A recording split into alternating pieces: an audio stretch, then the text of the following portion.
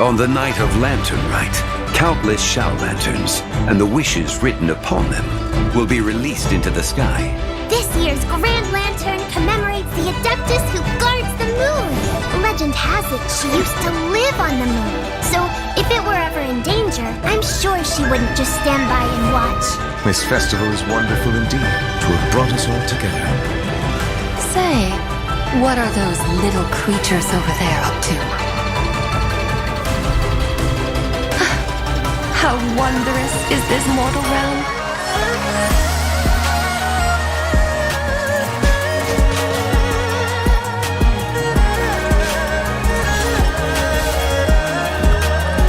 Be cleansed.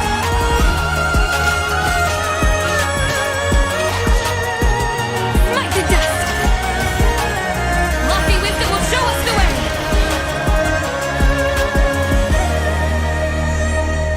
The world outside is changing. Perhaps it is wrong for your fate to become too entangled with the fate of any one world. The doctors left the Experimental Design Bureau and headed to some research center up north. We need everyone gone from Pyramida. The thought of innocent people dying in sudden, meaningless calamities is something I can never accept.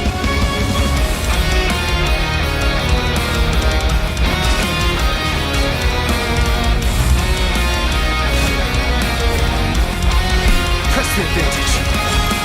Light compels you.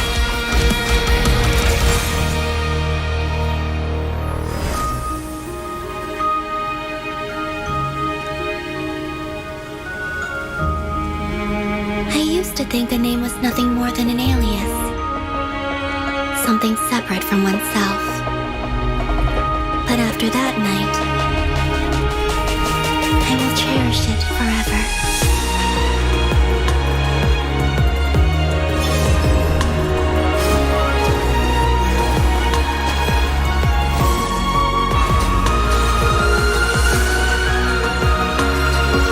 A moonlit night for all.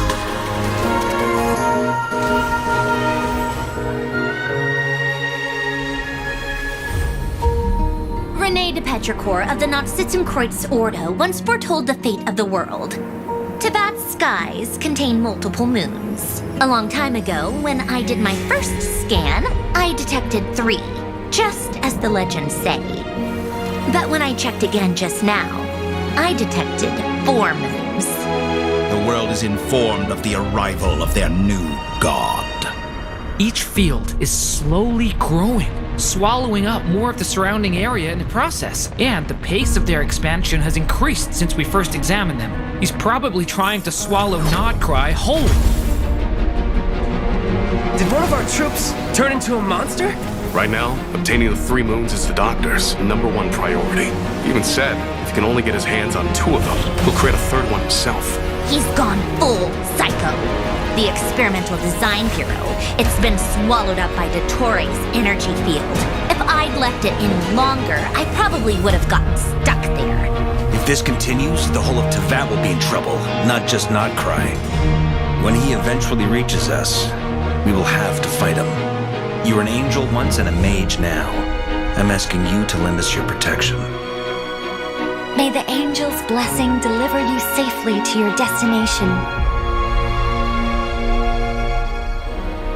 On Lantern Rite, the moon shall go dark. All our sources indicate the phenomenon's gonna happen again. I'm not sure this bodes well. When that happens, the cage will open. That is also the moment where all could be lost.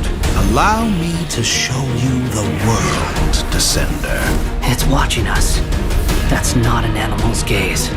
Dottore is too powerful. Fighting him is futile. Dottore, you son of a... He's done something to us! I gotta get out of here.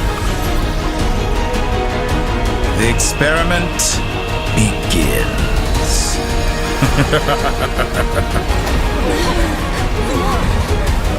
Show me how long you can struggle before you drown.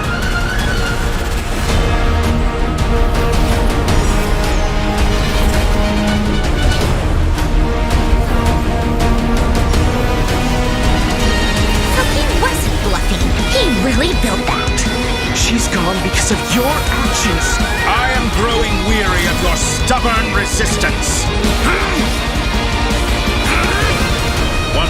transcend fate, you will be nothing but fodder for my grand experiment!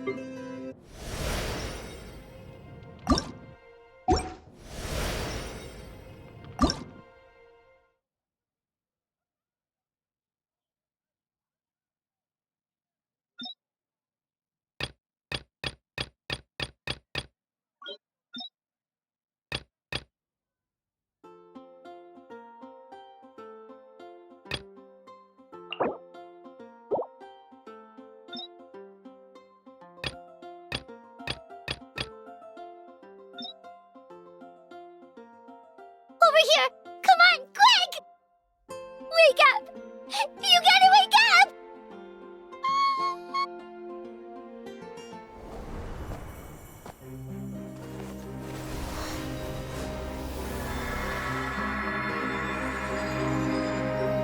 We unite as one! Baptized by the Turnfire, Bearing an ancient blessing. Knowing true power. and accepting a fate of devotion. We embrace the transcendent flame. For Natlan! For Natlan!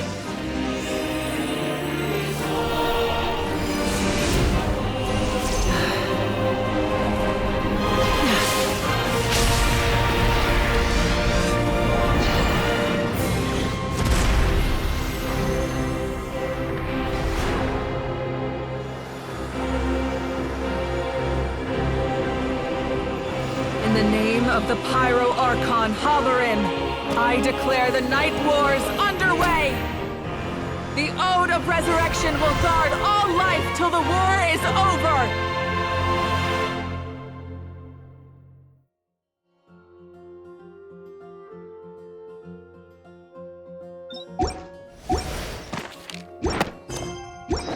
Melusines are beautiful creatures.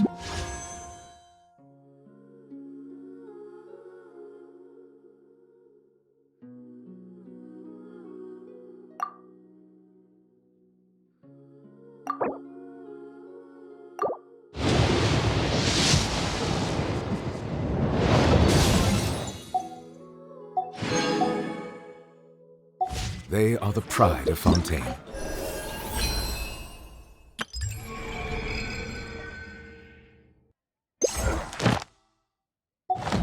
Be sure to befriend them and cause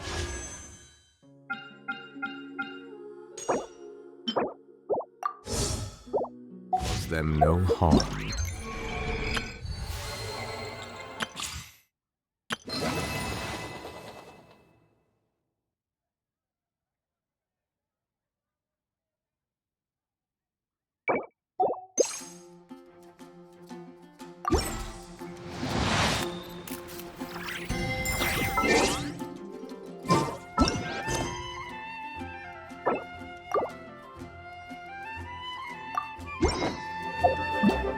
Water come.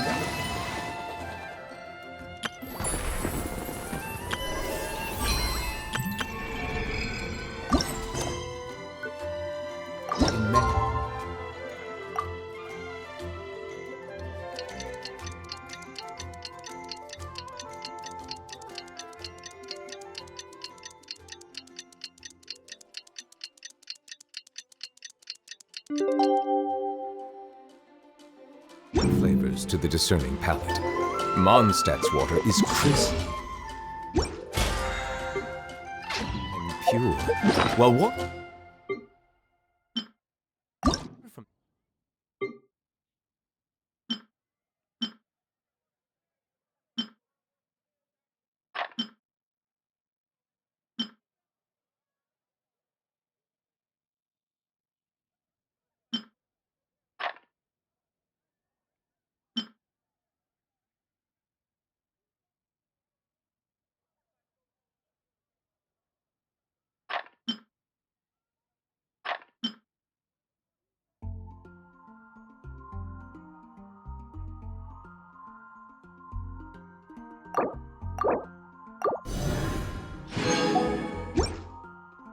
Liyue has an enduring aftertaste.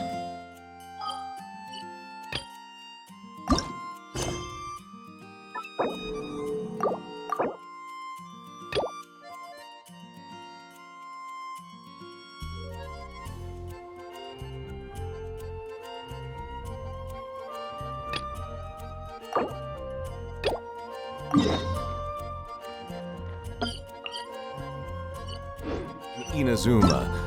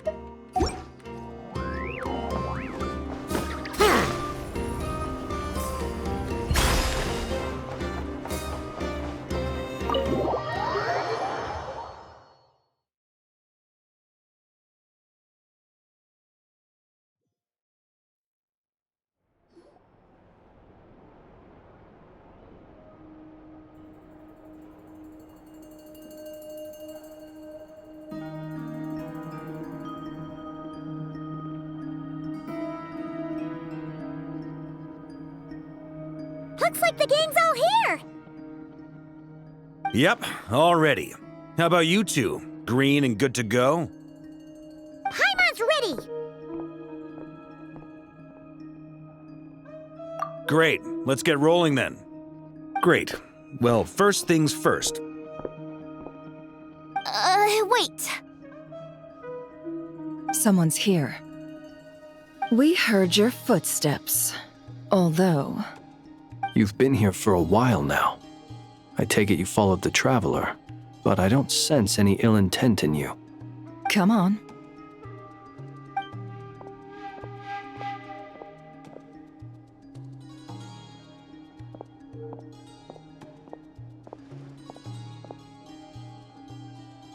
I figured it wouldn't take you long to notice me. I come bearing news from my lady, the Knave. Dottore went through the motions of returning to Snezhnaya, but it was obviously a facade. However, he has not returned to the Kuvaki Experimental Design Bureau, nor has he made an appearance in Nasha Town. Well, in that case, he'll be in his lab way up north. I always wondered why he applied for his own private pad. He was planning this all along. Tell them that Sandrone and I will go on ahead. If they still intend to pursue this matter, they should meet us at the research center in the northern tip of Nodcry. Nice of Columbina's two best friends to think of us. We appreciate the heads up. Our sincere thanks to the Fatui for your aid. Lady Damselette may have left our organization, but at least some of her colleagues remain genuinely concerned for her well-being. Not to mention that the Doctor's increasingly cryptic conduct gives us great cause for alarm. We have crossed swords many times before, but it's not personal. We're just on different sides. We don't lack humanity. And so, as fellow friends of Lady Damselette, it's only right that you should be in the know about this. Arlecchino's situational awareness has saved us a lot of trouble. I'll leave the map here with you. If you do decide to head to the research center, please proceed with caution. And remember, at least while you're in Nodcry, Lady Arlecchino's subordinates are your comrades if you want them to be. This is very accommodating of you. We can't thank you enough. Just doing my duty. I shall take my leave now. If you need us, you'll find us at the Experimental Design Bureau.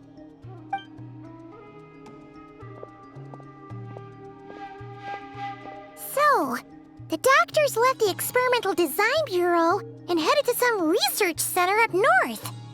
Marionette seems to think he's been planning this for a long time. But when did it start? Before he even arrived in Nodcry? It seems his loyalty to the Tsaritsa is lip service at most.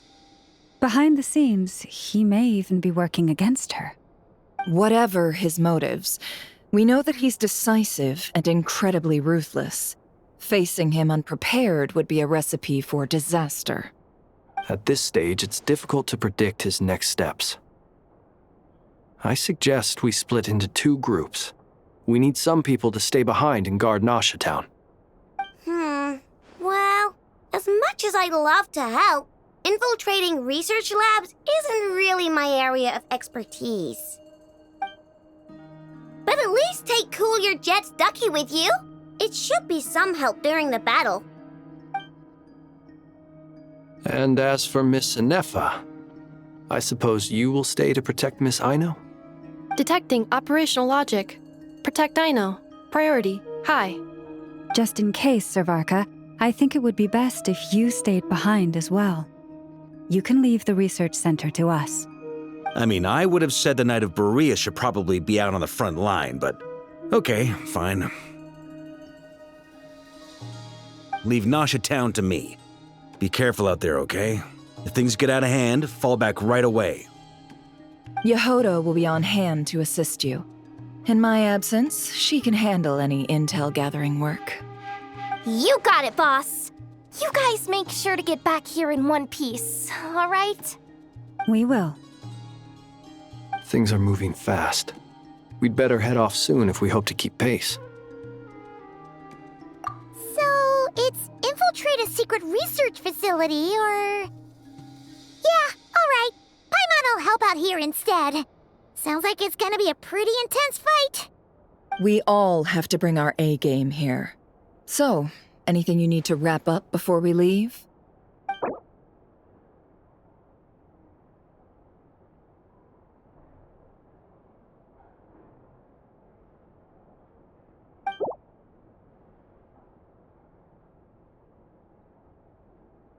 Then you'd better get going. Very well.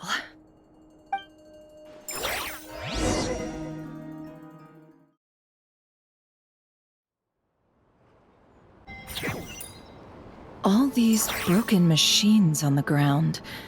Someone got here before us. Could it be...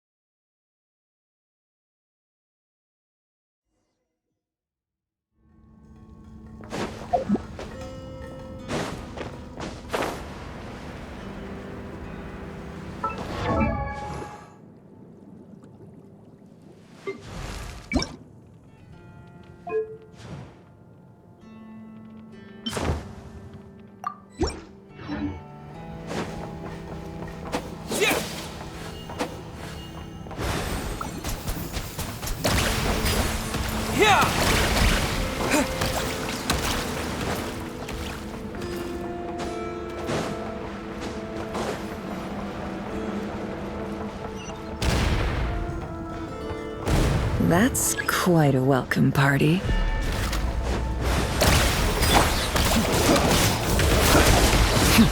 Be silent.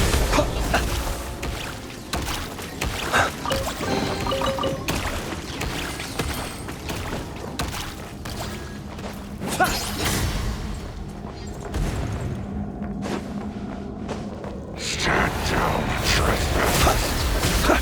The night cometh. Observe. Get back! I said get back! Do you hear me? Why isn't it working? No! Don't come any closer! Don't!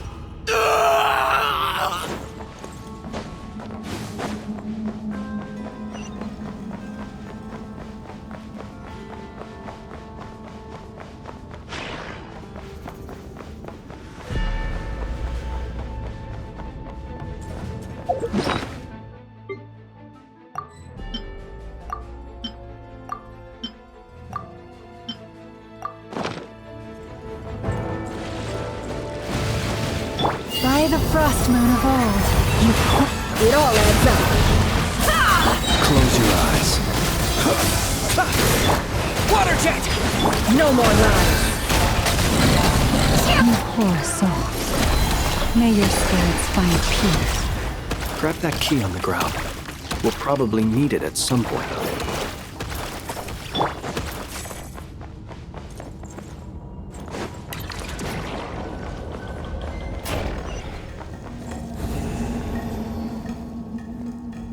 Watch out.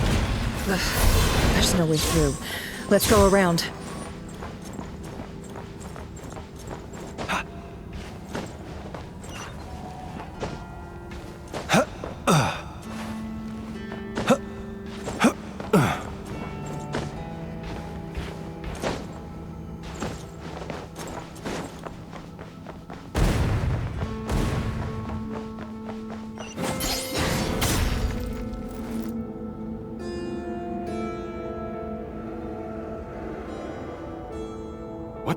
Trespassers? Here? What's wrong with you people? We're looking for the doctor, and we understand he might be here. I see you're fleeing the facility. You looking to settle a score with the doctor? Good luck with that. I don't think you have many chances left. Perhaps. But you might have a chance to live if you start talking. 2 other Harbingers had the same idea as you. They're already inside. But what good is it gonna do? The doctor wouldn't do something like this unprepared. Seems to me that you're not too thrilled about being his subordinate. Also, is it just me, or do I sense monsters nearby? If you'd prefer their company to ours, that can easily be arranged. We need to know what the doctor is up to. Please, if you know anything at all, tell me. This is about more than us versus the doctor. His actions could have consequences for all of Nodcry, and perhaps even your homeland, Snezhnaya.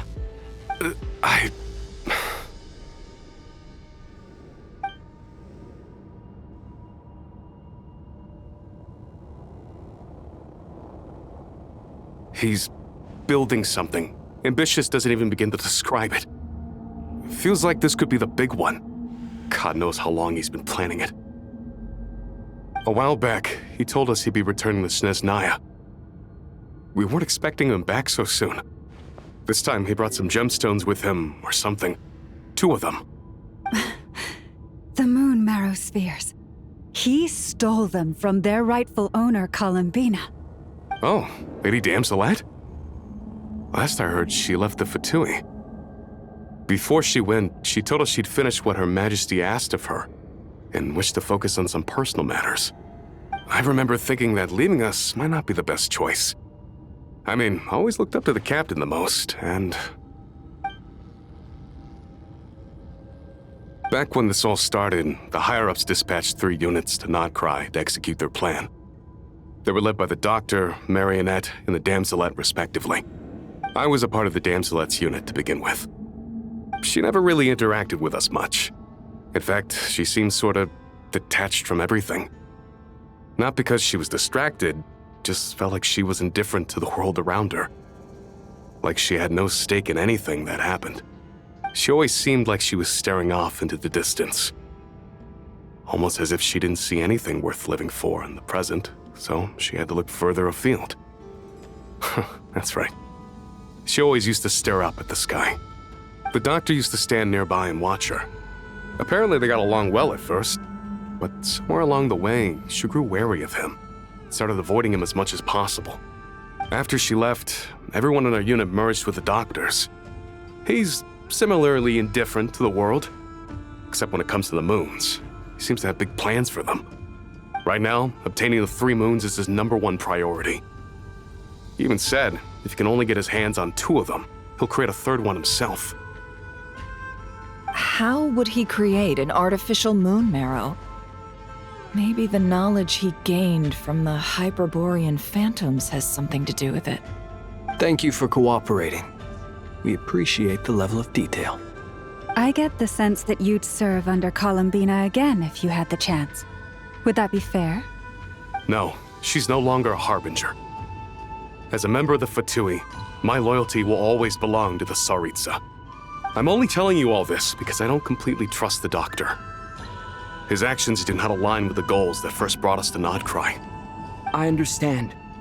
We'll do everything within our power to stop him. The Knave's unit is based at the Kuvaki Experimental Design Bureau. Maybe you can seek refuge with them. Well, now we know what's going on here. Artificial moon marrow. He's likely well on the way to completing it. Dottore's technological capabilities are far more advanced than I thought. I fear this could get ugly. Everyone, prepare yourselves.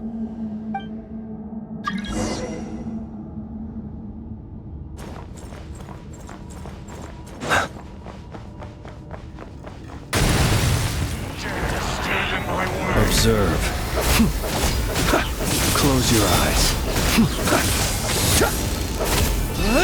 Do you fear the dark? Water jet!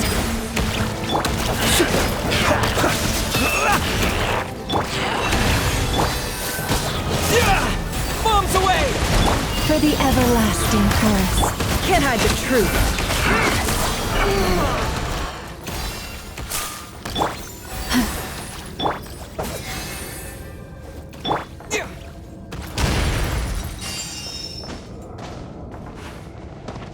Water jet! Be silent. Close your eyes. Night falls.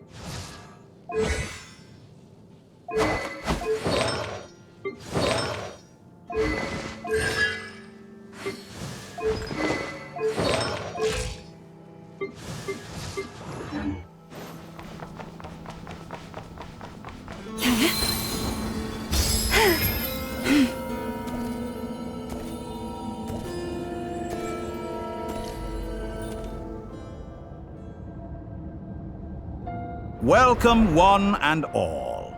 I've been expecting you. I hope my humble research facility is to your liking. Yeah, we really appreciated fighting our way in through a horde of monsters. The gall! You expect us to believe you've just been patiently waiting for us? Of course I have. Should I be worried about something?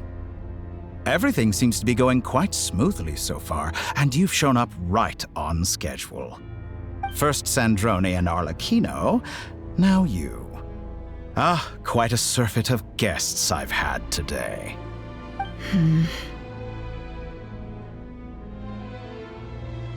If you were looking for them, I should probably mention that Arlecchino disappeared as soon as she entered the facility. As for Sandrone, why, she stood right here only moments ago demanding answers from me at the top of her voice. Hardly out of character. She never was one for basic courtesy. But I have to admit, I was a little surprised to see her showing concern for someone besides herself. Does everyone you associate with undergo such a change in temperament? Speaking as a researcher, I have to say, it is not a change for the better. It threatens one's ability to remain objective. Well, since you ask... So you've got your hands on the moon marrow, and now you're claiming godhood.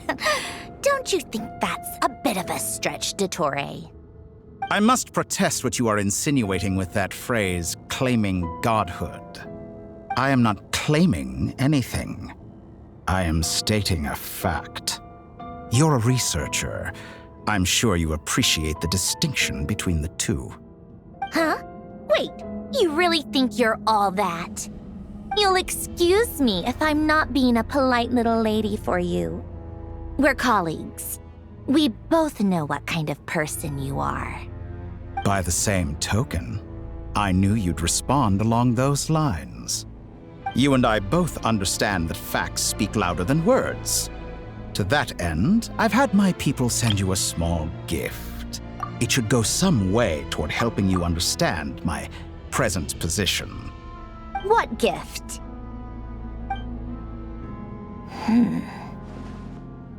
Where have all your troops gone? Who knows?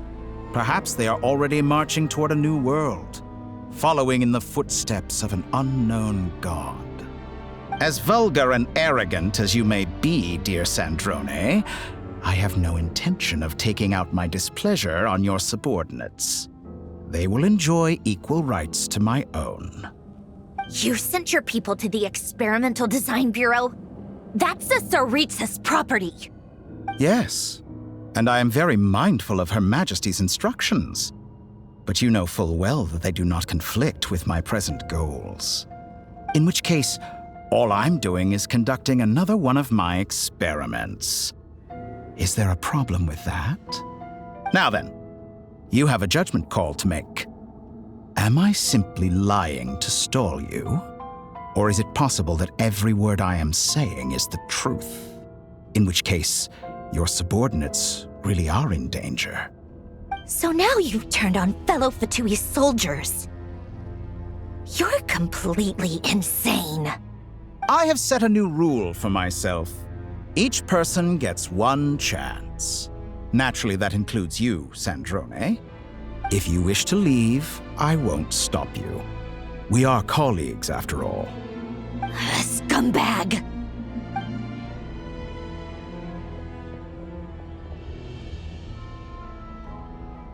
Still, I hadn't counted on Sandrone sparing any thought for the people of this world. Shame. I always found her self-centeredness to be one of her few better qualities. How can she ever hope to achieve greatness when she's so obsessed with protecting her little design bureau? It's more than a little disingenuous to speak of achieving greatness while taking hostages. Or does honor no longer mean anything to you? Honor? I have the marrow of 2 moons in my possession and will soon complete the construction of a 3rd. I will be the god of a new world. And you speak to me of honor? How charmingly naive. Those are sacred relics. You do not deserve them. In my view, many in this world do not deserve to be alive. And yet I mercifully permit them to go on living, do I not? You'll come to regret your actions. Will I now? Let's see if you can make me.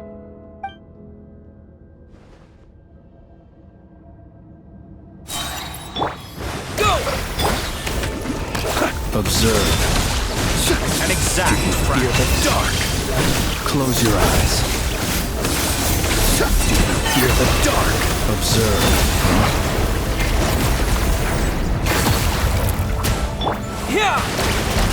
With one heart, we pray. Your actions betray your fear of me. The deception ends here. Close your eyes. Observe. Close your eyes. Beware the creatures of the night. Is that the best you can do? Forest, protect us. Arlecchino. Thanks for the assistance. Arlecchino? They see you as an ally. What a farce. You're clearly here to destroy my research, not I'd say your research is more valuable than my life. Am I wrong?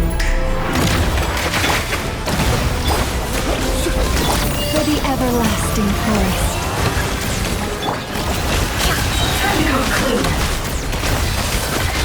The mystery unravels. Laid bare. Your actions betray your fear of me. Observe. Do you fear the dark? Be silent. Oh, night falls. Interesting. You poor lost. Bombs away! Is that the best you can get lost? To dust. Be silent. By the Frostman of old. Forest, no more lies. Seek within.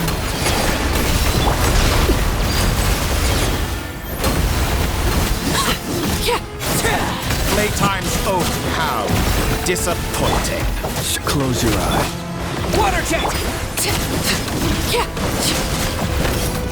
Your actions betray your fear of me. You poor lost love. It all falls into place. This is where Fondatore is too powerful with the artificial moon arrow in his arsenal. Fighting him is futile. Quickly!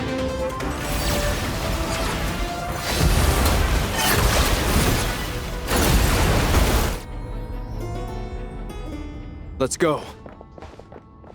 I've always thought it is wiser to flee than surrender.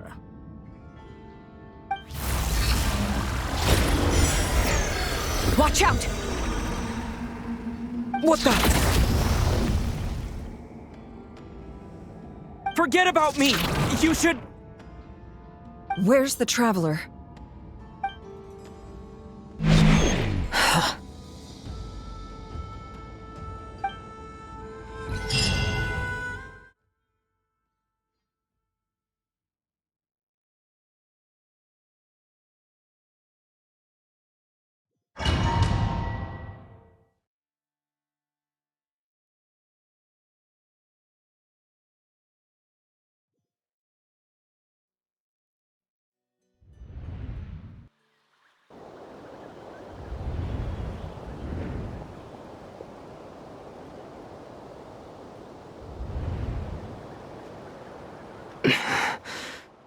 What just happened? Nasha Town? How did I get here? Strange. I remember being trapped by Dottore during the battle. And now all of a sudden, I'm here. Something weird is going on. I guess I'll start by exploring the area. Huh? Traveler? What brings you here at this hour? Huh? What are you in the mood for today? A hot dog? Or something else?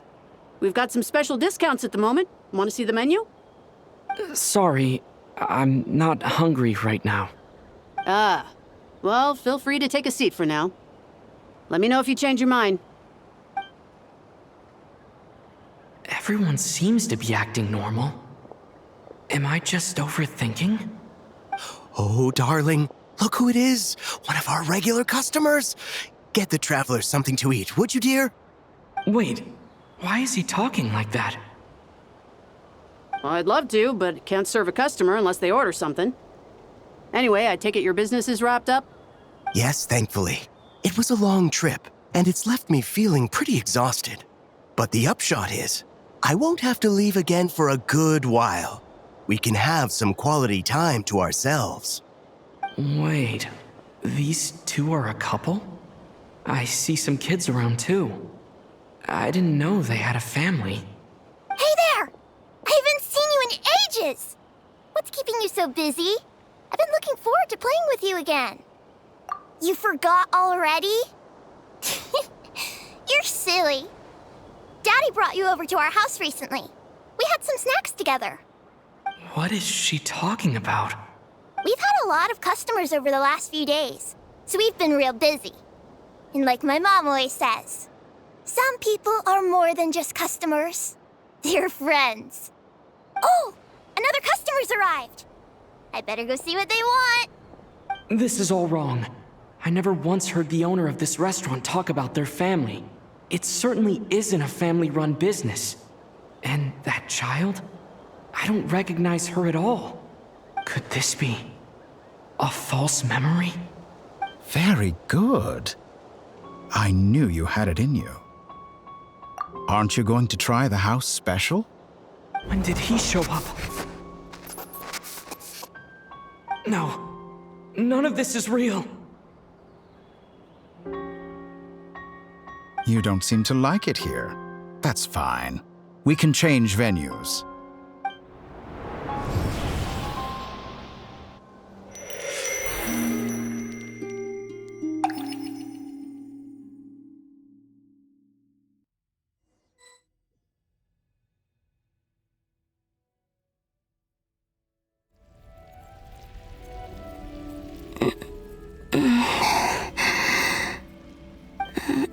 I'm still alive. Where is this place? It took all my strength to open the moon gate, and then I leapt into it. So this is the moon's reflection? The mysterious realm beyond the gate?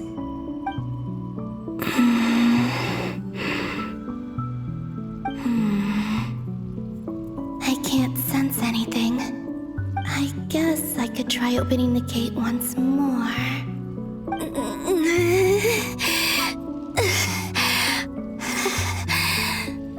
No response. Maybe this space can't be opened from inside. If this was the space that killed both Revier and his lover, then why am I unscathed? Or... no, I'm not unscathed. Even the air here feels... frozen in place. There is nothing here with which I can restore my power. I should conserve my strength and proceed with caution.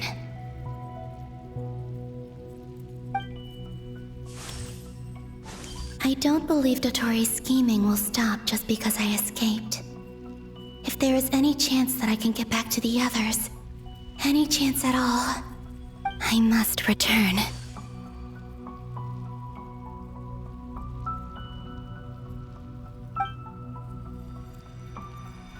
Emptiness, silence. What is this place? Or maybe the real question is, what is it for? What's this?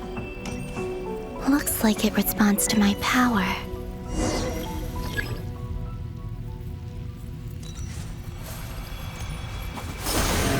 Golden. Like Kuvaki. Is it some sort of guide? And why does it feel so familiar? I might as well follow it.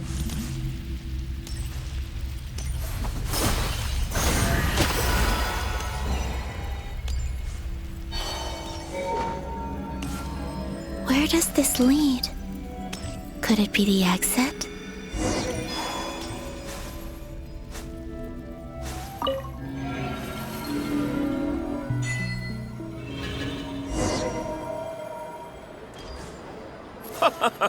Welcome home, Moon Goddess.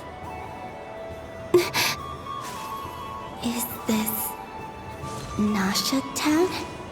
But isn't Moon Prayer Night over already?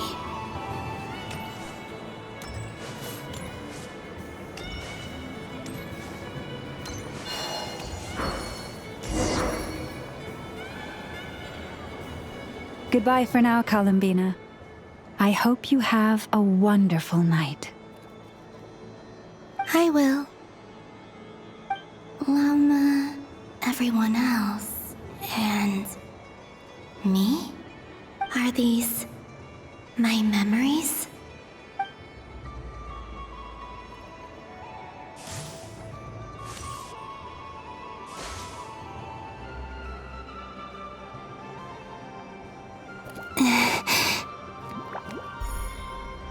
I can't touch them. It's as if we're separated by some impenetrable power.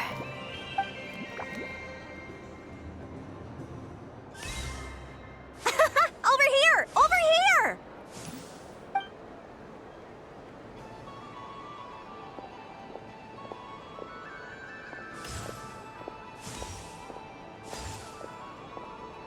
But the people in these memories pass right through me. Just like when I disappeared. If only I had known what would come to pass after that. Even so, I should still take a look around. Just being back here, it gives me the strength to keep going.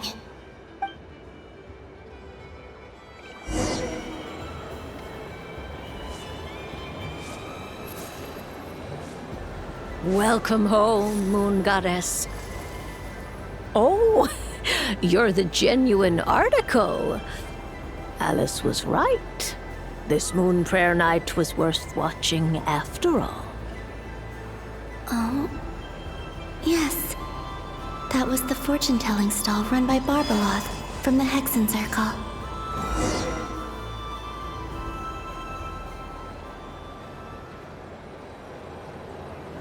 Please, draw the first lunar arcana. This represents destiny and is the foundation for the divination as a whole.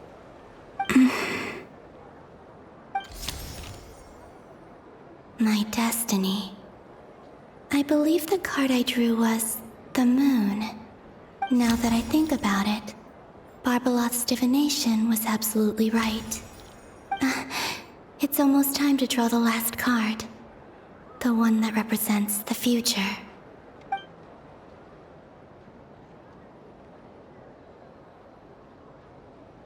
That was the card that popped out on its own. From here, I think.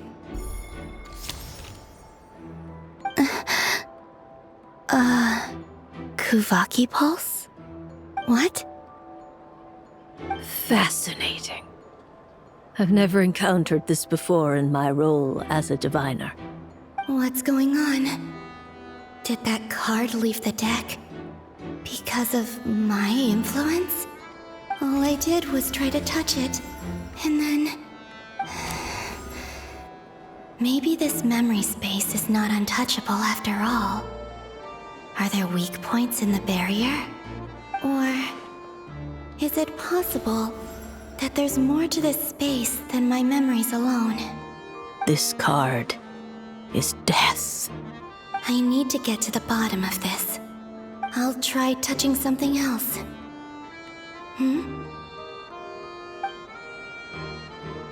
Is this the wind? No, it's gravity. It's pulling me outwards. No, Traveler!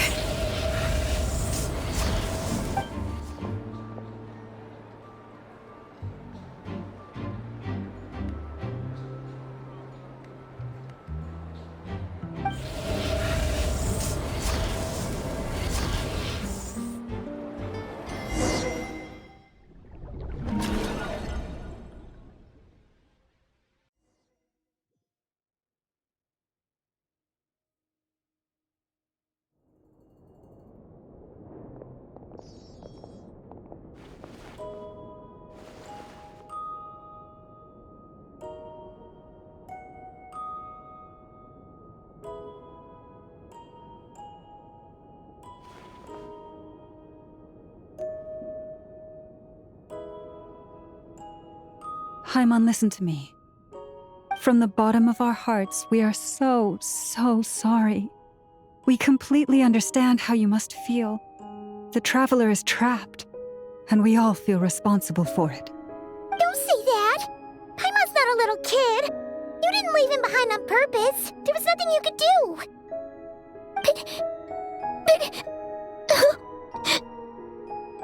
He's all alone in there. What if something happens to him? What are we gonna do then? We've barely spent any time apart since we met. Is he gonna die? We must find a way to rescue him. We were all involved in the operation where he was captured, and we do not abandon our comrades. That being said, it won't be easy. Through conversation with the others on our return, we've arrived at a basic idea of what we're up against. Dottore's lab has clearly been in operation for a lot longer than we realized. We found many monster samples stored there.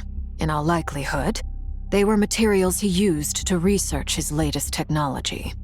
We also know that through his contact with the phantoms of Hyperborea, he gained knowledge about the moons and certain Hyperborean technologies. Using this knowledge, he then fashioned an artificial moon marrow to serve as a replacement for the frost moon beyond the sky. Unlike Columbina, Dottore is not being rejected by Teyvat. And even with 2 of the 3 moon marrows, his power far exceeds all of ours combined. Once his 3rd moon marrow is complete, Dottore will have completely seized the authority of the 3 moons. Teyvat's most primordial powers will then be in his grasp. Does that mean... I'm afraid so. No one could have predicted this level of insanity, not even from Dottore. And unfortunately, his insanity is coupled with an intellect and ambition that not even his peers in the Fatui can match. This is dire. Sounds like the world is done for. The 3 moons' authority can influence the very fabric of time and space. I dare not imagine what a monster like him would do with that kind of power. The trouble's already begun, I'm afraid. On our way back, we discovered that part of Nodcry is being enveloped by an unknown energy. We cannot ascertain what is happening inside. I'm convinced this is Dottore's doing. Not that there's any way to prove it. The issue is, we have no idea what his intentions are. The only thing more frustrating than facing down evil is knowing that it will surely come, but not knowing when. The Doctor is guilty of numerous crimes in Mondstadt as well. One of our knights, well, former knights, his father was murdered by Dottore. His ideology and methodology are a danger to everything in his path, from individuals to entire nations. He does not feel guilt, even when he acts against his own people. He doesn't see them as his own people, that's why. People like him see everyone else as beneath them. Right. He views other people only in terms of how they can benefit him. That's the basis of all his social connections. Granted, he's hardly the only harbinger to pursue their own interests. We all do. And Her Majesty is gracious enough to permit it. Still, her mercy has its limits. Dottore's actions have gone beyond even what the Fatui could have imagined. Usurping divine authority to become a god.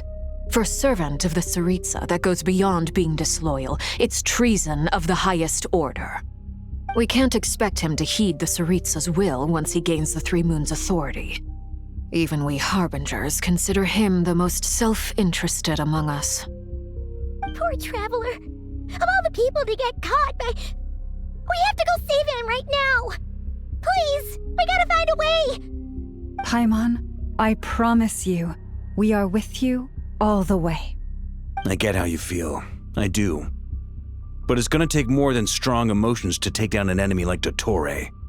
What we need now is more information. Right. We can't even guarantee he's still at his research center.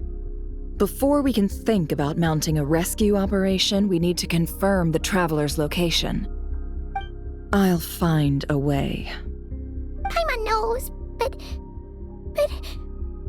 She's so scared. If anything happens to the Traveler... He might be the strongest person Paimon knows, but he's still human. He feels pain and bleeds just like anyone else. Then think things through before you stick your neck out.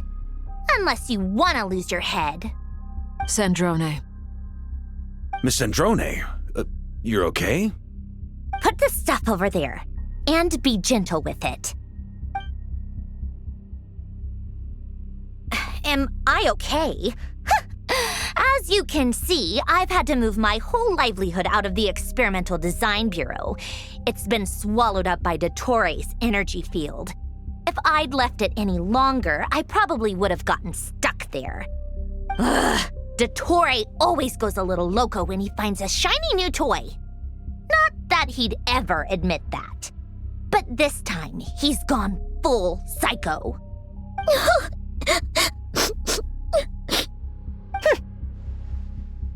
Just go ahead and cry already. Sorry. Paimon's not trying to make it seem. It's just... She can't. Oh, Paimon. Let it all out. There's no shame in it. When you're overwhelmed by fear and despair, crying can help get it out of your system. You'll feel better for it. Okay then, while the baby of the group is having a moment, how about the grown-ups get to work? Give me your hand. You've made a discovery? Polonia, scan.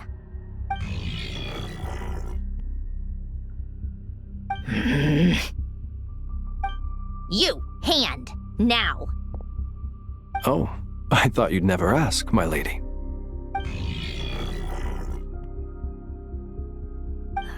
Curses! You're next, then you.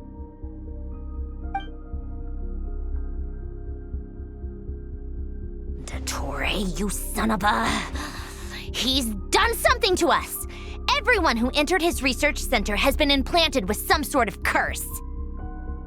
I don't feel anything unusual at the moment. Does that mean it hasn't activated yet? Is there a way to figure out its purpose and what might trigger it? My best guess is Dottore created it using the Moon Goddess's powers. 1 second, analyzing. Ugh!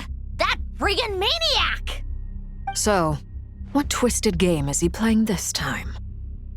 The moment I analyzed the energy composition, some encrypted text appeared in my mind's eye. And when I deciphered it according to the Fatui standard encryption protocol, I got the following message. Feel free to run, or you will perish in nod cry. He's mocking us. Yup, he loves to toy with people. Only in this case, there might be more to it. But I didn't detect any murderous intent or malice either in the message or the curse's energy. As if this is him at his least malicious. Or perhaps all people are cowards in his eyes. Maybe he thinks the threat alone will be effective. What a despicable person. And he has the Traveler in his grasp. If I may, as unhinged as Dottore may be, he has always exercised great patience with the objects of his interest. I remember a comment he made when we first arrived in Nodcry. He said, "This world is, on the whole, an exceedingly dull place. But at least there are a few intriguing features, such as the gods or the Traveler. Presumably, they interest him because they're unknown quantities. He wants to understand as much as he can about them." Agreed. The Traveler is Tevat's fourth descender. All Harbingers are aware of this. Since Dottore took such pains to capture the Traveler, he is unlikely to kill him right away. Okay, but we still have to do that rescue operation. Of course. I also think we need to read between the lines with Dottore's message. If he's encouraging us to run, that means we mustn't leave Nodcry under any circumstances. My guess is, his curse will only trigger if we leave.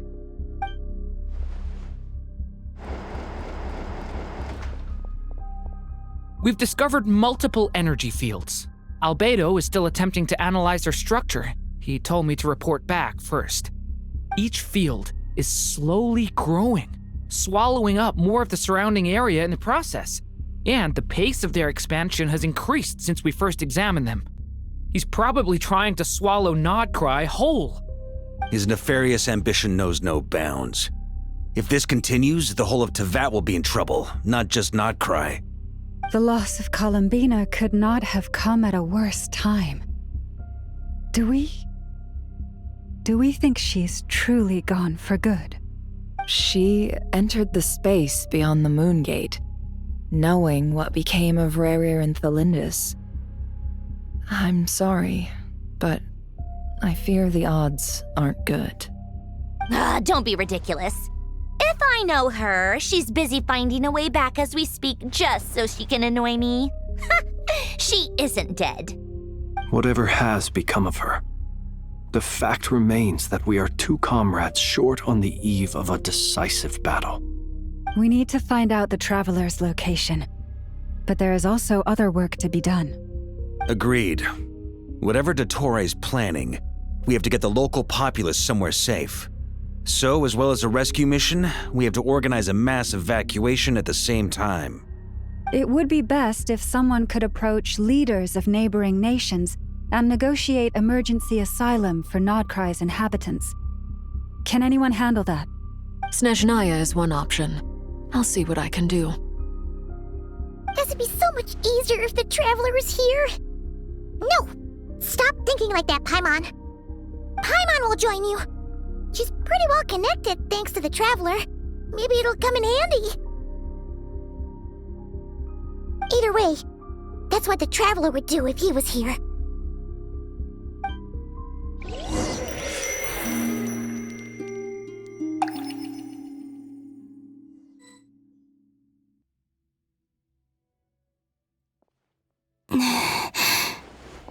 Back here again. That gravitational force that pulled me back. Is this where it came from?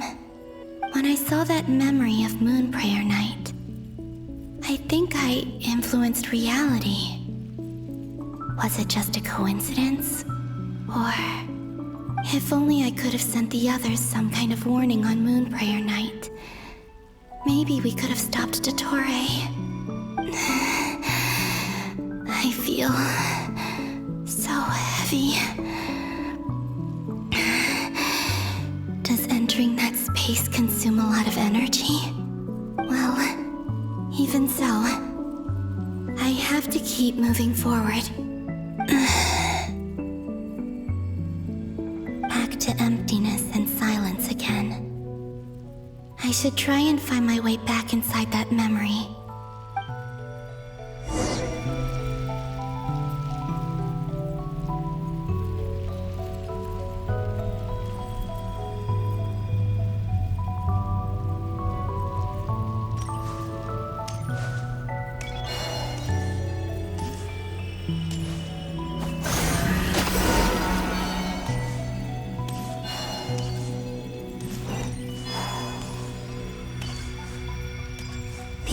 From last time isn't showing up.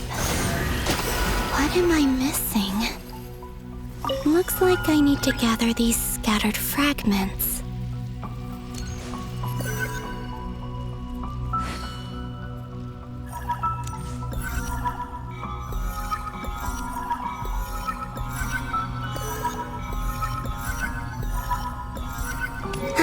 It worked! Hopefully I can stay inside for a bit longer this time.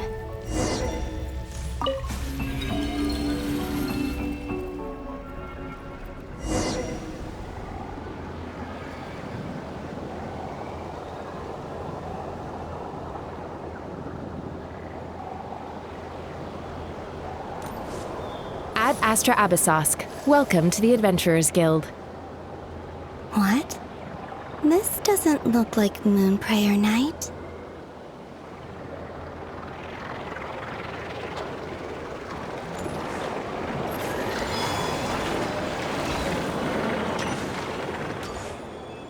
Extra, extra! Latest issue of the Nasha Express!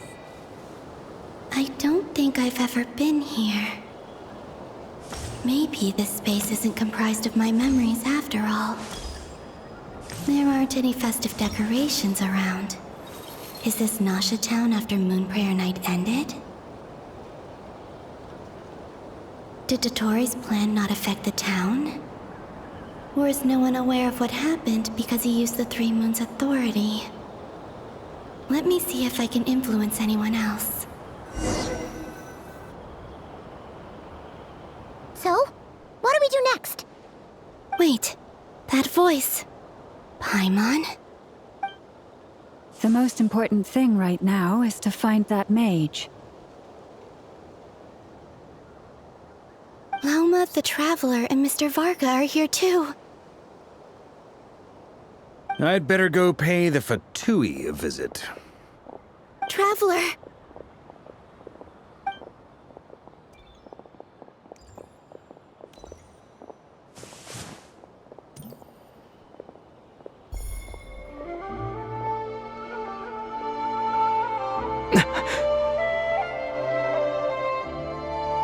Columbina? I made contact. It's me, Columbina. Huh?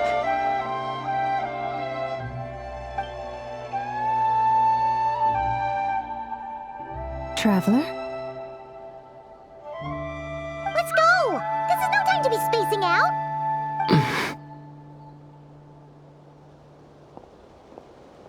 Huh? Wait a moment. This has happened before. Huh? This is what happened when I disappeared. I stood right over there, thinking that no one would ever find me again. It was only when he called my name that I decided to follow them. But did he turn around because he sensed my touch just now? Is it really possible that from in here, I can change the past? If I keep following them, maybe... Huh? It's that gravity again.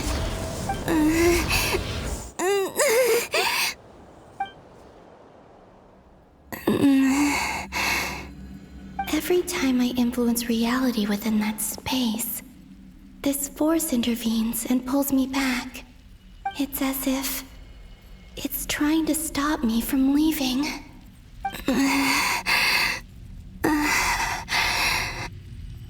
getting weaker and weaker. I'll just have to try another approach next time. Come on, Columbina. Keep going. You have to tell everyone what happened.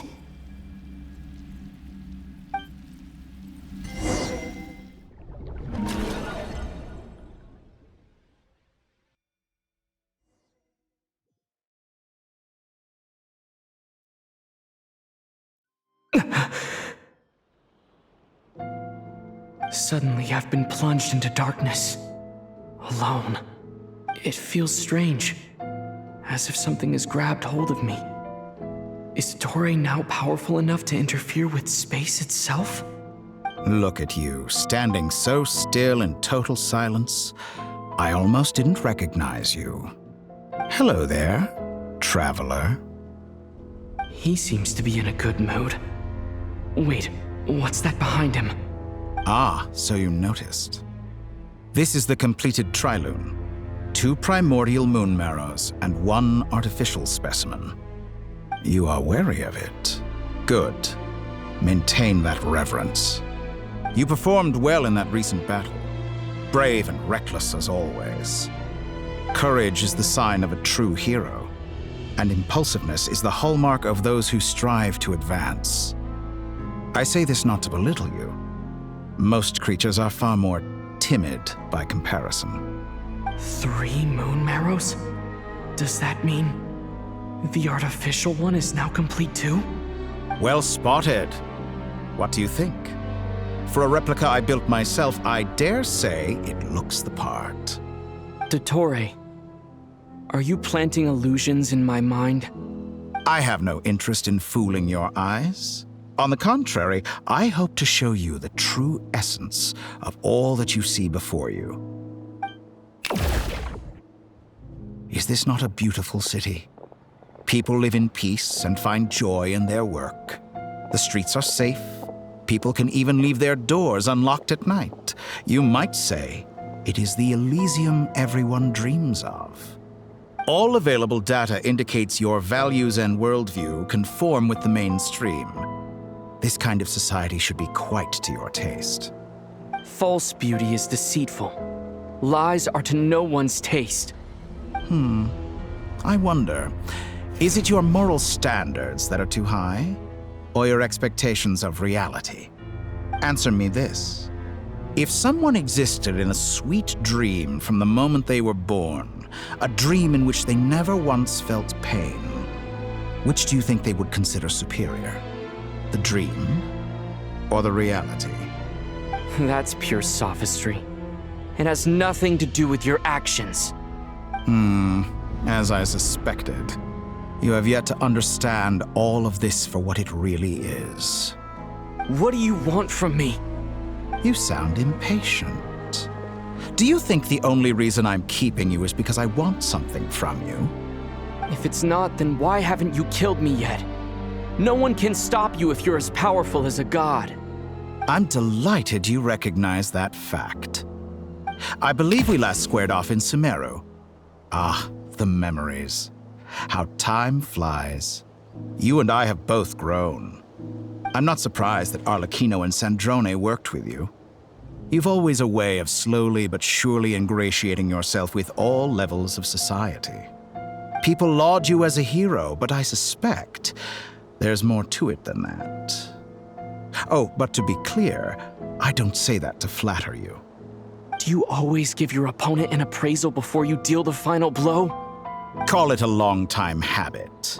I'm a researcher, and one of my duties is to give an objective assessment of my subjects. But you misunderstand.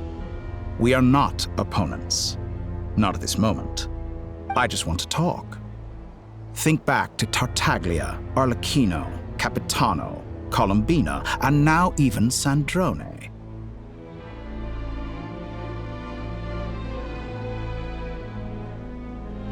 You've worked with each of them in the past. I believe you can work with me as well. What makes you so sure? Well, why not? Should the good associate only with the good and the bad befriend only the bad? I like to think we could have a more mature relationship than that. Surely you don't think all your relationships are grounded in friendship or shared ideals. People come together because it benefits them to do so. If you think of the people you admire, you must surely admit that they have provided some benefit to you. Morality, ambition, dreams. People have plenty of words to embellish the nature of their relationships. But once you break free from those ethical frameworks, you will see that the only thing connecting the two of you is mutual benefit. And that is what I'd like to talk to you about.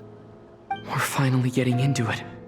He's probably been planning to kidnap me for a long time now. But for what exactly? He has the authority of all three moons. I won't be able to gain the upper hand in a fight.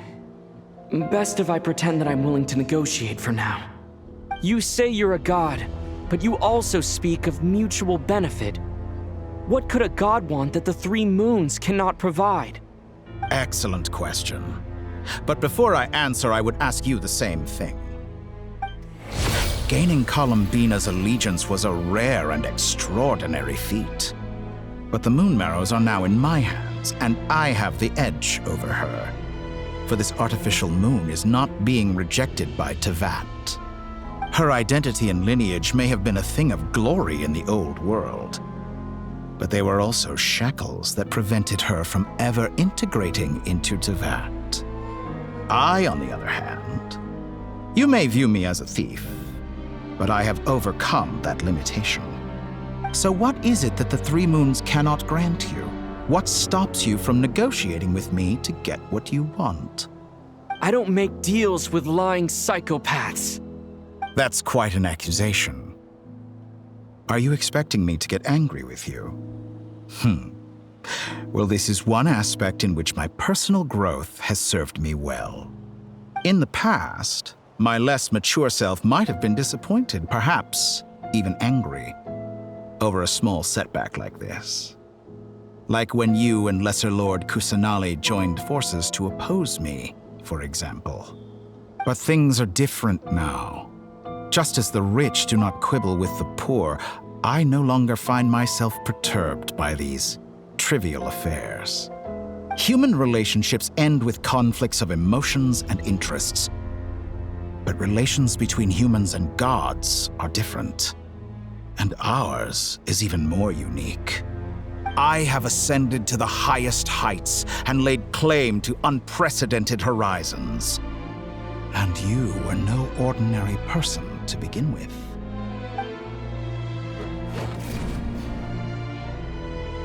Allow me to show you the world, Descender.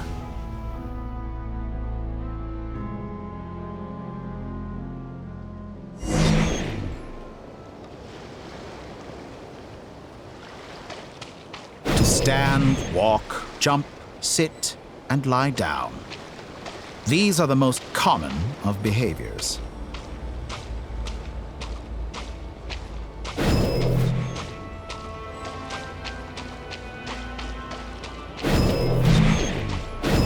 Have you ever wondered why we were born following such laws?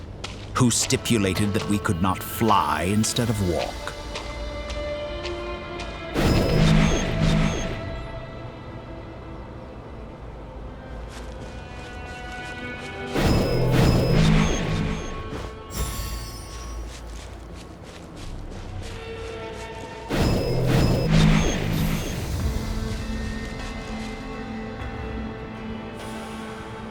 Someone of your talent and experience must surely know of the four great rulers who serve the heavenly principles.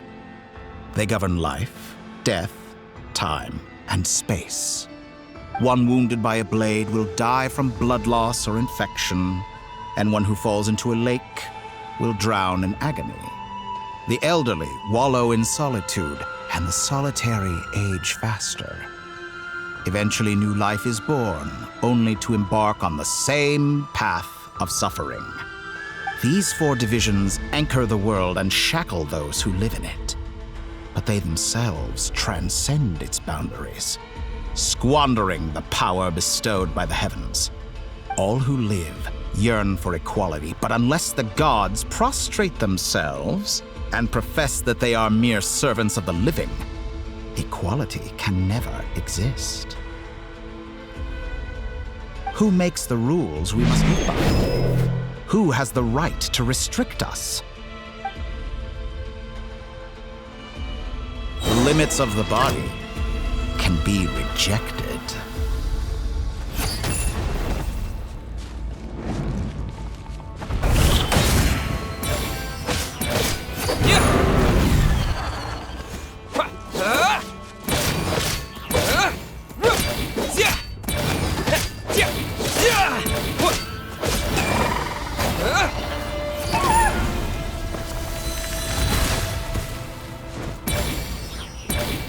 How does it feel to be among those with absolute power? You cannot conceive the extent to which your flesh hinders your mind and spirit.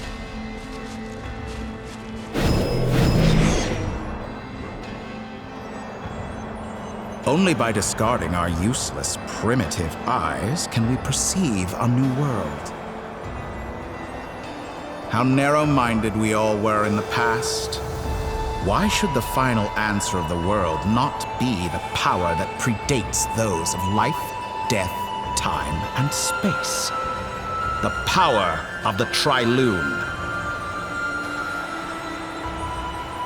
Through it, I have glimpsed new experimental possibilities.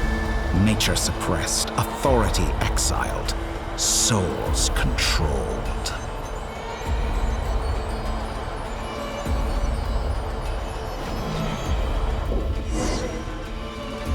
You know, I heard recently that a group of critics reviewed countless stories and drew an interesting conclusion. They found that it is more often than not the villains who strive tirelessly to push the boundaries of progress. In fact, long before this, someone voiced a similar idea in an academia editorial. I felt a great affinity with this perspective. I have never been afraid to step up and play the role of the villain.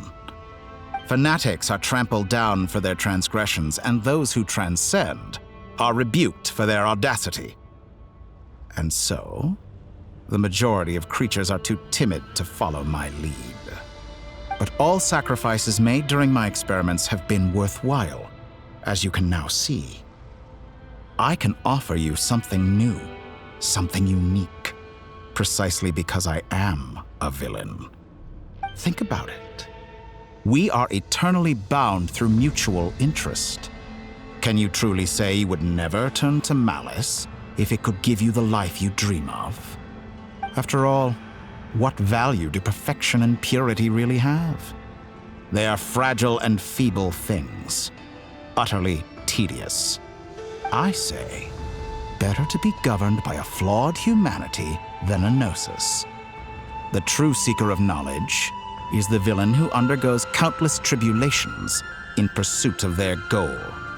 I'm sure many people have told you that you're different. Because I'm a descender? Exactly. Very clever. But what has that got to do with you? I do not conceal my wicked deeds, my selfish desires, or my greed. A true researcher must act as I do if they are to understand and speak of the truth. And yet, a knowledge seeker like myself will inevitably grow tired of studying Tevat beyond a point. You have traveled to all corners of the world and met many people. Along the way, there have been moments when you were misunderstood or even became a wanted criminal. And all the while, you have spent your days doing some of the most mundane jobs in the world.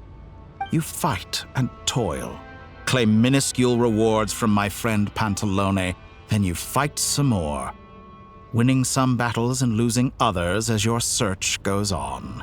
And this cycle continues, with no end in sight.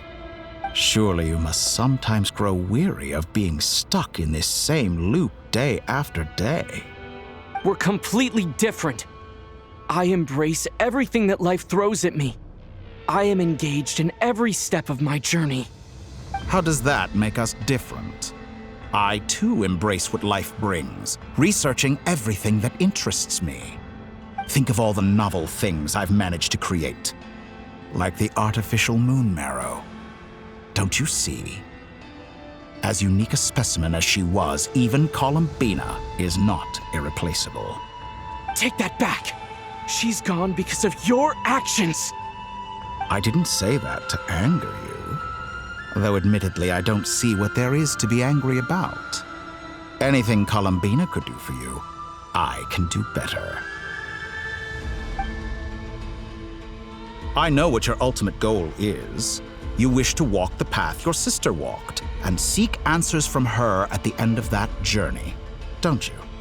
Someone like you could never understand what it feels like to care about another person the way I care about her. Perhaps not, but that doesn't mean I can't help. I could find your sister right now, bring her before you, and make her give you the answers you seek. Don't be so presumptuous. You'll never begin to understand the situation between us. Oh, no. This is no presumption. I'm only offering what I know is possible with the power of the Trilune. But it seems like you would sooner continue with your journey through this world. Why? Do you truly desire this journey? Or is it simply a necessary process from which you cannot escape? Think of all the time and energy you have spent, everything you've had to endure just to make it this far. Is this really what you want? Or has your hand been forced by the promise of that final answer? Yes, you have made many friends. But do they ever spare a thought for the void in your heart and what it yearns for? What you want is not friends. It is family. But do they know this? I, on the other hand, am far more considerate. Join my experiment, and in return, I will bring your meaningless journey and all its struggles to an end. This is a malicious attempt to manipulate me. But at the same time, he's stating some very human truths. Of course he's right about my predicament. How can I deny it? I have faced ungrateful strangers, never-ending troubles, an endless quest for answers. I want to see her. After everything I've been through, words can't describe how much I miss her. How much I want to be reunited with her, wherever you are right now. Do you miss me too?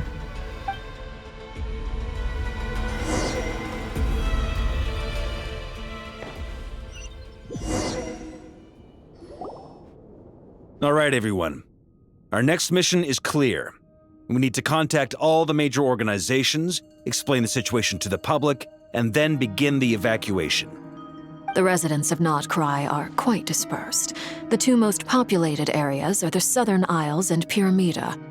Miss Lauma, I will leave Hisi Island and Nasha Town in your hands. I will liaise with the Fatui and Pyramida. Agreed. We will reach out to Natlan and Snezhnaya. Anyone found north of the Experimental Design Bureau should follow the Fatui to Snezhnaya. As for those dwelling south of that line, I will ask the Voynich Guild to help persuade them to leave. Then I, Mr. Varka, and the Frostmoon Scions will escort them to Natlan. The Voynich Guild has dealings with the Curatorium of Secrets. I will send them a letter vouching for your credibility. Yehoda, you should help Lauma. This is too big of a task for one person. My wish has come true. You're willingly lending me your most capable employee for the day. Well, good for you if all this only takes a day. Of course, if it takes any longer, I'll be charging a fee. Boss, wait! Don't I get a say in this? Oh, I'm sorry. Something to add, Yehoda? Well, no one's more important to me than you, boss. And remember how Lauma healed your eyes after that big battle? I think that's worth at least 2 or 3 days' work for the Frostmoon Scions. Are you completely incapable of acting in your own self-interest? Or do you simply devalue your own labor?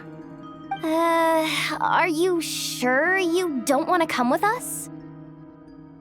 Who will see to our other work if we're all busy evacuating residents?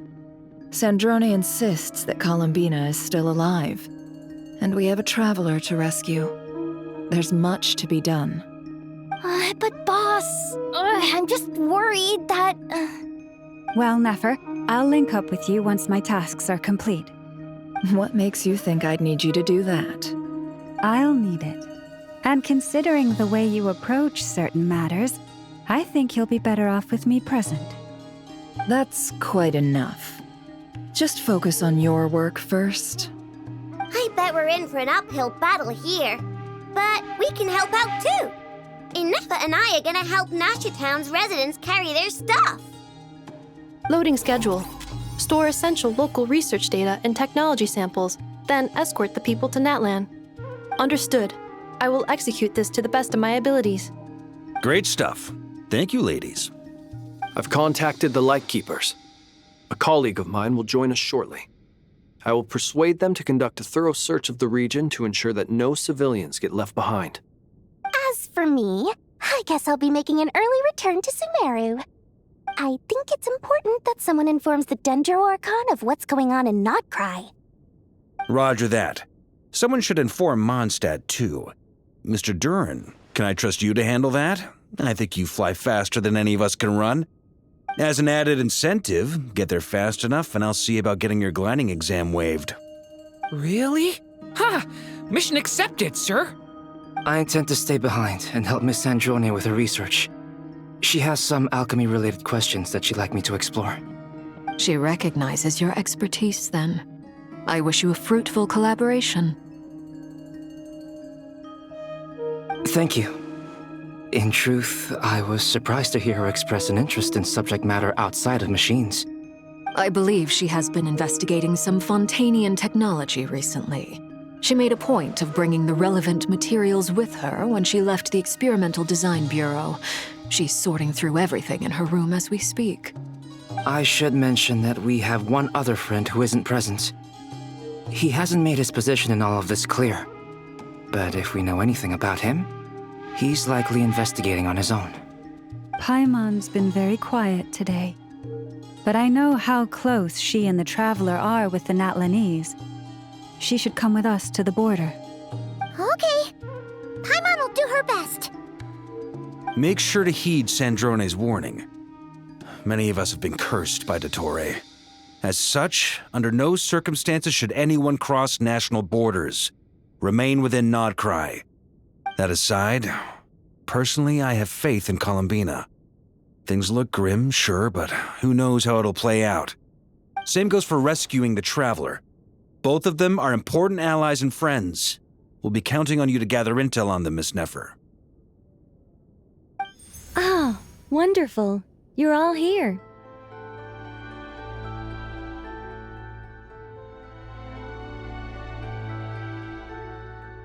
That voice again!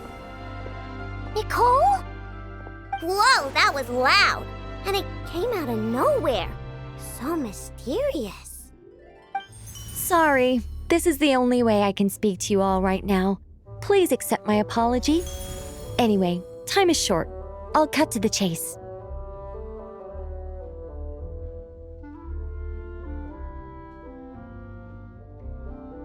We're still facing quite a catastrophe here at the world's borders. Alice has roped in every Hexenzirkel member she can get a hold of. Except for me. She told me I had to come and help you all out as a matter of urgency. I quote, "You love talking, don't you?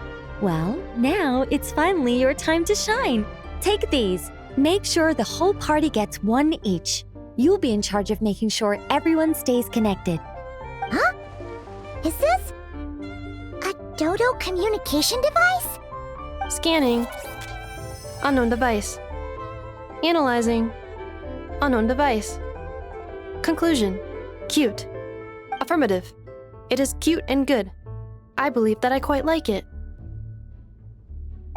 This is no ordinary Dodo communication device. It's my very own special modified version, specifically...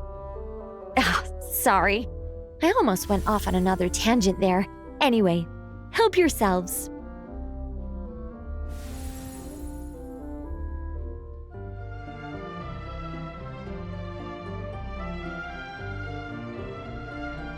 It will allow us to communicate over long distances within Nodcry.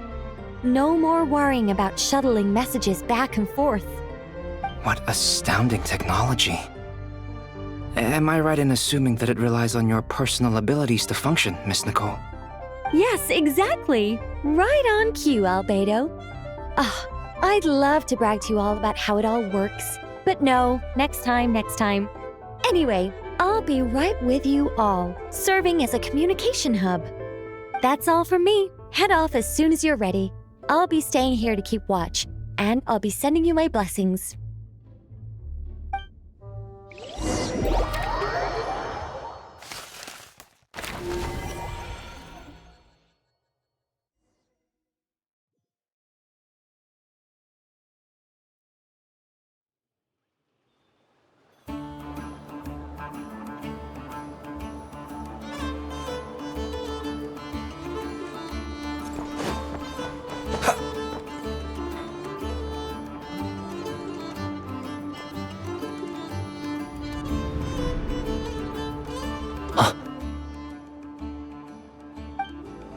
Ah, Sir Flint. Perfect timing. I just arrived myself. You are most considerate, Master Ilua. But in fact, I know you have been sitting here for quite some time. If you saw me, why didn't you say something? I was curious to see how long you could sit still for. Also, shouldn't you have managed to sense me approaching? That would be a first. You always seem to appear out of thin air without making a peep. Also, how many times do I have to tell you not to address me as master? I don't qualify. I beg to differ. Why should a young man so well-versed in social graces as yourself not be worthy of that title? Please, Lord Flint. Sir Flint. I'm begging you, don't flatter me into complacency like you do with everyone else. You understand me better than most. My newest acquaintances tell me I love complimenting others. What do you think? I think they don't understand why you do it. You just love puffing people up till they're a big, happy ball of hot air that floats away into the sky. In all sincerity, I can only hope that they bring good tidings when they come back down to Earth. Is the situation that bad? We just held a strategy meeting. Let me fill you in.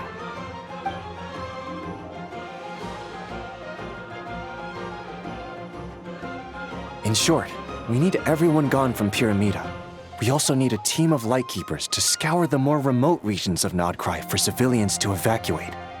I only hope we have enough personnel. We do. Old Man Nikita will definitely help, and we can recall anyone out on patrol to focus on this instead. Good. I'm sure you and the others will make short work of this. Now, don't forget, once you've completed this task, make sure you and the rest of the team evacuate to either Snezhnaya or Natlan as well. Flint? If you've got something to say, Master Ilua, why not guess what I'm thinking right now? You mentioned that you have something else to deal with later. How difficult is it going to be? I doubt it will be easy. I know you're a Lightkeeper, and it's your duty to protect others in times of crisis. But I have a feeling that you'll be walking into grave danger. However bad things have gotten in the past, Nodcry has never faced a mass evacuation before. But from the sounds of it, you don't intend to come with us. I don't mean to pry, and it's probably none of my business. But whatever it is you're intending, you don't have to go through with it, you know.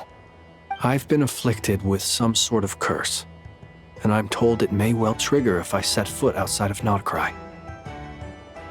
As such, I cannot leave. I have to act, if for no other reason than to fight this curse. What? No. Why? Why would anyone want to curse you? There are plenty of people out there willing to trample over others in pursuit of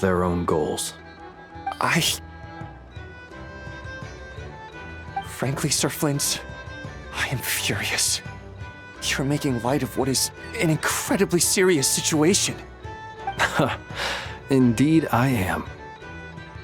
And? And what? I told you, I'm furious about this.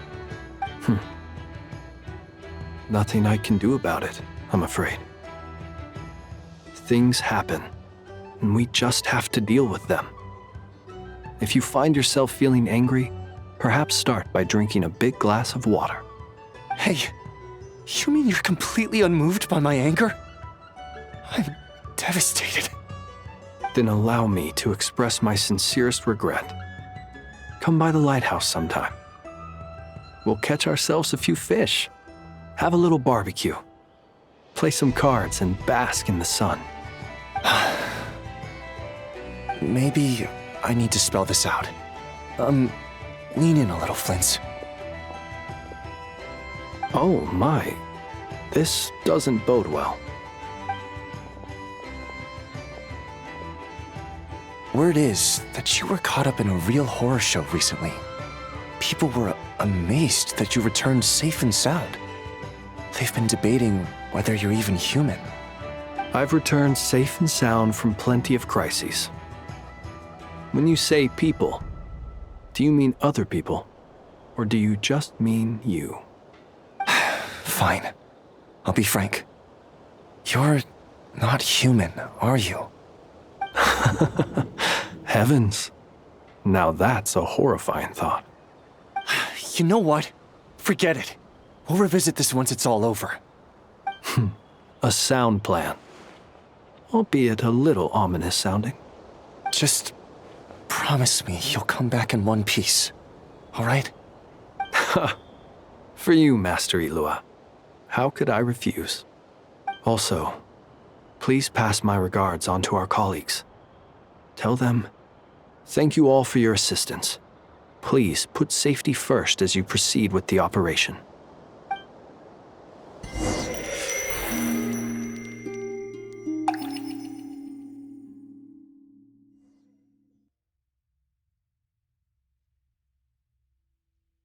I have to keep searching for a path toward reality.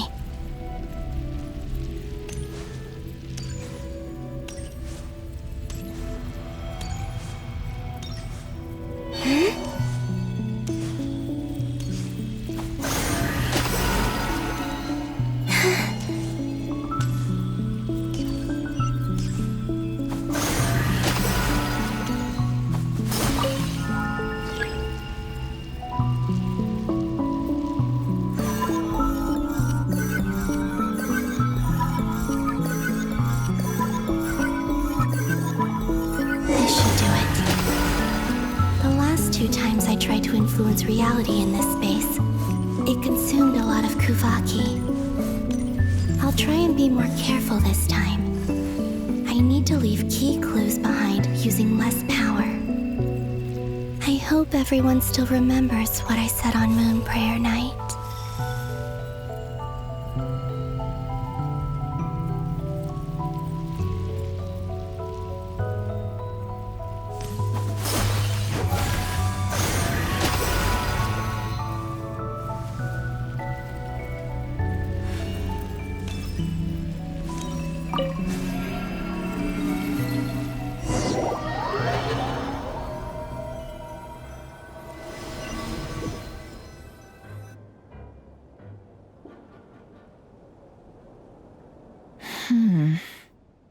Nothing here either.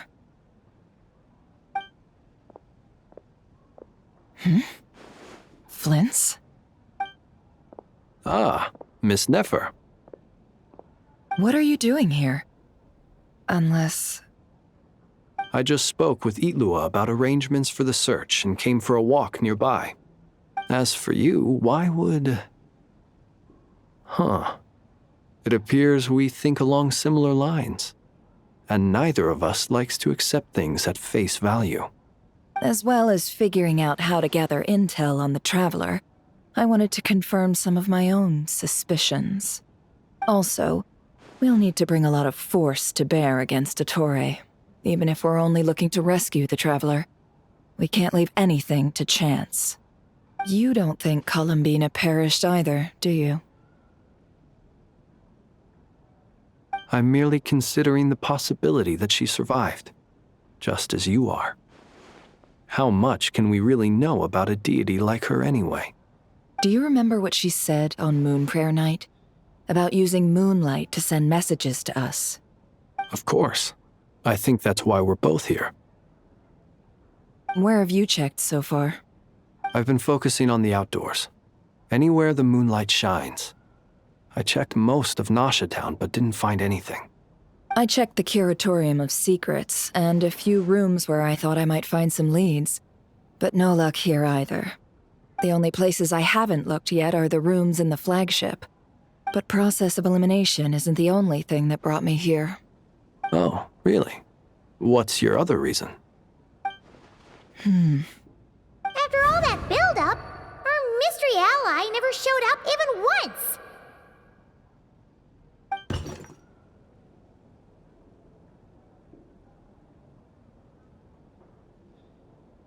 Huh?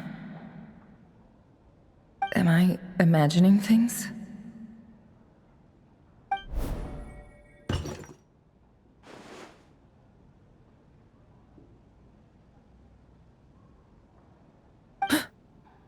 Come on, let's see what's going on.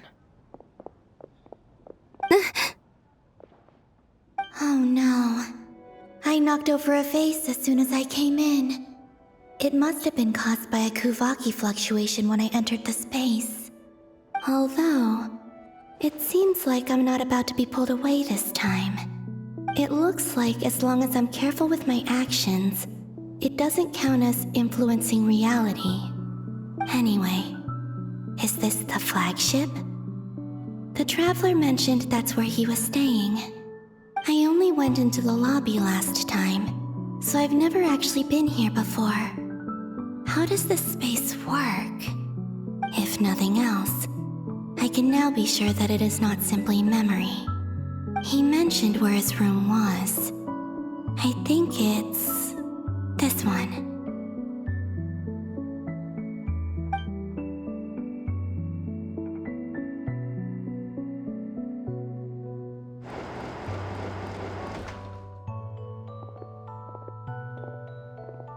The door is closed.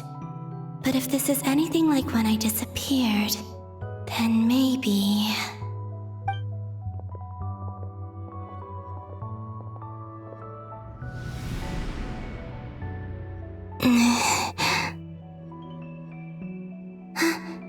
I'm in.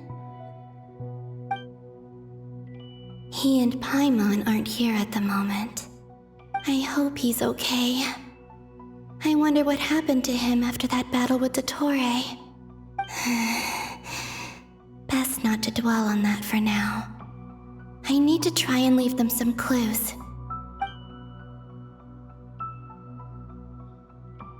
Please, Traveler. I really hope you find this.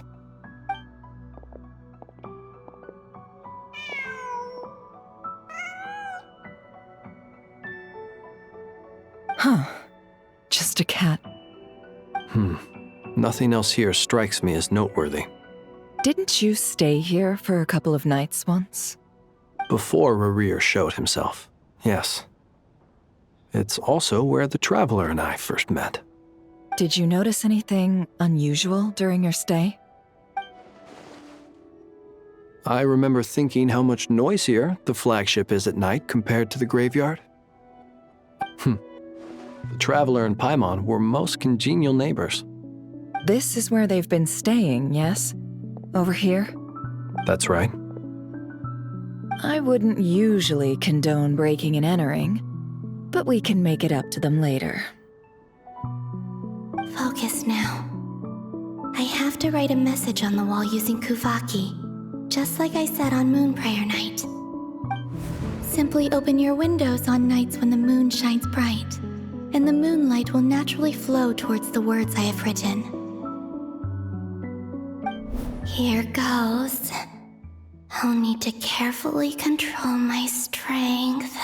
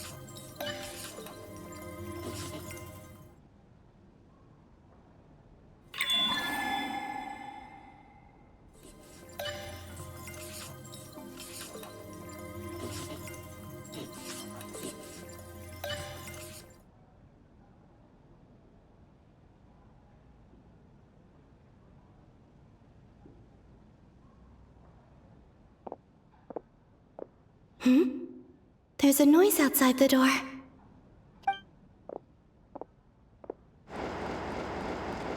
Please, you have to see these words.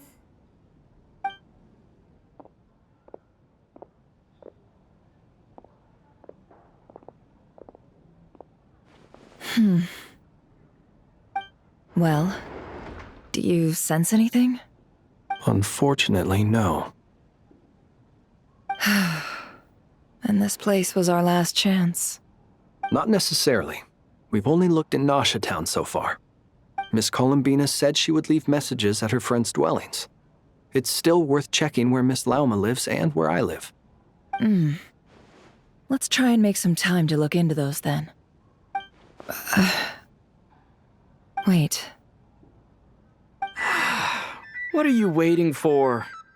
Oh, Paimon might have overeaten slightly. What's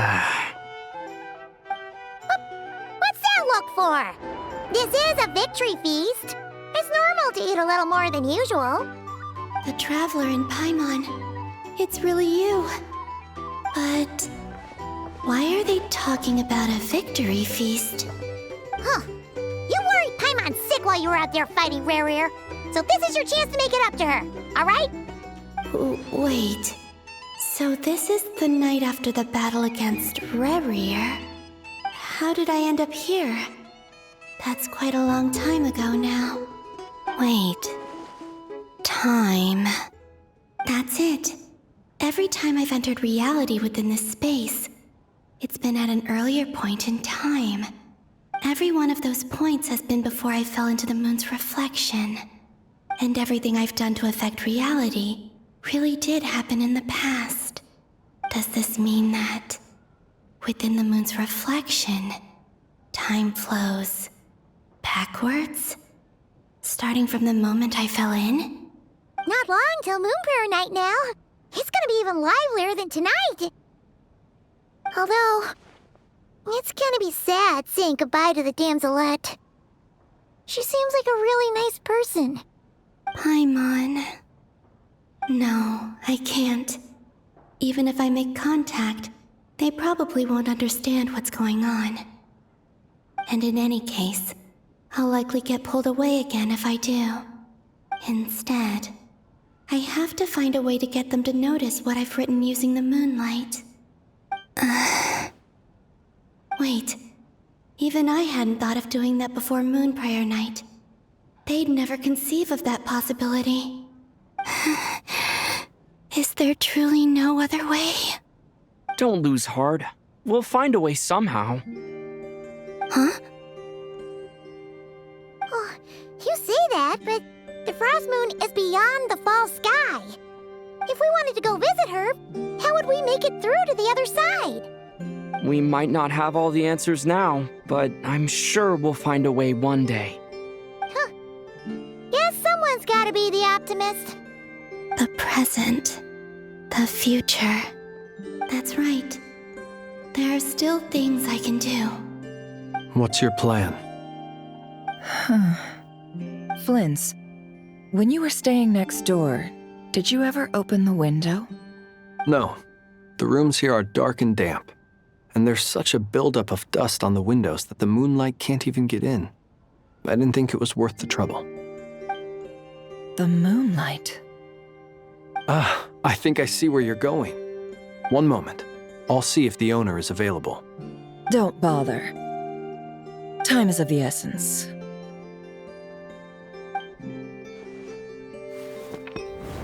Time. Even if no one sees what I've written at this moment, maybe someone will remember what I said after Moon Prayer Night. I need to write down as much information as I can. And maybe one day...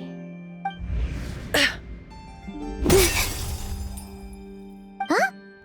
What's up with you? You can't even hold your cup steady. Are you getting tired? A little.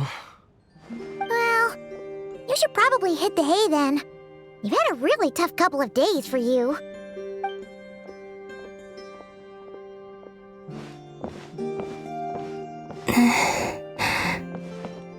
You truly have. You helped defeat Rerir, helped me reclaim my name, and you helped the others organize Moon Prayer Night. Wherever you are right now, I'm sure you're still fighting against the injustices of fate. This is all I can leave for them. How I wish I could stay here. But it's time for me to go. I hope to see you again in the next time. And if the opportunity presents itself. I will surely return to your side. Huh. Columbina. She's alive.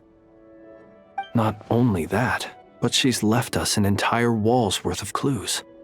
She even wrote down what would happen on Moon Prayer Night. It's just a shame we found it too late. I am here. Time in this place flows backwards. I am constantly moving forward. It sounds like she's found a way to influence the past using Kuvaki. But her future is our past. So, these words have been here ever since we defeated the Ray hero Solnari. We just never discovered them. Which came first, the chicken or the egg? Do you ever mull over questions like that? Only when I'm in a good mood and at leisure. Well, I never do. Everything that has happened already belongs to the realm of fact. As a business person, and especially an intel broker, what I do is extrapolate from those facts to try and read the future. An admirable philosophy. It's a means of survival. Let's go. We have a wall's worth of clues to share with the others.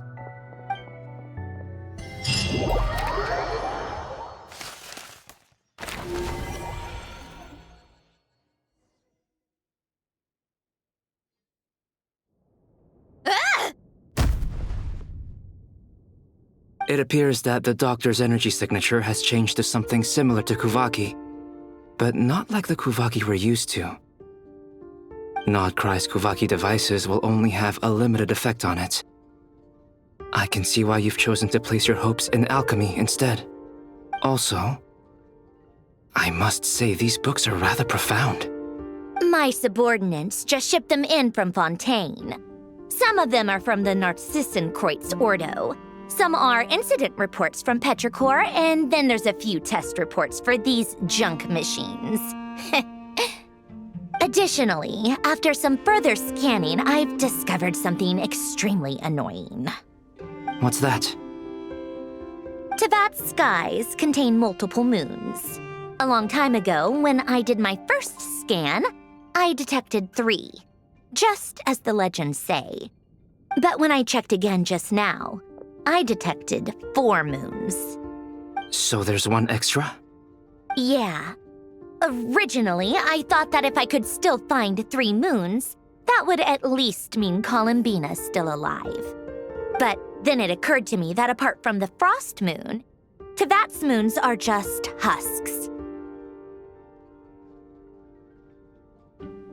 And husks surely shouldn't show up in the scan, since they're not alive. It's weird, isn't it?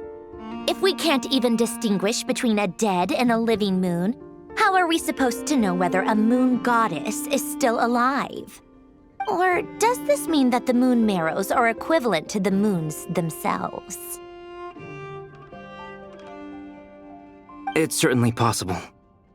In which case, the 4th moon you detected may be Dottore artificial creation.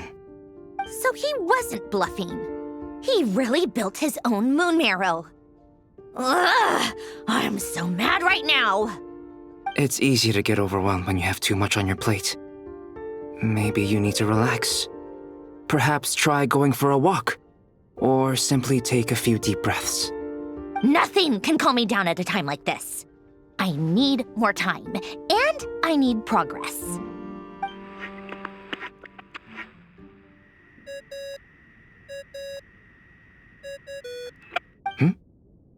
It's Mr. Flynn's. I really hate that ringing tone. Ugh. First the 4 Orthants of the Narcissenkreuz, then moon marrows. Now what? Oh, sorry if we're disturbing you. Might I ask what's troubling you? What do you want? We're busy. Are you still at the Curatorium of Secrets? Yeah. Look, everyone else is still out, so there's no hurry. Plus, I'm busy, so I would appreciate if you gave me some space. Even though we have crucial intel to share? Fine, I'm listening. Do you intend to share it via the Dodo communication device? Ordinarily, I would, but this is a unique situation. I think it's best that we discuss it in person. See you at the Curatorium.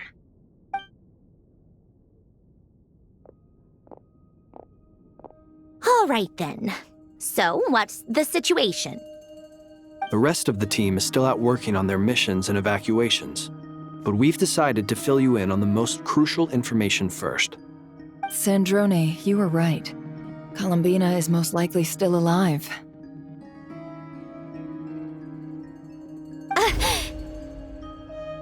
That's the best news we've received in a while, by a long way.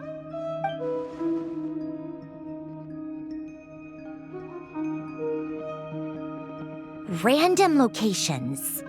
Appearing in reverse order? Are you serious? So not dying isn't enough for the moon goddess, huh? She has to show off too.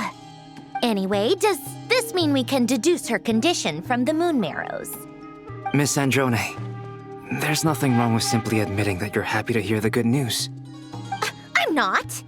And she's the least of our problems.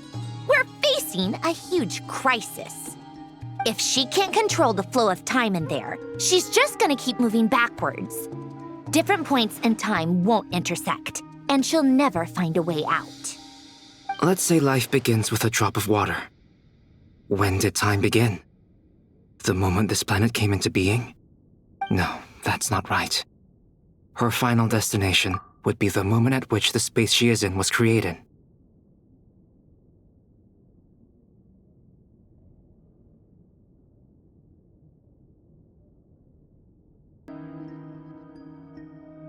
But it doesn't seem like we can influence that space from the outside world.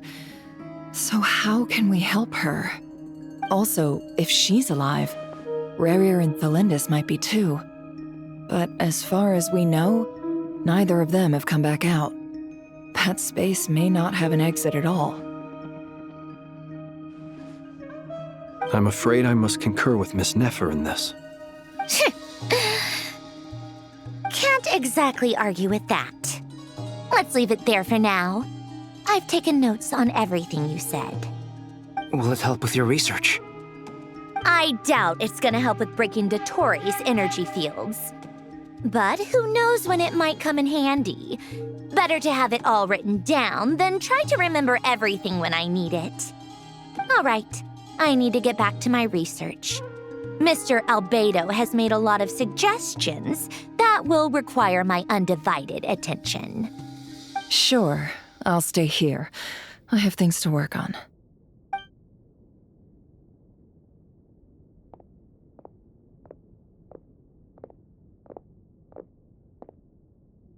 Paimon, are you there? Oh, right. She went with Varka to Natlan, didn't she? Good thing we've moved her and the Traveler's luggage in here. Speaking of the Traveler, where could they be? There's a note from Paimon. Paimon here. Not in at the moment, but if anyone needs to borrow her stuff or the Travelers, go ahead and help yourself. Paimon won't be mad. Also, Traveler, if you get back before Paimon, make sure to get some rest. Paimon misses you a lot, but put your health first, all right? How sweet. Well, since you offered, Paimon, don't mind if I do. This is the Traveler and Paimon's luggage. All the items they use day to day are here. It's well organized. I wonder which of them is responsible for that. What do we have here?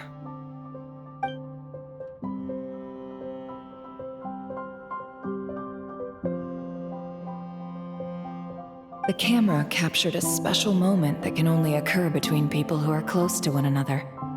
You can really sense how the photographer feels about their subject. I wonder why this picture was placed outside. Is it because Paimon recently looked at it?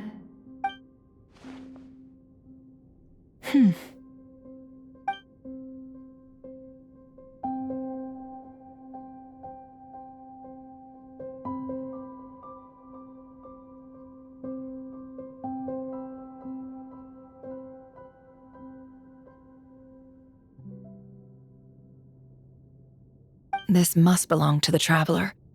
Perfect. I'll use this. Hang in there. We'll find you.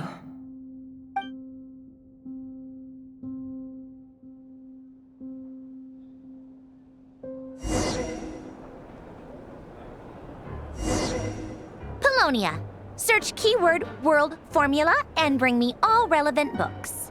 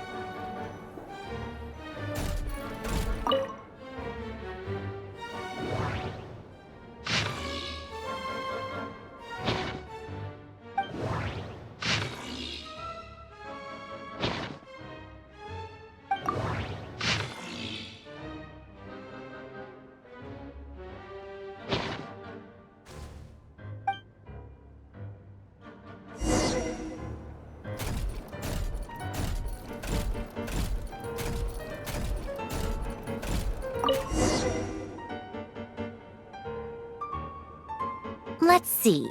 This one is on Tonki's sermon dictation concerning the apocalypse.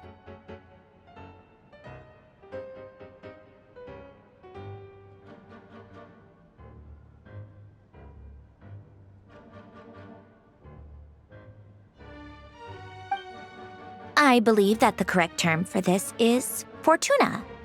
This was an ancient Romorian technology, a wisdom unparalleled.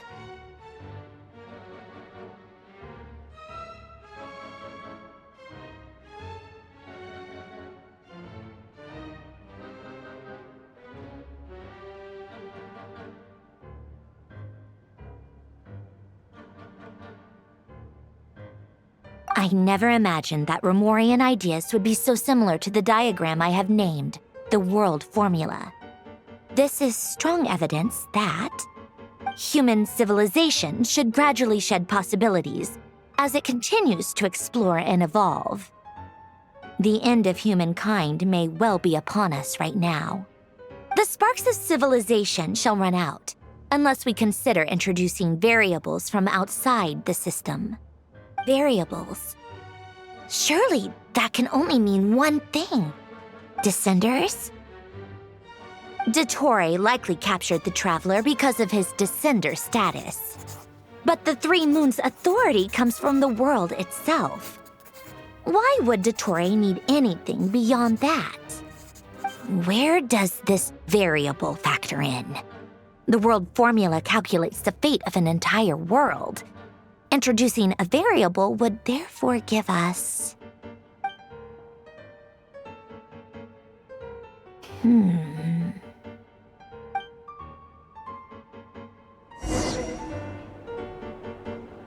Polonia, search keyword pathway and bring me all relevant books.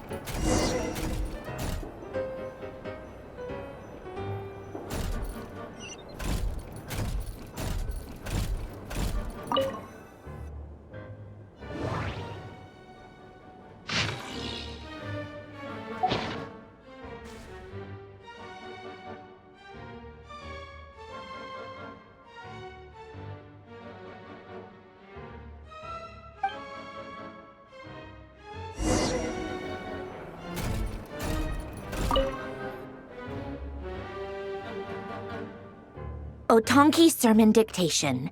Explicate Implications on the chemical marriage. These titles are pretty esoteric. Observe and compute the pathway displayed in the guidance diagram. Deconstructing and reversing its effects could generate potential ideas. So, it's one of Renee's draft lectures. Deconstructing the pathway. I suppose that could lead to a breakthrough.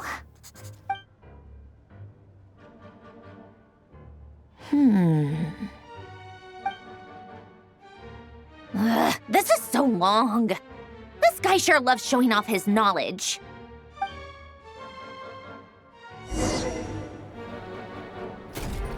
Polonia. Search keyword tree model and bring me all relevant books.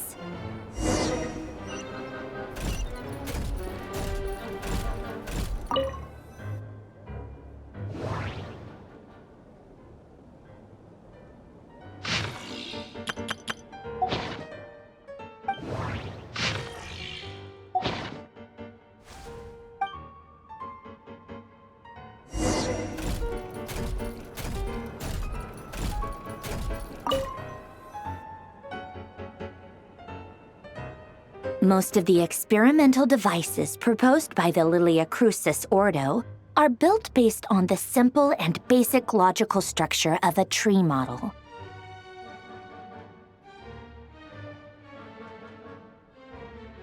Lilia Crucis. Guess they were trying to cover up the name of the Nautitzenkreuz Ordo? When Duke St. Germanus departed, he said, "It seems that there's no going back." Alas, he is only a genius when it comes to machines. In all other things, he is but ordinary. Excuse me? I'm sorry. That's just ridiculous. What kind of book is this? Great Detective Herlock, the Alchemist and the Clockwork Saint? Isn't this a novel? Come on. Still, the author swears that they knew Renee well. Whatever. I guess it's not beyond the realms of possibility that Renee would say nonsense like that on occasion. Memory, wishes, souls, and persona. Frankly, this sounds more like occultism, but if Albedo vouches for it, I suppose there must be some alchemical basis to these techniques. The way Alain Guillotin saw it, the world was comprised of machines. The universe needed machines, and thus his technologies were created. That's why I was born. René, his full name was René de Petrichor, if I recall correctly. Sounds like he and the town must be intricately connected. That place was also the source of most of our information regarding Remurian civilization. Seems like some of his projects were based on their technology. The cutting of souls and storing them in vessels. These seemingly unrelated techniques underpinned René's research. Assuming that the 4 orthants correspond to alchemical categories. The chemical marriage model? Alain would have scoffed at that. He never would have let those theories or parameters anywhere near his mathematical formulas.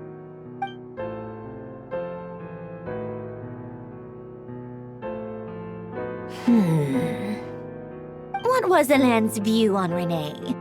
I know he mentioned the name, albeit very rarely. Oh, now I remember. Alain's old notes are here too. They mentioned René once. René seemed most out of sorts when he spoke to me. A lack of sweet foods has dulled his mind, I should think. Either way, his words are not to be believed. Yep, that sounds like Alain. My subordinates actually did a half-decent job digging out all these materials. Makes a change. Good for them. Some of Alain's old files are completely consistent with these records. He must have gotten them from the Tower of Gestalt. I never knew he got his hands on René's records that early. He may have kept them, but he never even attempted to use them. Didn't believe a word they said. Come to think of it, René's world formula was filled with calculations of constants. That shows he believed that the fate of the world to be predetermined. As for Alain... it's been too long. I forget what he said. What would he have said? A guy like him, fervent believer in machines, but not headstrong enough. The world can be changed. It is worth persevering.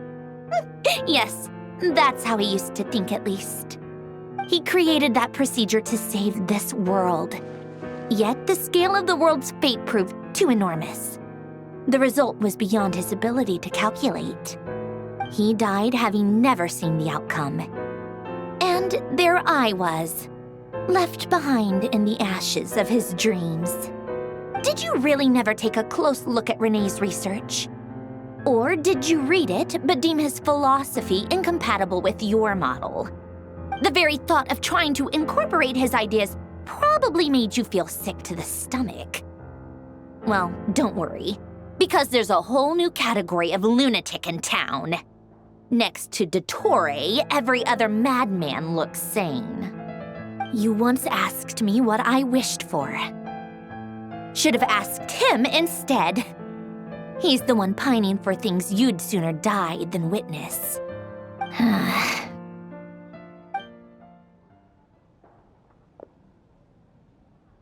Even the tiniest variable can make big waves in the present.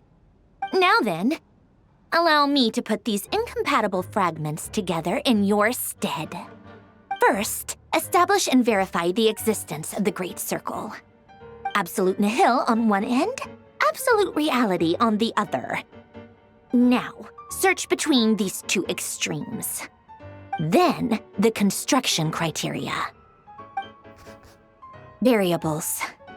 The sparks of civilization shall run out unless we consider introducing variables from outside the system. Input variables. Traverse the world, space-time, and civilization. Then extract the essential nodes from the records to determine which variables they point to. The primordial power that differentiated itself from the void. The power of light. Yes, light. Records. Hyperborea. This is horrendously complicated. After all that, I'm still missing a few variables. I need to think this through again.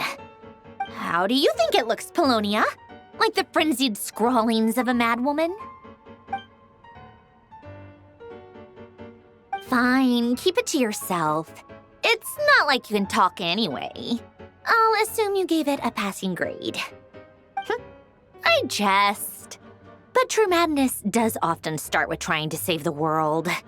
What would Arlecchino and Columbina think if they saw this incomprehensible hen scratch? They'd probably have me institutionalized. So would Rosaline. She's been dead for a while now. When I close my eyes and think back, I can still see her face. And that enormous dress she used to wear. Such a bizarre choice. What possessed her? Oh, and the clack-clack of those heels used to drive me insane. No one's asking me, obviously, but I hope you all know that I never wanted to save the world. I'm not crazy. I don't have delusional ambitions, and that's a clinical fact. The world needs a solution, but I don't need the world's validation. It's the world begging me for answers, not the other way around.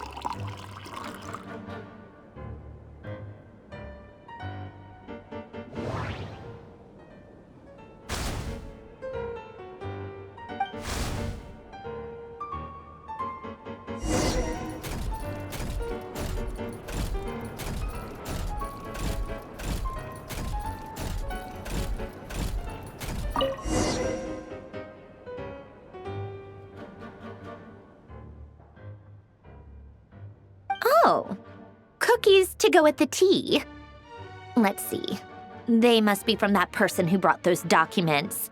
I see they're from Hotel de Boer. Something's written on the box. We are proud to present this homage to the Fortress of Meropede's fun-filled meal collection system. Fortune cookies. Have a lucky start to your day. Sounds like a dumb gimmick to me.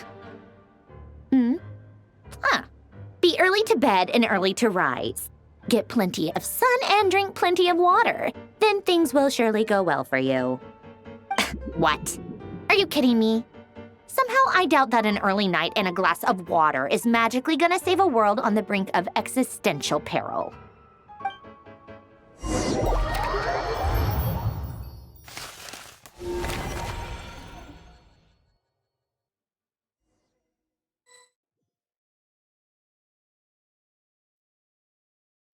Lady Arlecchino, word has reached us that Lady Marionette's troops are all in position. They are ready to act as soon as the order is given.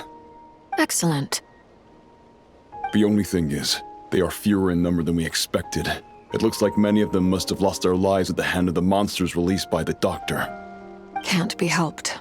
Allow them to join our ranks and keep in contact. As you wish.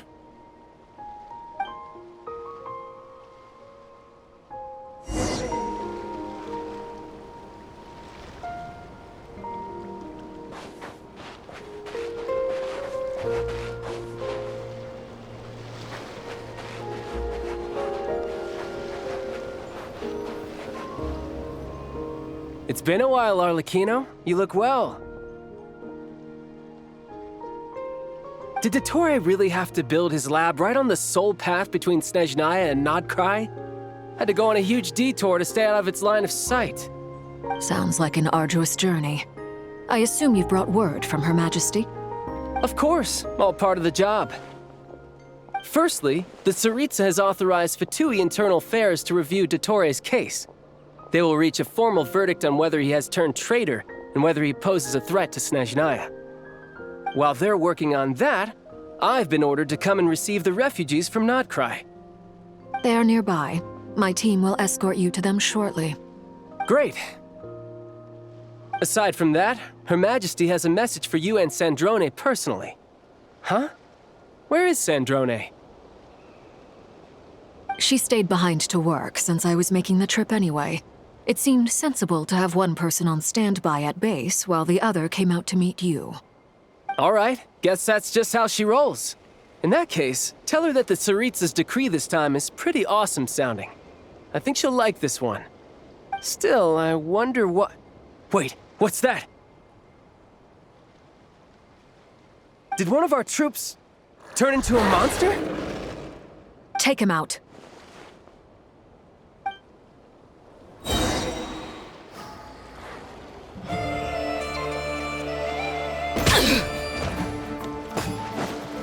Overruled.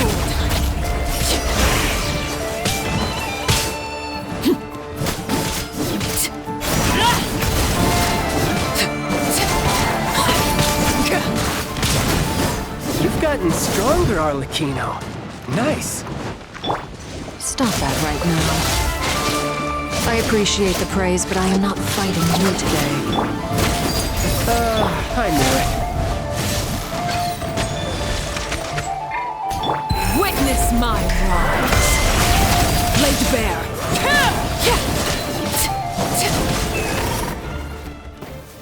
I can't believe it. He was a living, breathing human one moment, and the next? Another fine piece of work by our dear colleague, I'm afraid. What in the world has been going on in Nodcry? A lot. But long story short, Dottore stole 2 moon marrows that should have belonged to Columbina, then built a 3rd moon marrow of his own to concentrate the Trilunar Authority in his hands. What? What do you mean he built a moon marrow? People build roads and houses, not moon marrows. What's his next DIY project? He's gonna build a god? You could stand to be less surprised. We are harbingers. The work we are engaged in makes the creation of gods seem mundane by comparison. I tell everyone who asks that you once crossed swords with Rex Lapis while serving as a key supporter for Rosaline's plan. But right now, you're acting like a common adventurer. Thanks for speaking up for me. Those two really took me for a ride back then. Then again, surely no common adventurer would manage to get tangled up with them the way I did. That's gotta count in my favor, right? It almost sounds like you wish to repeat the experience. I might have to lower my opinion of you. No. I'll stop talking. Please, go on. Dottore is currently still experimenting with his newfound power in ways that continue to corrode the outside world. As for the human mutation, I believe this is simply a consequence of his experiments, and not a strategic move. That radiant beast was once a subordinate of Sandrone's. I suspect he was only allowed to live so that he could become an experimental subject. Also, those of us who fought Dottore have been afflicted with a curse. As such, I cannot leave Nodcry. This is so much worse than I thought. No wonder Her Majesty's decree is so extreme. While these exceptional circumstances persist, the Harbingers are hereby authorized to use unilateral executive powers. Should Dottore pose a threat, Arlecchino and Sandrone are permitted to eliminate him. My thanks to Her Majesty. I will pass these good tidings on to Sandrone. Her Majesty has also declared that she will refrain from launching an attack on the now evacuated Nodcry due to the presence of unretrieved research material. A wise decision. By the way, how's my old partner doing? I'm assuming they're with you? Partner? You mean the Traveler? I'm afraid I have bad news. He was captured after our failed assault in Dottore's lab. His whereabouts are currently unknown. What? Why? Since when does Dottore have a bone to pick with him? That is indeed the question. I'm not sure he does. He must have some other goal in mind. This won't do. I have to rescue him. You can't. We have no idea where the Traveler is. What am I supposed to do then? Stand here twiddling my thumbs? Sandrone is working on it. The best thing you can do right now is complete your mission. Fine. I guess I'll leave this to you then. One last thing. Tell the Rooster to get the message out to the gods and citizens of every nation in Teyvat. Beware. An uncontrollable pollution is spreading forth from Nodcry. The source of that pollution is a madman drunk on the success of his experiments. The Fatui and our allies will endeavor to contain the threat. However, if Nodcry falls, things are likely to escalate. Considering Dottore is one of our own, all Fatui stationed in Nodcry consider it our duty to stay and fight him to the bitter end. Whatever the cost. Hey, don't be too pessimistic. If it comes to it, I'm sure Her Majesty won't stand by and do nothing. I hope you're right.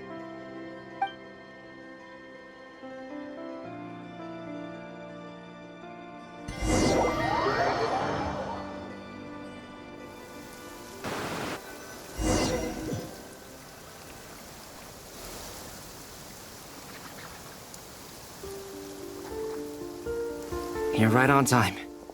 Thanks. Hey, do you think I'll get that gliding exam exemption? I made sure I was on my best behavior in Mondstadt. I landed well outside the city and walked in through the gates. I'll help you apply, don't worry. For now, let's see what we have here. What are the doctor's energy fields even made from? The usual attract and repel principles that govern Kuvaki don't seem to apply to them. They are very mysterious, but ultimately, they appear to be comprised of energies from the three realms. Thanks to research by Master in the Hexen Circle, we know that Teyvat's 7 elements are derived from the more primordial power of the Light Realm, which is antagonistic with the power of the Void Realm. Since you have the power of the Dragon Durin within you, I'm sure you can already tell that this energy field contains no abyssal energy. That's true. It's not abyssal energy, it's something pure, wild, and untamed. I've been thinking about something. Do you still remember the device that Dory supplied from the Academia when you and Miss Columbina fought Raria? That was one of the most marvelous feats of ingenuity I've ever seen. The design, the craftsmanship, The material selection. I couldn't fault any of it. Not to mention the operating principles. Surely the most ingenious feature of all. Dory didn't go into detail on how it functions, but I have a working theory. The clue was that Miss Columbina was somehow able to use the pyro energy that you provided, despite the fact that, as a moon goddess, she should only be able to use light realm energy in principle. Now, all elemental energy is, of course, derived from light realm energy to begin with. Hence, I suspect that the device works by restoring elemental energy to its original state.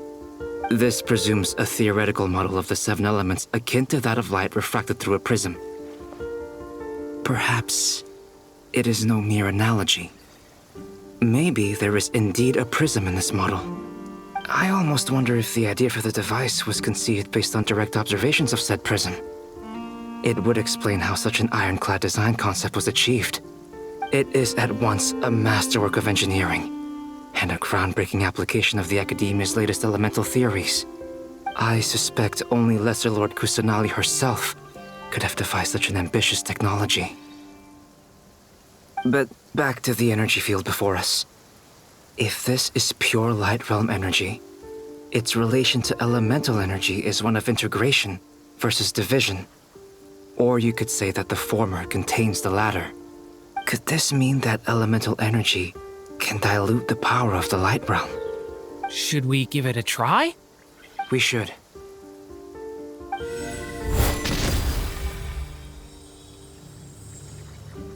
Ha! It works! Clear signs of disruption were detected at the periphery of the energy field. This indicates that elemental energy can disturb or even negate the field. Now you try. All right, here goes. It's working! Switch to abyssal energy and attack again. No surprises there. Abyssal power drains the energy field to a significantly greater extent. I now feel confident in asserting that the energy field is indeed pure light realm energy, and that elemental energy can dilute it. But the energy field is huge. How much elemental energy will it take to neutralize it?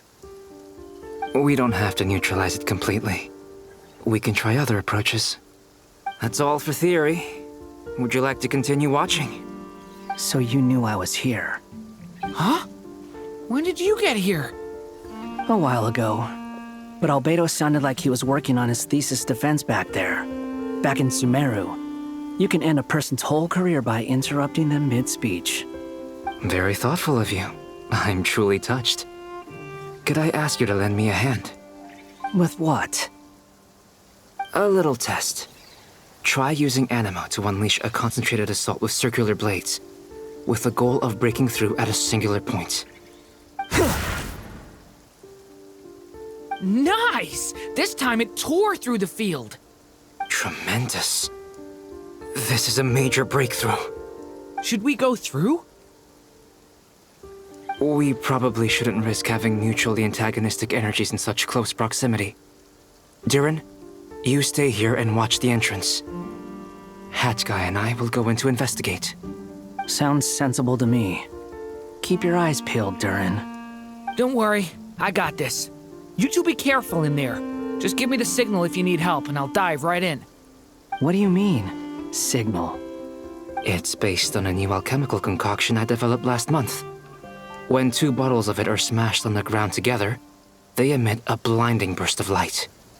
If it comes to that, remember to shield your eyes with your hat.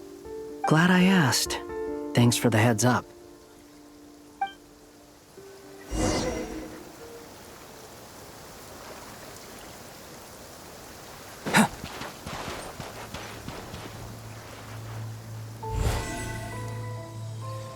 Burst forth! Behold! Ah!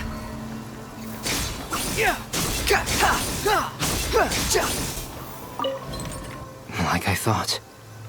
Beyond a certain distance, we can't see the opening where we came in. Maybe that's to prevent people from escaping. Sounds like Dottore style to me. not much has changed.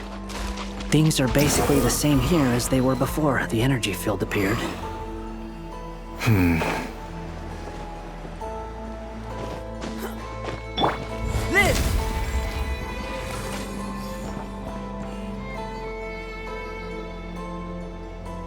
They have no heartbeats and they're not breathing. We can only assume they're dead. But there are no visible wounds.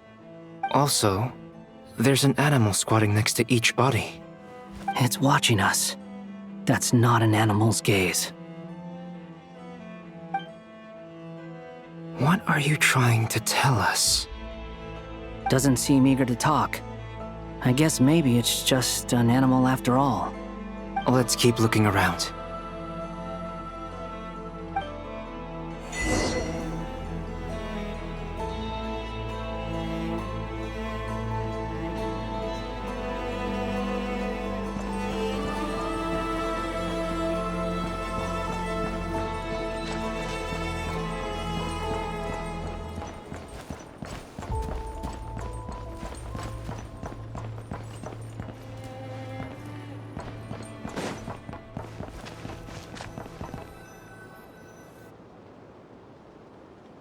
Same situation everywhere. Not a living soul in sight. Just countless bodies with animals standing watch over them. Well, I think we can safely rule out the possibility that they're all pets. Is skirting around the topic your way of showing consideration for other people's feelings? Just being cautious. I don't doubt that you can handle the truth.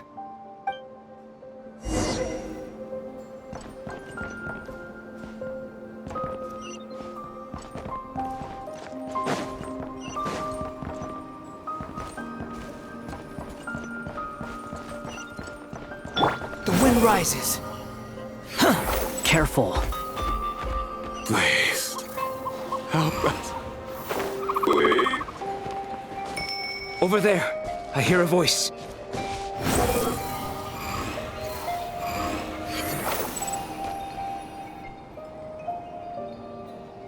Please. Help us. Please. What happened here? I don't know. Suddenly, everyone collapsed. Then my line of sight got lower. I still have some of my senses left. I gotta get out of here.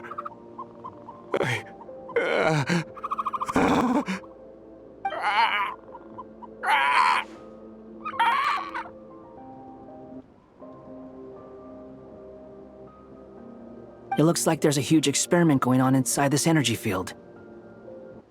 Maybe each energy field is its own giant experiment. Vile. He's swapping human minds with those of animals. Even without the other circumstances, this would be an extremely radical experiment. Those people may have lost their sense of selves, but they are not fully animals either. If they were, they would have left. But instead, their instincts are driving them to remain by their dead bodies. We should go. No sense in sticking around here longer than we need to. Agreed.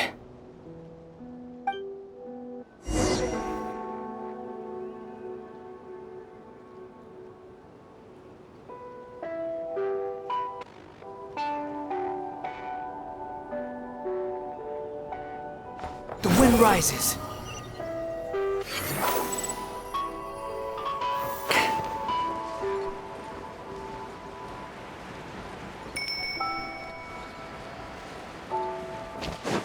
Behold!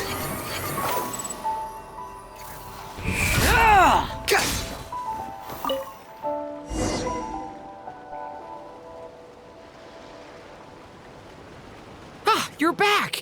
Everything okay? We saw some things that take a strong stomach.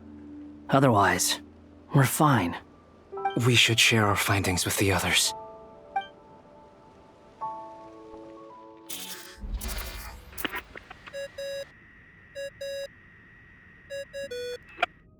Yes? Who is it? Miss Nefer, it's me, Albedo. found a way to break through the energy fields. With enough control, it's possible to tear them open using elemental energy. Also, we managed to take a look inside. Dottore is carrying out his cruel experiments on an immense scale. Any residents who have failed to evacuate in time will likely meet a grisly end. Sounds like he's living down to our expectations. Might I ask how things are proceeding on your end? I'm just about to get started. I'll be in touch once I have a result. Understood. Stay safe. I will.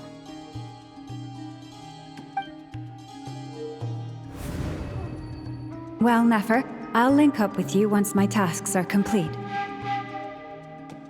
What makes you think I'd need you to do that? I'll need it. And considering the way you approach certain matters, I think you'll be better off with me present.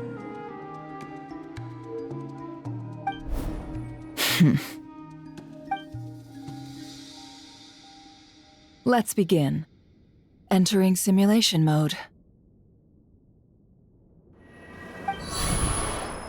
A vast wasteland.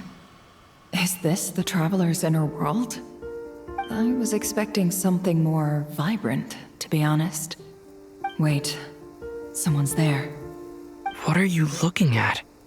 In that case, I'll look at it with you. I want to know all about everything you've seen and experienced. Is there somewhere I should return to? Or should I stay here and be the hero everyone says I am? I don't dislike my current life. Roaming the land, fighting battles, accomplishing missions, earning a living, looking after Paimon. It's not so bad. I guess the only thing that's missing is that you're not here with me. This is the conscious layer, which contains a person's true feelings. It is filled with both longing and kindness. I suppose anyone who lives long enough ends up wishing for someone who can't be there. Maybe it's the only way we can feel truly alive. Time to delve a little deeper.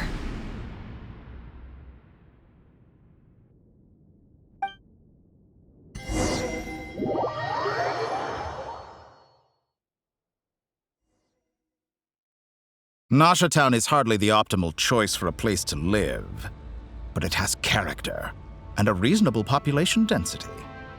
What are you trying to say? Oh, don't be nervous. I was just thinking where might make a good starting point for your journey. Perhaps I should send you further afield. Conria, perhaps. Conria ceased to exist long ago. Once again, you fail to understand the possibilities that the Tri-Lune creates.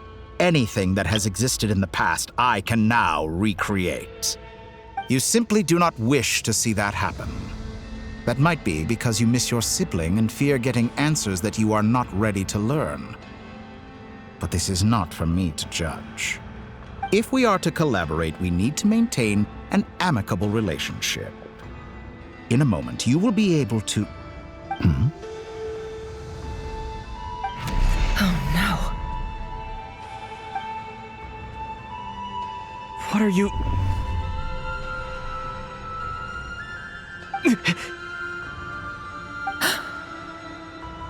What are you gonna do? Don't move. Something unwanted has crept into... Oh?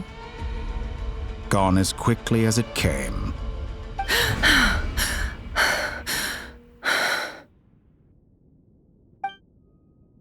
Did you save me? If I hadn't cut the connection, Dottore might have caught you from the other side and destroyed you. This was a good idea, but once is plenty. You were exceptionally brave. Excellent work. Thanks, but now's not the time for that.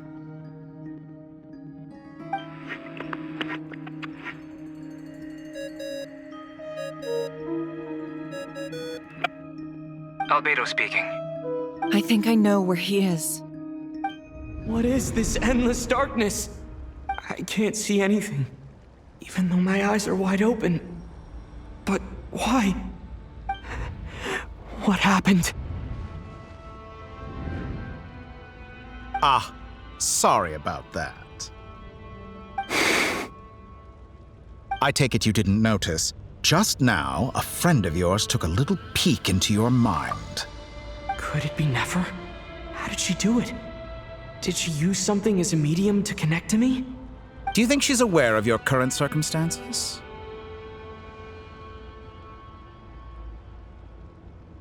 Oh dear.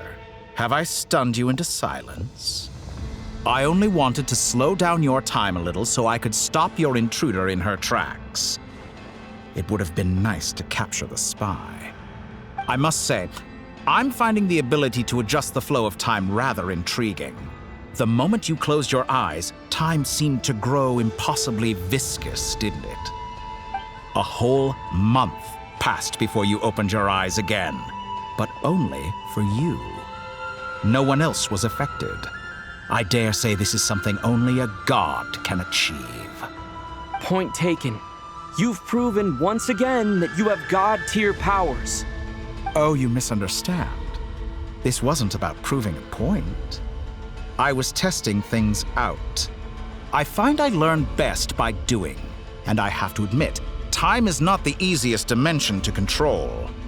I only wanted to make you sleep for a short while, but it ended up lasting a whole month. Clearly some finesse is required to wield the authority over time as I wish. I hope you're not angry with me. It was only a month's discrepancy, nothing too serious. Had I been off by a year, a decade, or even a century, that would have been quite a different story. You could have frozen me for millions of years. So much for collaboration. You aren't showing much sincerity. Millions of years? To what end?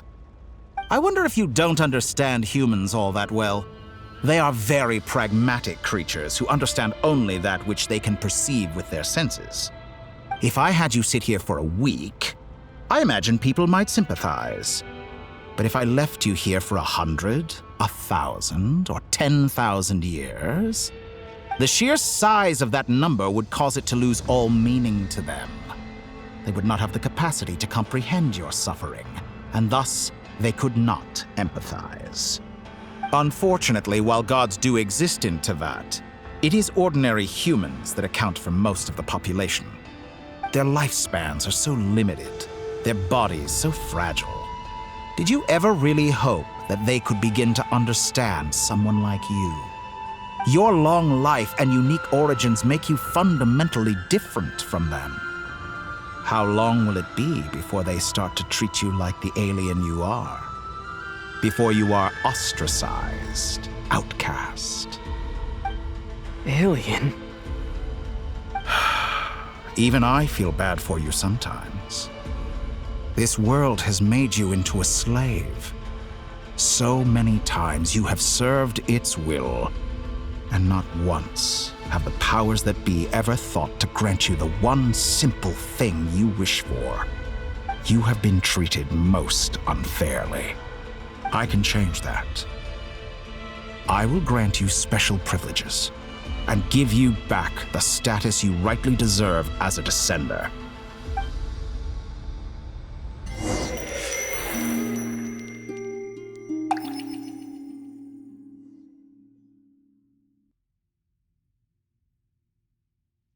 I've entered the past 3 times at this point, but I still have so many questions. For instance, beyond each point being further back in time than the last, what determines the specific locations at which I can make entry? So far, the common thread linking all 3 scenarios is that the Traveler has been present. But it's more than that. I know I sensed something familiar around him. What was it? I'll keep this question in mind as I carry on.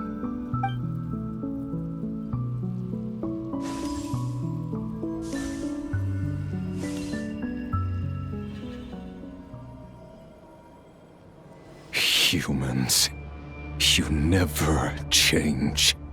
Always trying to use powers you neither comprehend nor control. This looks like Star Sand Shoal. Was this before Rerir regained his physical form?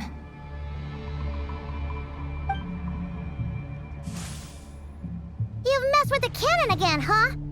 Sorry, but this round's not gonna go your way. The cannon. That's right. I was at Silvermoon Hall and I sensed an abnormal Kuvaki fluctuation coming from Nasha Town.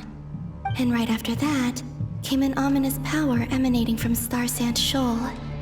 My body was once torn into countless pieces and hurled into the swirling chaos of time itself. But even so, my life and will were not extinguished. I wonder if I could try to prevent his resurrection. But how would I do it? What can I do, here and now? Traveler! Behind you! Look at that light!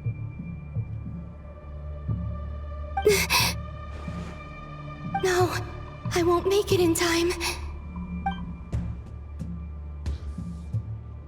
He's using the Kuvaki shield, like I taught him. Is he going to use it to block the cannon's beam? He's strong. I'm sure he can manage. But the force released when the beam impacts the shield might lead to collateral damage. Easy Island. The Frost Moon Scions will be exposed to lethal levels of Kuvaki. A question, if I may, kind Miss Columbina. When the cannon's Kuvaki beam was deflected earlier, I saw several bolts of energy streak toward Hisi Island, only to be blocked. Did you also have a hand in that? Maybe that really was me after all. Well, future me. But I don't know if I have enough power left. Sigi sato pasa sais, niti ipotuvtos. There's no time. Osestikos paratin hiranto risuiku, topirto aithion feraton. I have to make it. Oh, Frost Moon. Oh, great land. Oh, slumbering moonlight of Nodcry. If you can hear me, if you can sense my call, then please, heed me once more!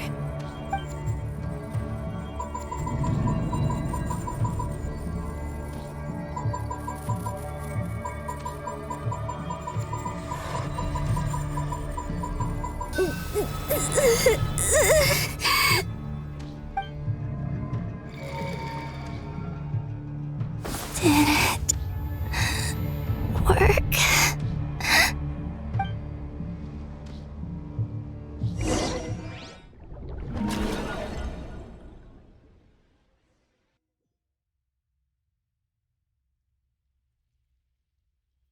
Hey, wake up. Hey, did you hear me? Columbina, I said wake up now! Oh, good morning, Sandrone. It's 3 in the afternoon, actually. And could you kindly not use my quarters as your personal nap room next time? But I feel so safe here. And your coffee, right? It's so bitter, but it smells lovely. It's like you were raised by wolves in a forest or something. What did you drink growing up? Grass tea? The Frost Moon Scions certainly led a more frugal existence than the Fatui. Then I'll bet you've never eaten one of these before. It smells delicious. That's because it's a Fontanian recipe. I had a little free time today, so I made a batch. Rosaline will be here shortly, but if you really can't wait, I guess you can go ahead and... Hey, at least let me finish before you start eating! Did the Frost Moon Scions not teach you basic table manners?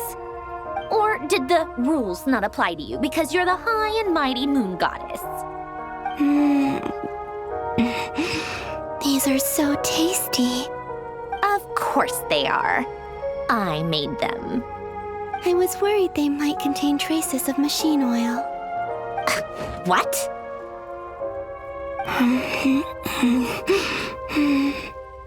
You know, there's something I've always wanted to ask you. Why did you leave your old home and join the Fatui? I mean, I'm sure their food was awful. But there's gotta be more to it than that. Well, life there didn't go quite how I imagined. What were you expecting? You're a god. Your followers are gonna make some demands of you, right? Surely you can just answer a few prayers here and there in return for the free food and drink. How bad can it be? Well, would you help other people just for free food and drink? The doctor told me that you were created by a great mechanic, Lord something Fisher. The Lord Artificer. Ugh, some people can't keep their mouths shut. Oh, Lord Artificer. And didn't... Not Sitzenkreuz Ordo. Yes, that was it. Nartitzenkreuz Ordo. So, would you try to fulfill their wishes? You must be joking. I wouldn't go even if they paid me. I don't even know them. Exactly. Well, I felt the same way. I did not know the people who made demands of me. What do you know? We're on the same page for once. In his later years, Alan did ask me if there was anything I wanted to do. If I had any wishes of my own. Well, I don't. And I'm not in any mood to fulfill someone else's either. Who's Alain? He was the... You know what? Never mind. You're not gonna remember. Anyway, the point I'm trying to make is, neither of us is the self-sacrificing type. Let me ask you this. What sort of place would you like to live in, if you could choose? A place where people don't ask me for things I cannot give them. Where they don't worship me, or fear me, but just want to chat with me like a normal person. I'd also like the freedom to come and go as I please. And ideally, it would be somewhere with the smell of coffee and snacks. Not to burst your bubble, but no such place exists in the world. Now, take your snacks and scram.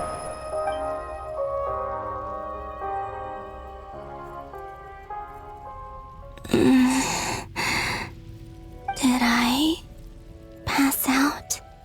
Of course. I'm back here again. I dreamed of events from my past. Sandrone. Traveler. I miss you all so much. Back there. I guess I managed to harness all the Kuvaki energy on Hisi Island. But how did I do it? Time is flowing backwards here, and I can use that familiar power to enter the world of the past. That mystery ally everyone talked about. It was me all along. I can sense that there isn't much more power remaining up ahead. What lies at the end of all of this? Will time keep flowing into the past? And will I ever find my way back?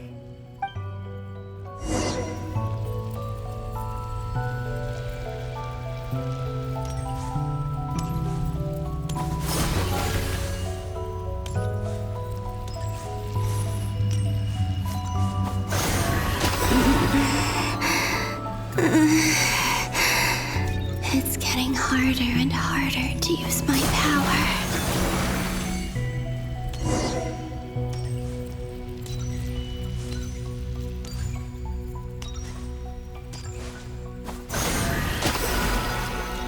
I'm no match for the Abyss in this state. I need to avoid the contaminated fragments.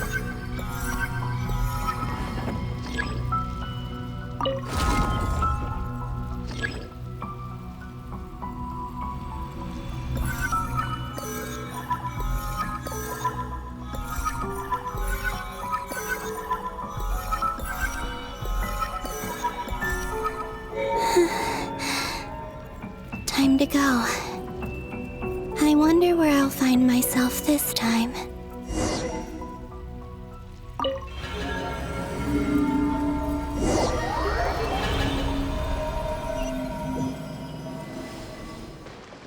The Final Night Cemetery. This is where Flint's is based. Or not! How are we supposed to read through this many files? Difficult, yes, but it is also our most efficient option. Seems like they're searching for information. Oh, I remember. Flint's and Varga talked about some files on the Wild Hunt. Was this my doing too? To expose the true intentions of this Rarir, we need to dive into Notcry's history. Are my actions changing the past? Or are they simply completing a process? Is all of this inevitable? Or am I the one making these decisions? If I choose not to help them now, will it change how things turn out? Hope we don't land on our heads then. They're my friends. I can't not help them.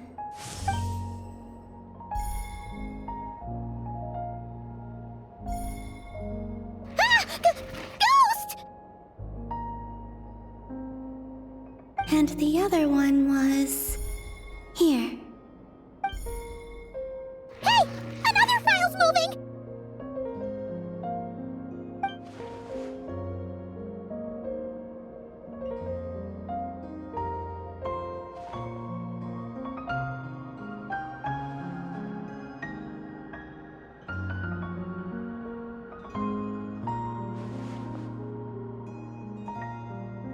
That should do it.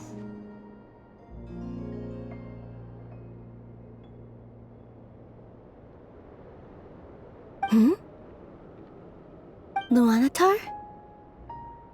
You can sense my presence? Wait!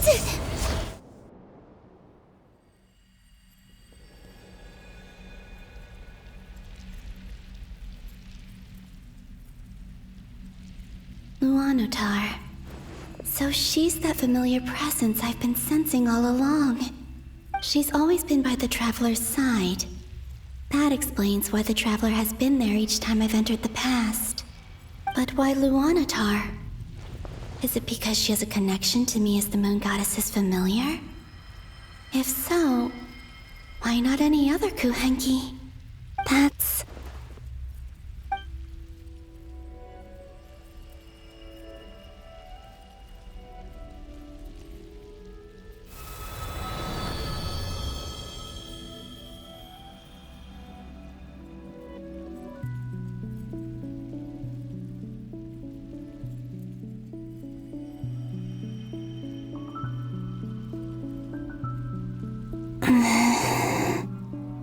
I cannot sense any power up ahead.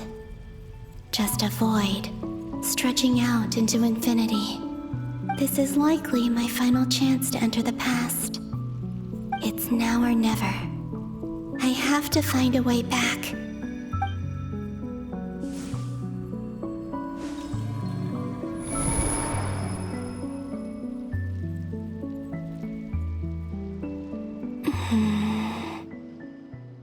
Hisi Island?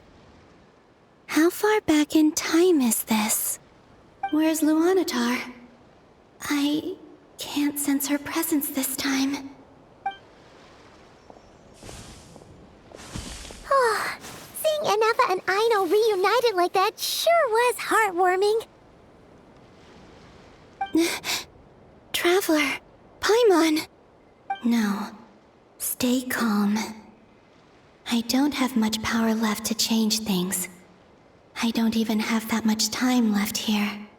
Think, Columbina. How do I find a way back? A way back... to where? Do I go back to Moon Prayer Night? Or to the future that followed? And if I return in my current state, what will become of me then? Dotori's actions that day proved that he'd been planning that for a long time. He had already seized the power of 2 moon marrows before capturing me. Even if I managed to get back, how can I fight against him when he wields the Tri-Lune Authority? I can't. If I go back like this, I'll be playing right into his hands. I have to find some way of rivaling the power he has usurped. Wait. Time flowing backwards. The Tri-Lune Authority. Does that mean... I think I know what the final destination of this lunar reflection might be. I know what I must do. Speaking of homes, we must already be close to where the Frost Moon Scions live. The vibe here feels different, just like the scenery. But how do I communicate my plan to my friends? Should I write it down here? No, someone else will see it. I need something with a close connection to me. Something I can use as a medium to tell them what's happened to me in here. Now it makes sense.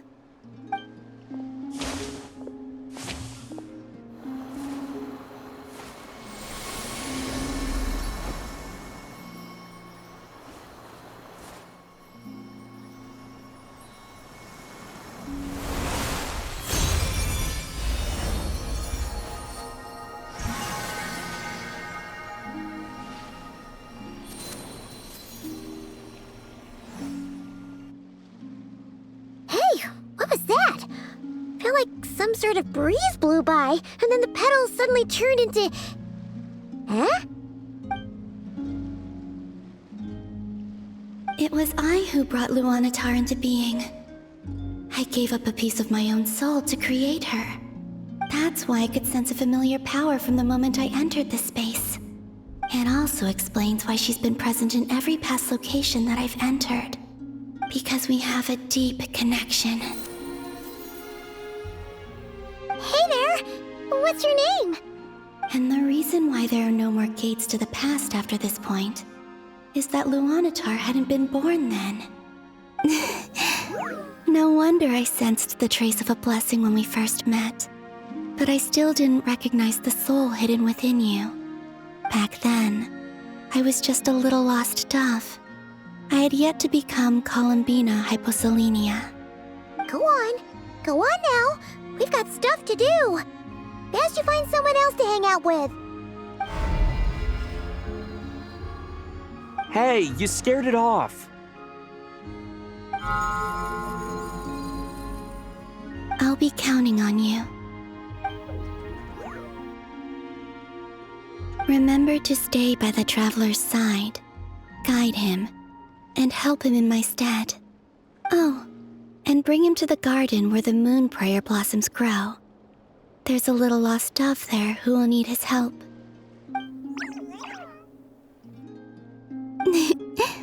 Go on.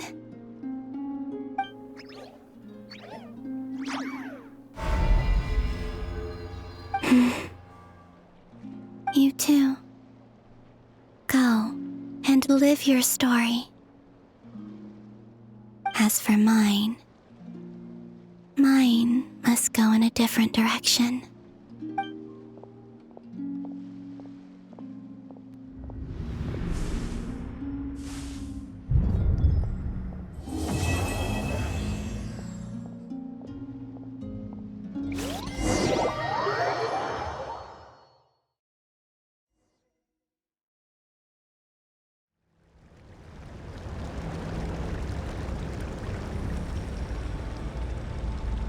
How would you like to experience the thrill of never being held accountable for your actions? You could crush people like ants without consequence, or tear off their heads or limbs as you please. Believe me, such a life is but one small step away. What point is he trying to make? Freedom? But the freedom to kill? To do evil and get away with it? Why would you offer me that? The creation of a world is the ultimate scientific experiment. I have taken my research to the highest level, where I shall be not just a god, but also a servant to many sacred spirits. I shall heed the truth and perform holy deeds. A god's laboratory is the perfect playground. But it needs the right occupant to explore its full potential. Mortals are found everywhere one looks. Not so with Descenders. I'd prefer my first guest to be a distinguished individual such as yourself. And I know you could make the most of the opportunities it offers. So the condition for entering the new world is to take innocent lives. The same dilemma that Rerir once faced. Could I really bring myself to kill others for my own benefit? Rerir did. And look where it got him. Have you made up your mind? I can't do it. Your playground is no place for me. You're putting your hopes in the wrong person. But we both know I'm not quite the hero you say I am either. I have my own reasons for the journey I'm on. And they aren't all selfless. You've grown a lot since we last met. But there are still things you are unwilling to compromise on. This will only hinder you. Why don't I lower my requirements a little as a gesture of goodwill? I'll give you a little time to learn to be a less noble soul. That'll make things much easier for you. I really doubt I could live that sort of life. And yet you already sound less defiant than a moment ago. The benefits appeal to you because you can read the signs of the times. Why don't we return to my research facility? Your last visit was so rushed. There is much that I have yet to show you.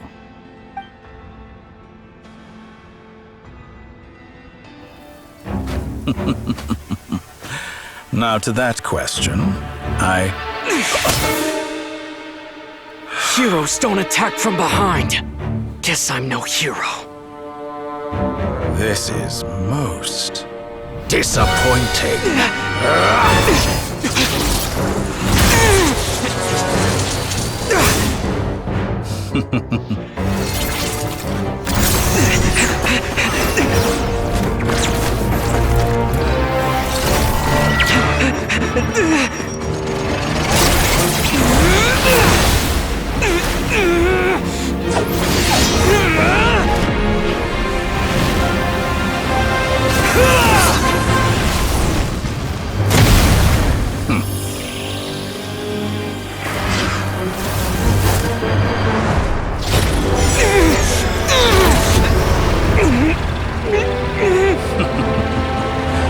Now then.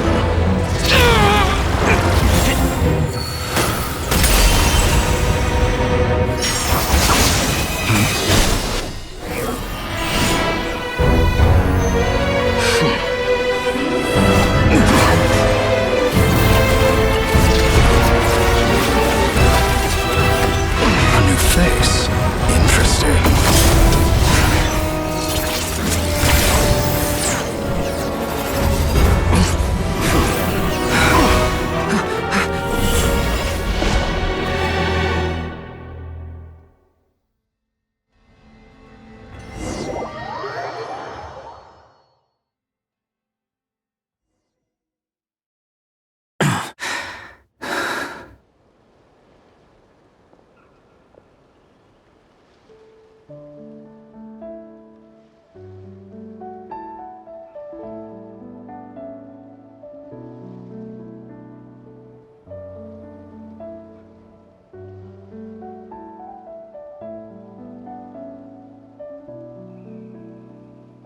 You're still gonna call me Hack Guy after that, huh?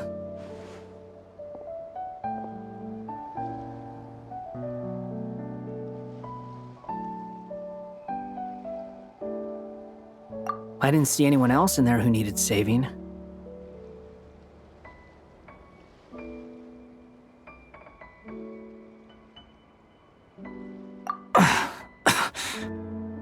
It's nothing. I'll be fine. Why are you looking at me like that? Is it that shocking that I'd come to your rescue?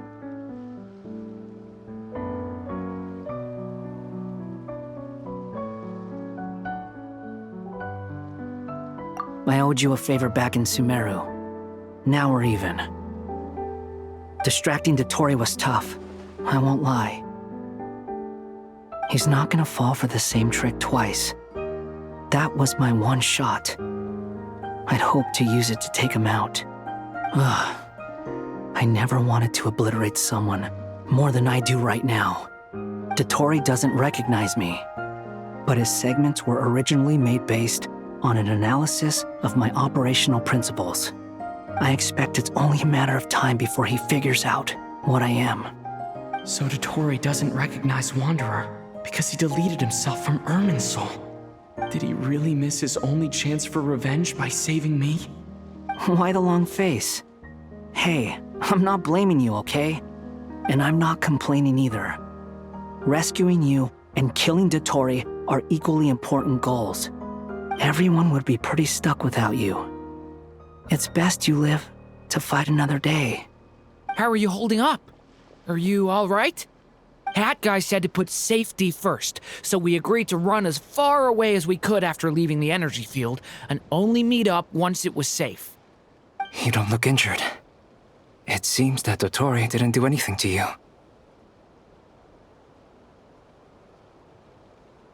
All right. Rescue operation complete. Let's head back. There's a lot more work to be done before this is over.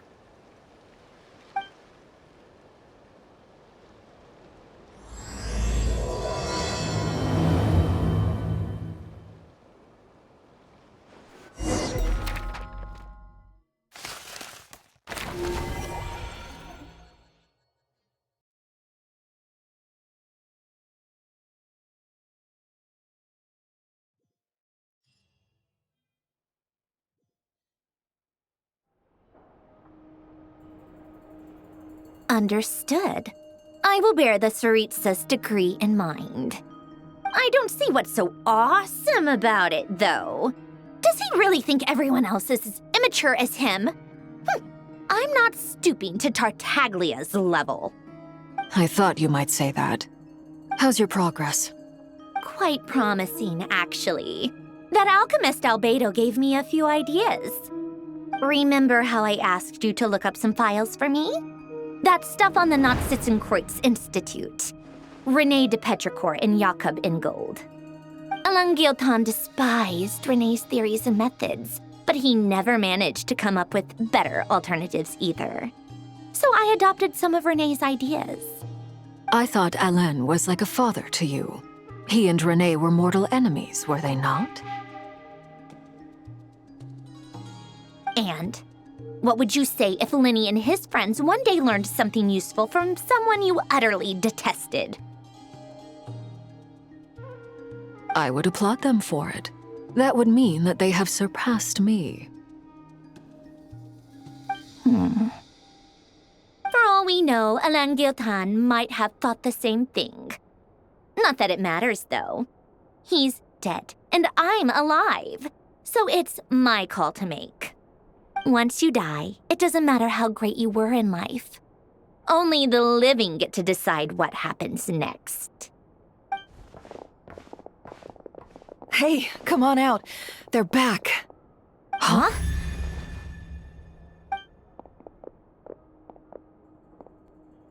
You're back? And your head's still screwed on? And you still have all your limbs? What does it look like? Way to keep your composure, madam. Excuse you. I am perfectly composed. Glad you're okay. Yes, it's a huge relief.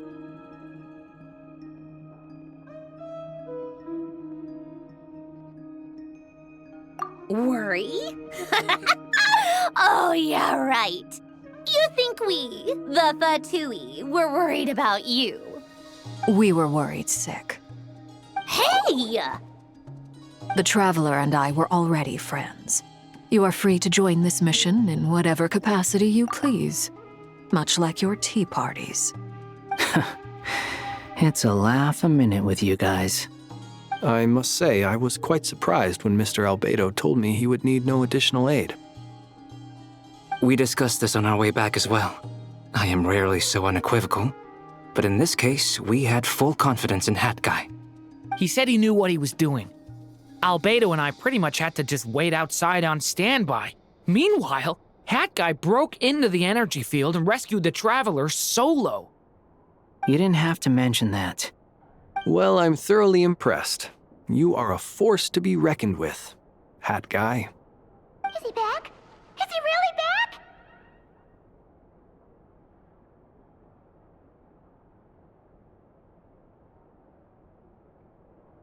Traveler!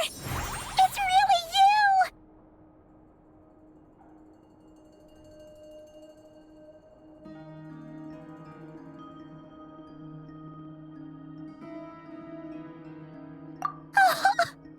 Oh, thank goodness!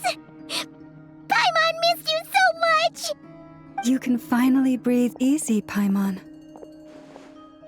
It's great to have you back in one piece!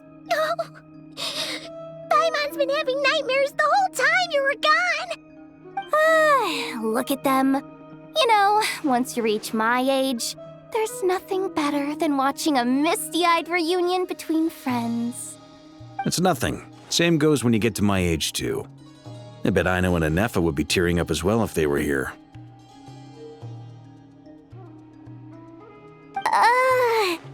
Varka, I'm not sure Anefa can cry. Oh, yeah, good point. Hey, your eyes are looking a little red and puffy. Come here, let's hug it out. What? Ew, no! No, thank you. You're not my dad, okay? Knock it off! Everyone, I'm sorry for all the trouble I caused you. But the silver lining is, I didn't come away from this ordeal empty-handed. While I was being held captive, I learned a lot about Dottoro's current capabilities, and what he plans to do with them. Allow me to explain.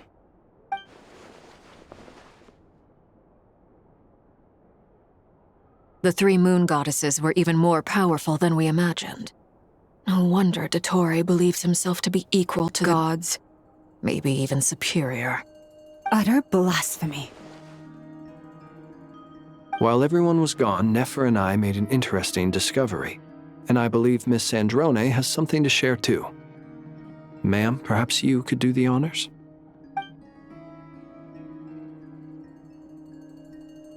Called it. Getting rid of a pesky troublemaker like her is like trying to clean up after a crumbly cake. It always comes back to haunt you.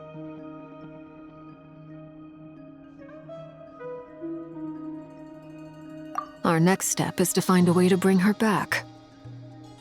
A place where time flows backwards, with no destination in sight. Surely it must have been created for a specific purpose. But I fear the answers are buried deep in Tevat's history, held by great powers beyond our reach. It sounds like she's on a specific path through time, just traveling in the opposite direction to us. The question is, where does that path lead? Or will it keep going to infinity? We considered that question as well. Strictly speaking, time is not infinite. Indeed not. Every road has an end. Nicole! You sure loved quietly sneaking in mid-conversation. I do, in fact. It's something I've always done at our mages' tea parties. Quiet, mysterious, and persuasive. You wonder what lies at the end of her road. Well, just as the world has a beginning and an end, so too does time. And so, the end of the road is the moment that Tevat was born. But where Miss Columbina will end up along this road, that depends on where this particular river of reverse time began. What about the original moons and the moon goddesses? Do they have a beginning too? All things do. In the beginning, no moons adorned the sky. It was the Dragon King Nibelung who raised the three moons into the heavens, and thus were the moon goddesses born. They were shadows of the planet, born to wield Nibelung's authority and oversee the world on his behalf. They were extensions of his will, manifestations of his majesty. But then one day, they disappeared just as suddenly as they had once been brought into being. Nobody knew where they had gone.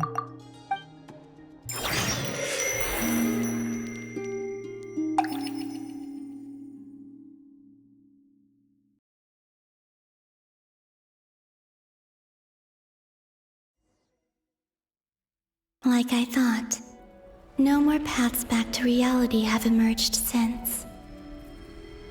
But how can I be sure that I'm going the right way without scenes from reality to keep me on track? I can't even be sure of how long I've been walking for. The further I travel, the less stable this space becomes. There are even moments where I can sense something that feels like abyssal energy. They can just materialize out of thin air. I have to keep my wits about me.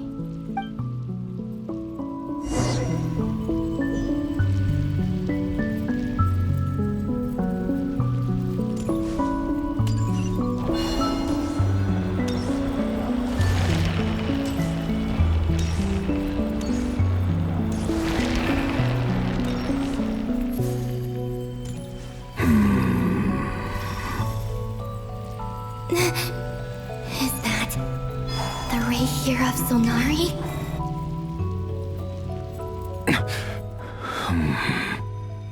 You are the moon goddess. But how? Please, there's no need. I'm not interested in fighting anymore. I find that a little difficult to believe. Yeah. Honestly, so do I. The way you used my own power against me was... It was a brilliant strategy. And then, in the final moment before I was thrown into this space, I got to see an old friend. Mr. Dainsleif. Right. It was so long ago now. But we were friends once. When I first got here, I was filled with hatred, remorse, and rage. How I cursed and devoured. I tore everything here apart. I was consumed by the desire to leave this place and have my vengeance. But to no avail. This is a place with no exit. This is the second time I've entered this space. Though I have no memory of the first. I was torn to shreds the moment I entered. But this time I survived. It must be partly because of this new body.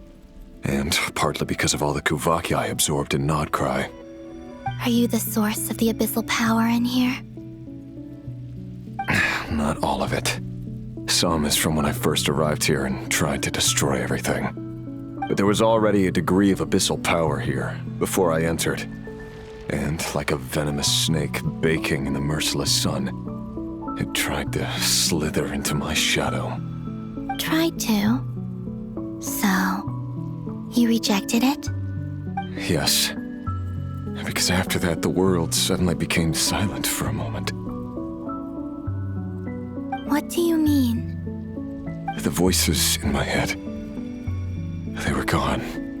And then I saw her. Her? Thelindis. My former lover. Never mentioned that she saw a memory of Thelindis leaping into the moon's reflection. More precisely, I saw her afterimage. I'm sure the real her is long gone. She was just an ordinary Conrian. She couldn't have survived here for very long.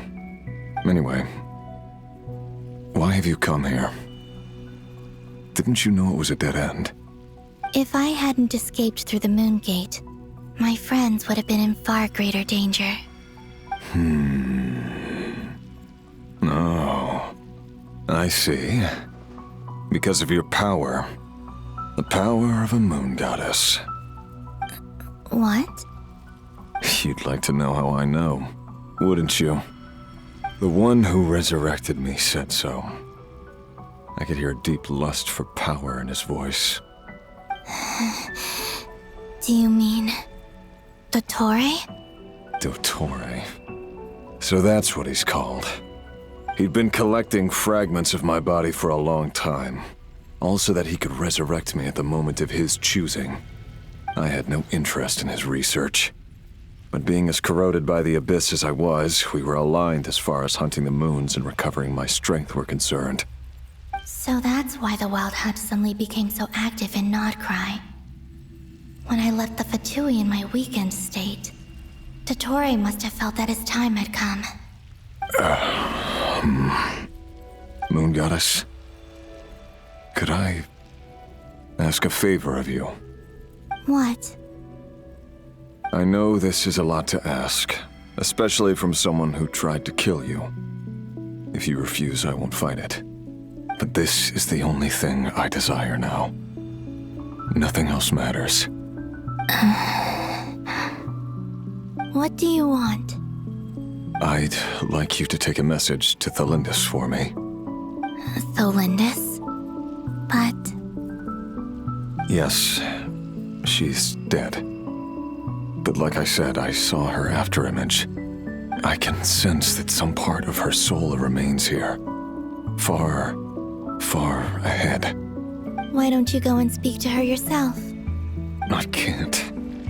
I don't know why, but I can't move freely in this space as you can. All I can see is a glimpse of her walking away. Just like the moment when I last saw her in life. In return, I will clear these abyssal obstacles for you. No, not in return.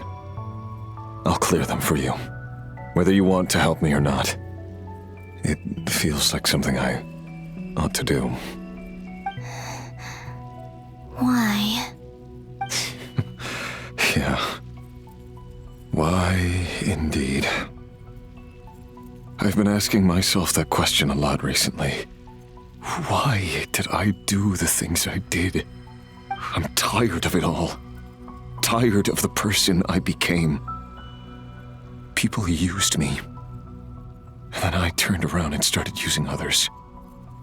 I hurt a lot of people. I think I grew tired of it long ago. But I wouldn't admit it to myself. And ultimately, that's how I ended up here.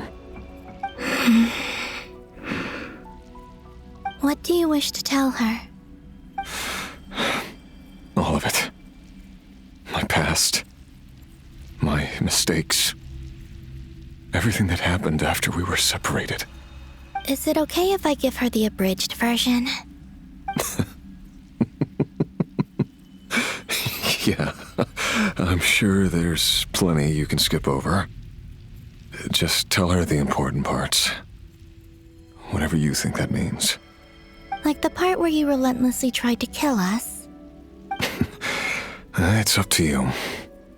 Love demands honesty.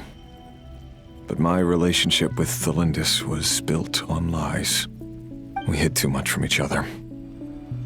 But after living my whole life in the shadows, I don't want to hide anything anymore. I will do my best.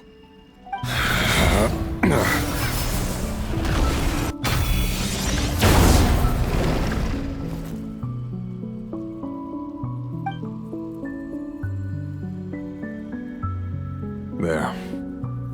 The Abyss will no longer stand in your way. Even though Mr. Dainsliff felt he had to fight you, I think he still regarded you as a friend. Dane? He said that you betrayed him, but he also felt great remorse at never having understood what you were truly going through. Why tell me this? Because if he'd known that someone could take a message to you, I believe that's what he would have said. Thank you. It means a lot. I know this will sound strange coming from me, but Don't die, Moon Goddess. I can tell that you're determined to get out of here.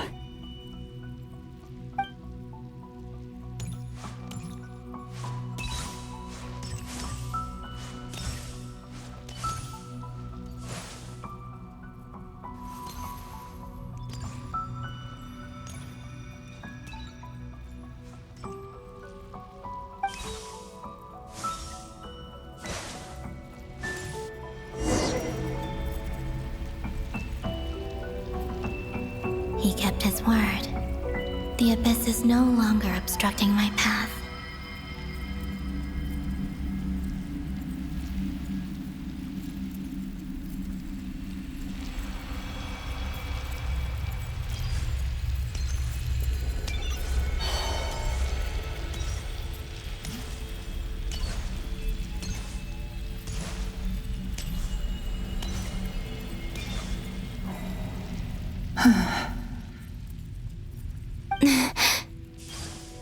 Is that the Lindis? She wasn't far off at all. And yet, they can never meet. Hello, Miss the Lindis. Who are you? How do you know my name? I've never seen anyone else here before. You can call me Columbina. I promised Rerir that I'd bring a message to you. Rerir? My Rerir? Is he well? He's doing better than he was. Better than he was, huh?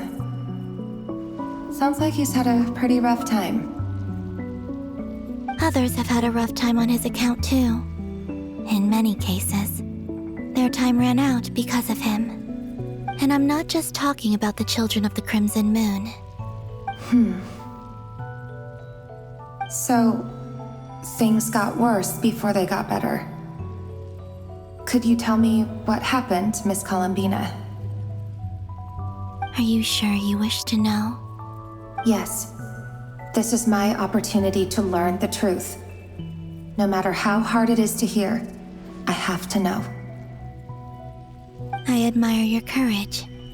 However, time is short. I cannot stay here for long.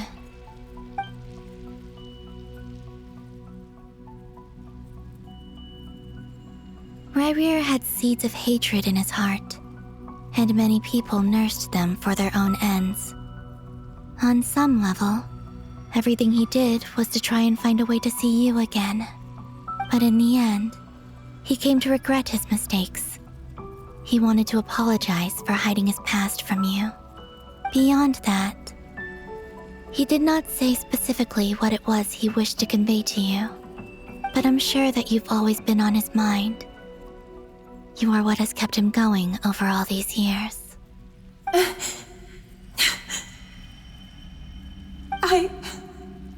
I'm sorry, Miss Columbina. This is so upsetting. I'm not sure how to put my feelings into words. It's all right. I understand. Well, that's everything from me. So, I guess I'll be... Wait. One moment. Time flows backwards here. The road ahead only leads further and further into the past. I know. I intend to reach the end of that road. Without a moon marrow, without the 3 moons' power, you won't make it far. Wait, unless... Are you one of the moon goddesses? You could say that. I see. I often think to myself, if life is like a train ride, why haven't I reached the terminus? Where am I even going? And it's not just me, it's this whole place. Wherever it is, it seems like it's existed forever. It's such a mystery. Where is it going? I must seem so ridiculous. I can't answer these basic questions, and yet I jumped right in here without hesitating, only to be torn apart the moment I entered by powerful energy currents. Only my soul remains now. Thinking back, I was suddenly overcome with fear and terror in that moment. Perhaps I too became bewitched by the abyss. I may have been the leverage it needed to control Rayrir. I used to be a researcher at the Universitas Magistrorum in Conria, researching the iridescent moon's marrow. Eventually, I came to the conclusion that time in here flows in reverse. Rayrir was one of the Vinster King's retainers. With me, he was in an impossible position. It plagued him constantly.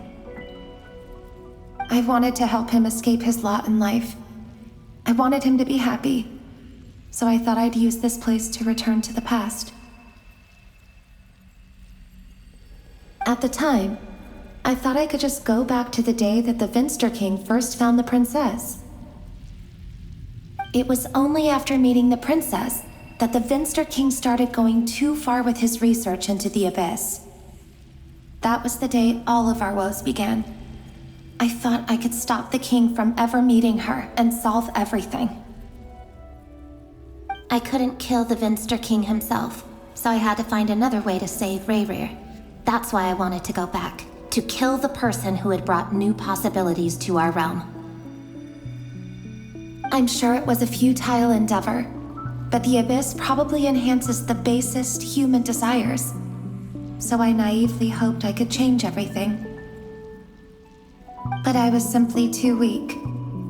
Like a speck of dust against the whole universe. Look at me. I didn't even survive the journey here. Not physically, at least. I know I'm never getting out of here. But you're different. You can make it, and I want to help you. I owe you that much. How do you plan to help me? Have you noticed the golden energy that exists here?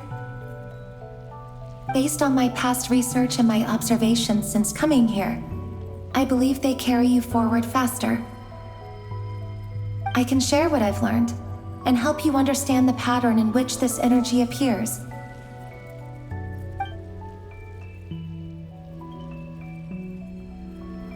I think you just might... Now, I know you will be able to change the past. Also, I've been speculating about where this space ends. The documentation was scanned, but from what I know of the legends about the moons, the oldest ones seem to begin with Nibelung, king of dragonkind. I have no way of verifying any of it by this point, but if it's true, you might be able to reach that era if you keep walking. Understood. Thank you, Miss Delindis. I'm the one who should be thanking you. If you hadn't entered this realm of everlasting death, what use would my deductions be? Thanks to you, they have some meaning. About Rayrir, I'm so sorry. For everything. It wasn't your fault. That's not true. Because we both feared bringing trouble upon each other, neither of us ever told the truth. And that dishonesty sealed our fates. But enough about that. I wish you a safe journey, Miss Columbina.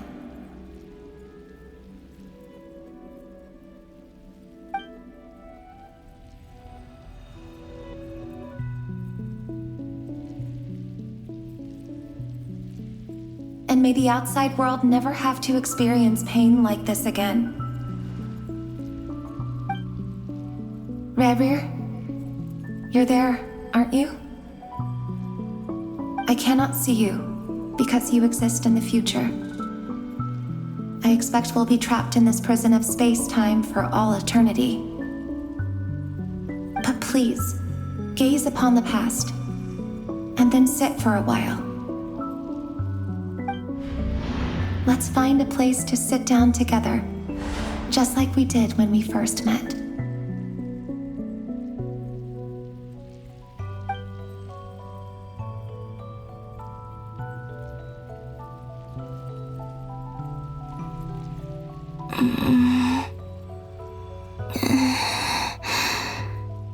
How long have I been walking? How much further till I reach the end? Is there even an end to be found? Everything's getting blurry.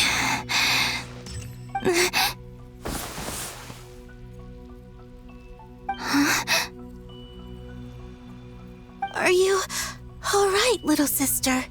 Have you come from the distant future?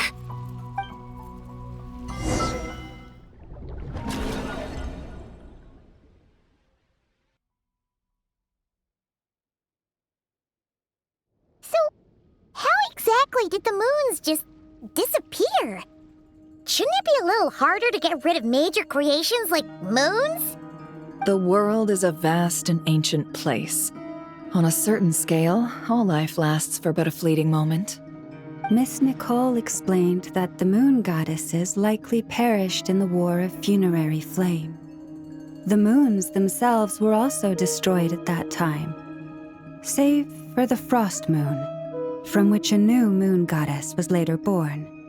Am I missing something then? 'Cause the stories say that the moon goddesses were born on the moon, but doesn't Columbina say she was born in Nodcry? Huh, you're right! Why do their birthplaces differ? What's the difference between the two generations of moon goddesses?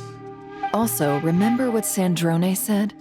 Her scans detected 4 moons.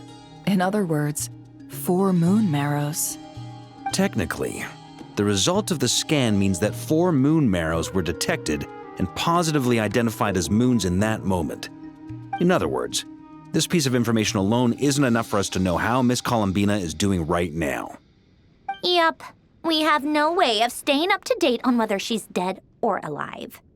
She's on her own for now. But at least she's trying her best to get back to us. Yeah. She's a tough cookie. And a sore loser, too.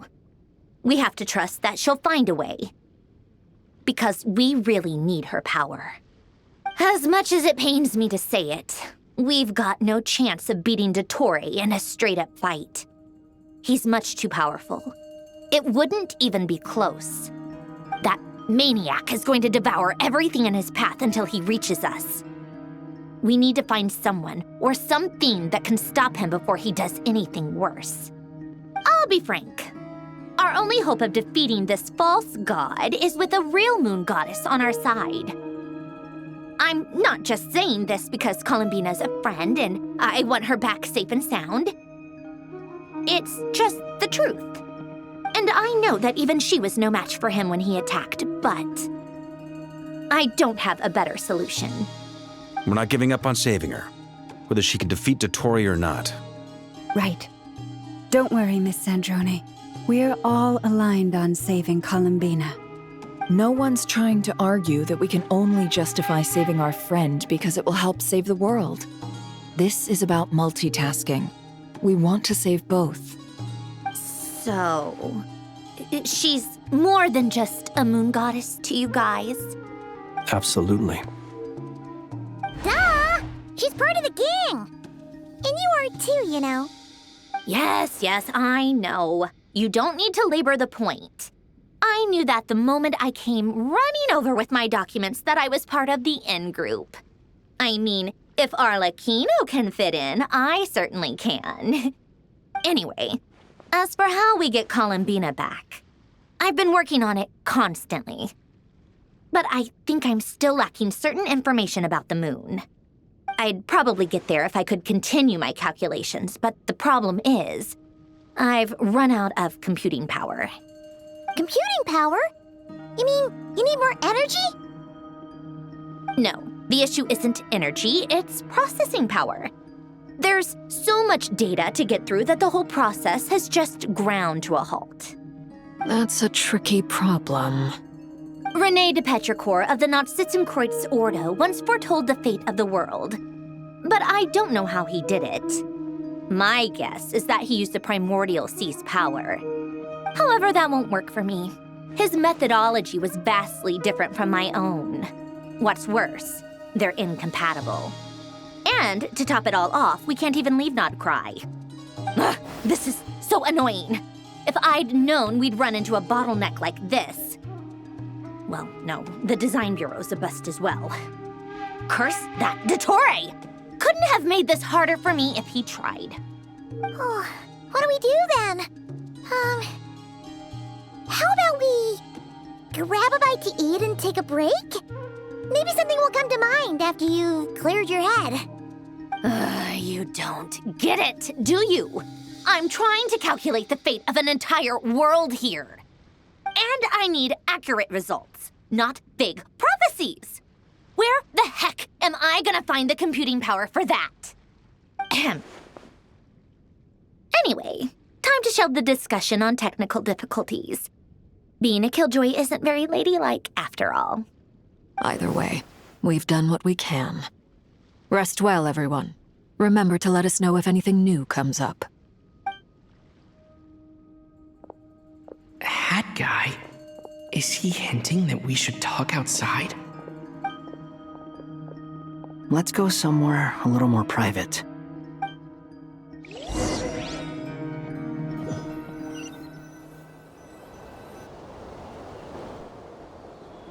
You know that Dory went back to Sumeru, right? Yeah, she mentioned she was planning to head back. Things aren't looking good for Nodcry. She's gone to spread the word so that Sumeru has a chance to prepare for the worst. From what I know of Dottore, there are two possible reasons why he hasn't made a move yet. One is that he's still working through some kinks in his new powers. The other is, he wants to see how we're going to react. He'll easily devour everything eventually, so I guess he's in no rush to make it happen. The first false god he made was me. Now it's his turn.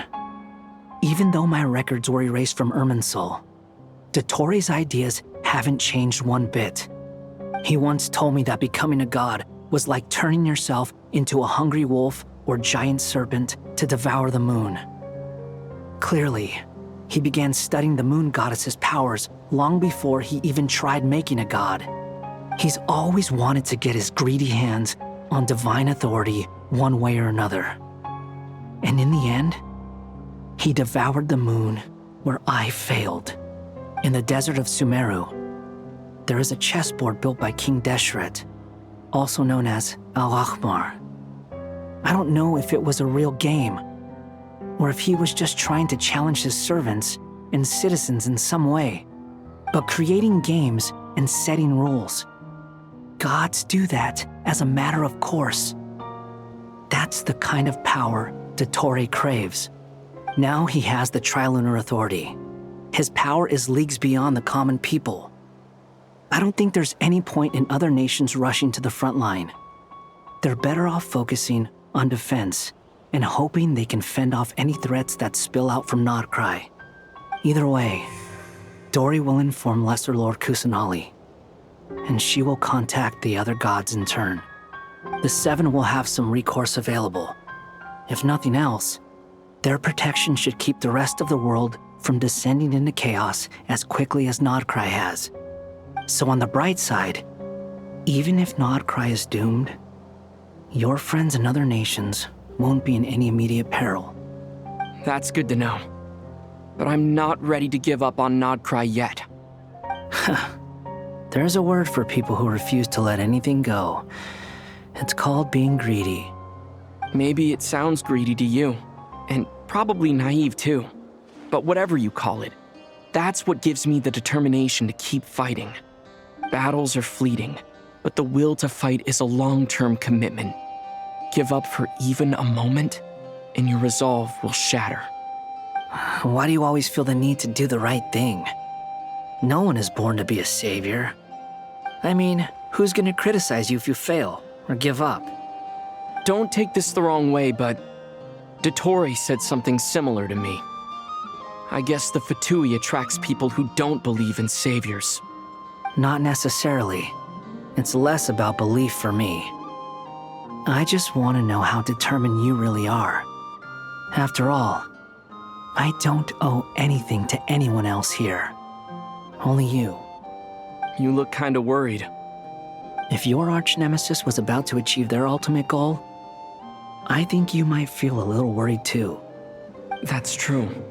Dottore is about to become an omniscient, omnipotent deity. That's gotta be a bitter pill to swallow. Still, you're calmer than I expected. Obviously. I have to admit that my past self was a reckless fool who misunderstood not only the point of revenge, but how to achieve it. And as much as I want my vengeance, I know I'm not gonna get it by acting alone. If the world's taught me anything, it's to think before I act. Too bad it never taught me any other virtues, though. So, I am going to destroy Dottore, no matter what it takes. So, what's your plan? I'll get to that. First, tell me, what do you think of Sandrone? Just like Paimon said, she's a friend, part of the gang. How much do you trust her? This is a serious question. Think carefully before you answer. Although she's with the Fatui, she has her own values, and she's helped us a lot. If nothing else, she's clearly going the extra mile for Columbina. I see no reason not to trust her. If you say so. In that case, the three of us need to talk. I have some thoughts about her computing problem. It can be solved, but it will come with a cost. How much? If I can afford it, I'll cover it. Sometimes your heroism really backs me into a corner. You know that? Come on, let's go talk to her.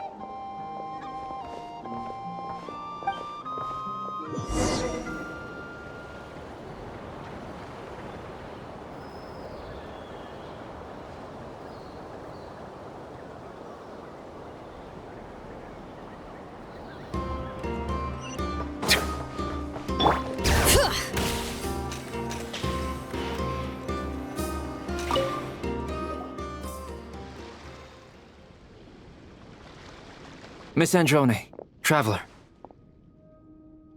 Hey there. Paimon's here too! She was just helping them sort through their things. How did your chat go? That was fast. The call only just ended. Well, you said it was urgent, so we got here as quickly as we could. Albedo, I have some alchemy questions for you. I see.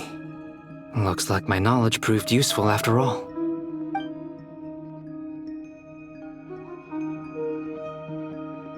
If I might ask, what is the end goal for the modified formula you'll be using?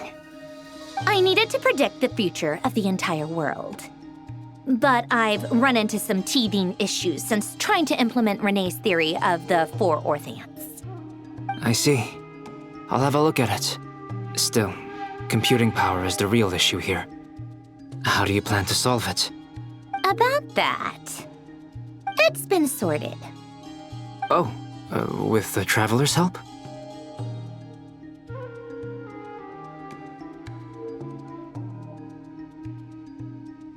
Actually, you're not wrong. He found the person with the solution. Was it Hat Guy? Yeah, it was him. Wow! Go Hat Guy! Seems like all that time studying at the Academia is paying off big time. But where is he?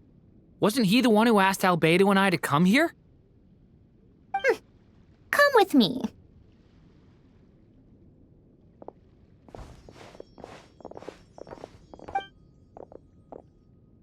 Hat Guy? What's happened to him? Hat Guy! Can you hear us? No response. I guess he's in hibernation.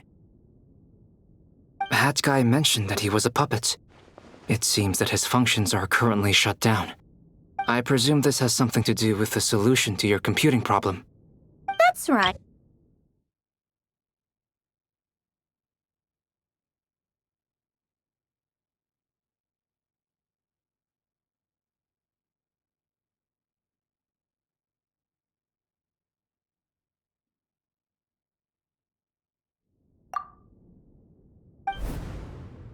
Wait, what?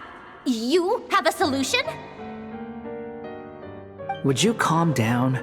Why do you always react so hysterically to everything? Excuse me? How would you know?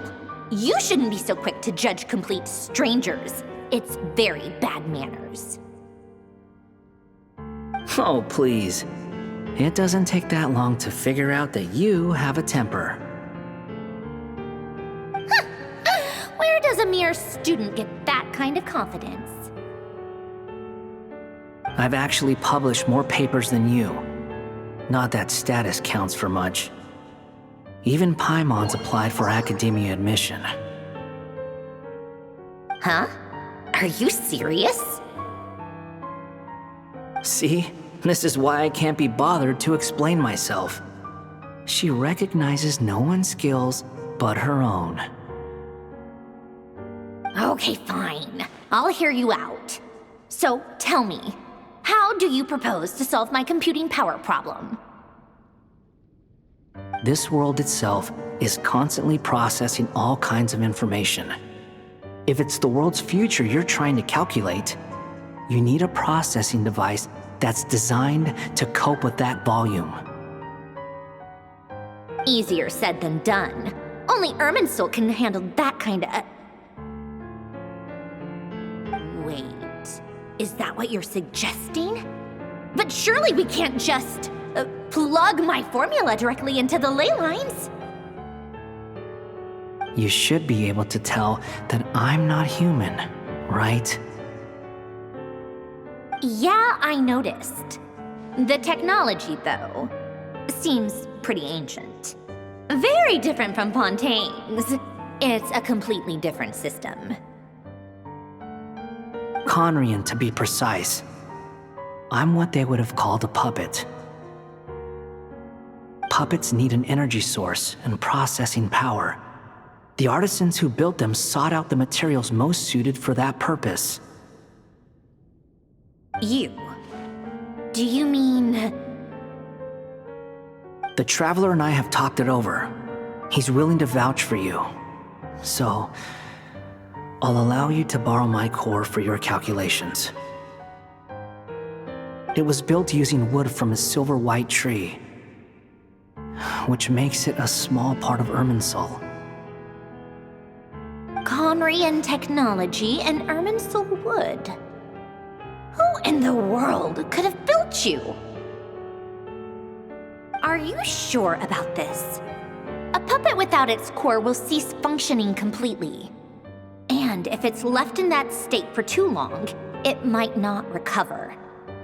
You could die if you do this. You do realize that, don't you? I can put two and two together, yes. No need to rub it in. I won't lie to you. This has never been done before. I cannot guarantee your safety. Doesn't matter. I'm prepared for the worst. Did you two actually talk this through? Is he... Are we really considering this? Yes, we discussed it. The bottom line is, he trusts me, and I trust you. Let's give it a shot, shall we? Honestly, I have no clue where this kid even came from. But for whatever reason, he lent me his core to use in my formula. I'm very close to finishing my calculations now, and the core is currently in use. So I'm sorry, but I can only show you a sketch right now. This is what the core looks like. A silver white branch. It certainly matches the legends told about Irminsul. Is Hat Guy gonna be okay? He's not gonna die, right? Right? In theory, he should be fine. As long as we put his core back in time. Beyond that, all I can say is that I'll try my best to avoid risk and make sure the core doesn't sustain any damage. I think I know why you called us here now. Someone needs to watch over his body and make sure it's protected until the process completes. Correct. He said that the only ones he trusts here are you two, and the Traveler. And the Traveler will have other work to do.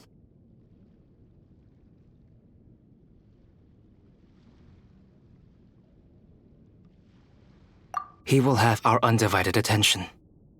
Aw, hat guy. On a more positive note, things are progressing steadily on my end.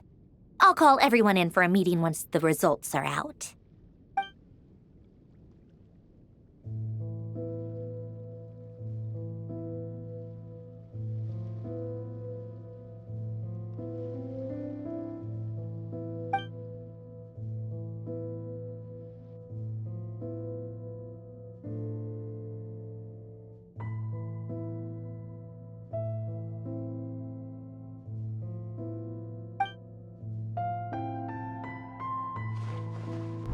The worst case scenario with the core removal is either a system reset or a total loss of function.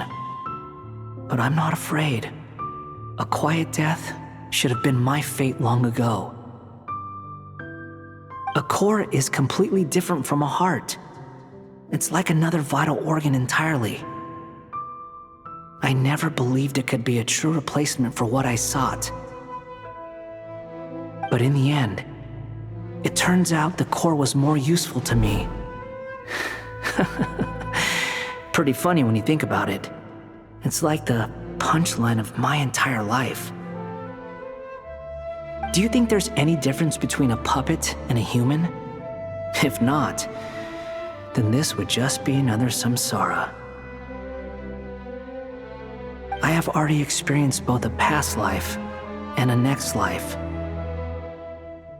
Part of me wonders whether I'm only capable of making this decision because I've become a real human. What's with that expression? Isn't this a good thing? Sandrone will succeed, won't she? She has to. She will. We all have to persevere until this is over. That's right. And I'll protect you all until the moment of victory arrives.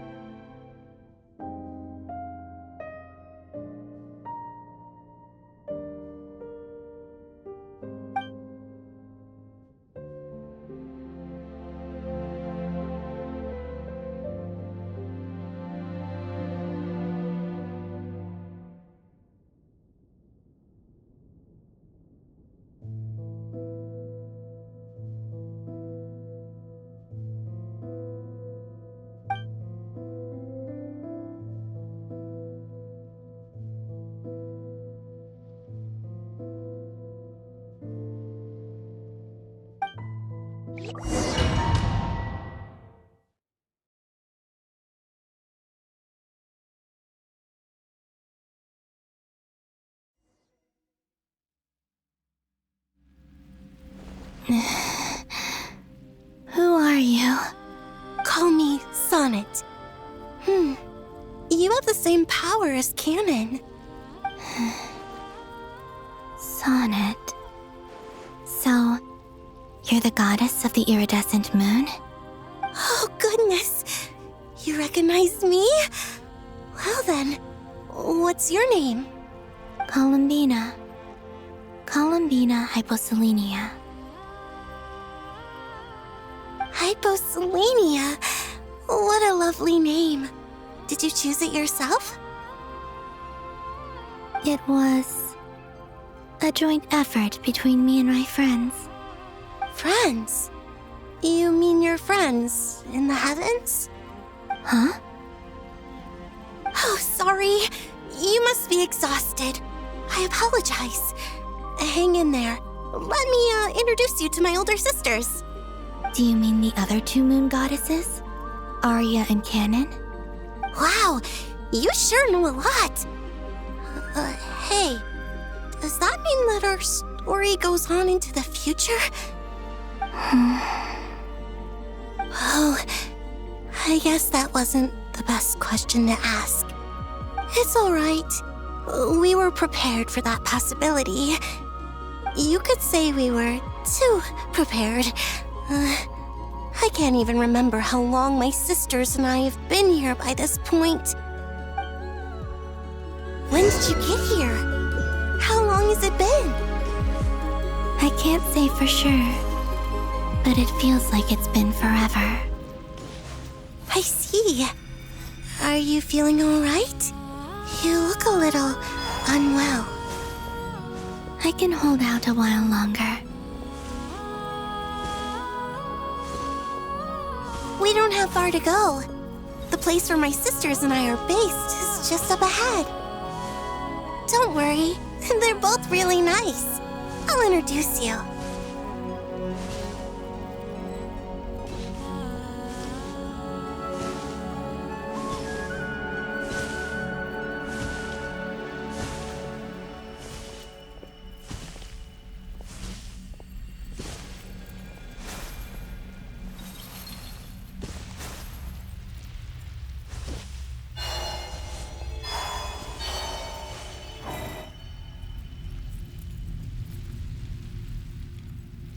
Sisters! I'm back! And look who I've brought with me!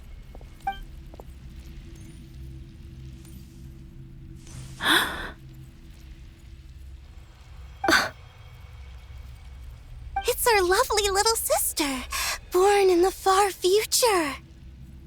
The pleasure is all mine.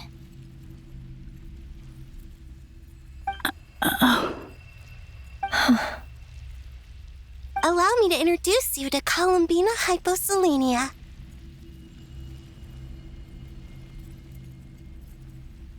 This is Arya, the goddess of the eternal moon. And this is Canon, goddess of the frost moon. Canon, don't you think Hyposelenia's power is similar to yours?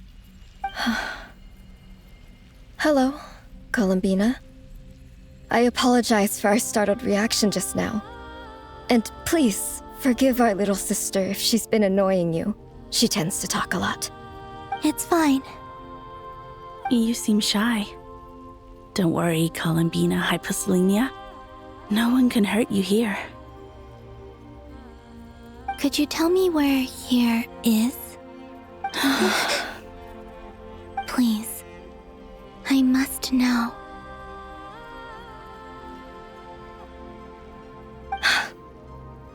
My dear sister, this is where Tevat's original ruler, the Dragon King Nibelung, imprisoned the moon goddesses. What? You're scaring her, Canon. No, I'm fine. Please, continue. Nibelung, our original master, created us in the distant past to maintain Tevat. But he left this world and traveled into the dark universe beyond, to explore worlds vaster still. Day and night, we fulfilled our duty in the heavens, until the day that the first Descender arrived. The great ruler of the firmament. The heavenly principles. Is that what later generations call them? I see. But we did not reject them at first, nor did they seem to harbor ill intent towards this world. We coexisted in peace. They were like a guest in our home. Slowly, however, we came to realize that our guest had a growing desire to change and dominate the world. And you didn't stop it? No. There was an order to the rules they set up that Nibelung never taught us. We wanted to know if this order would bode good or ill for Tevat.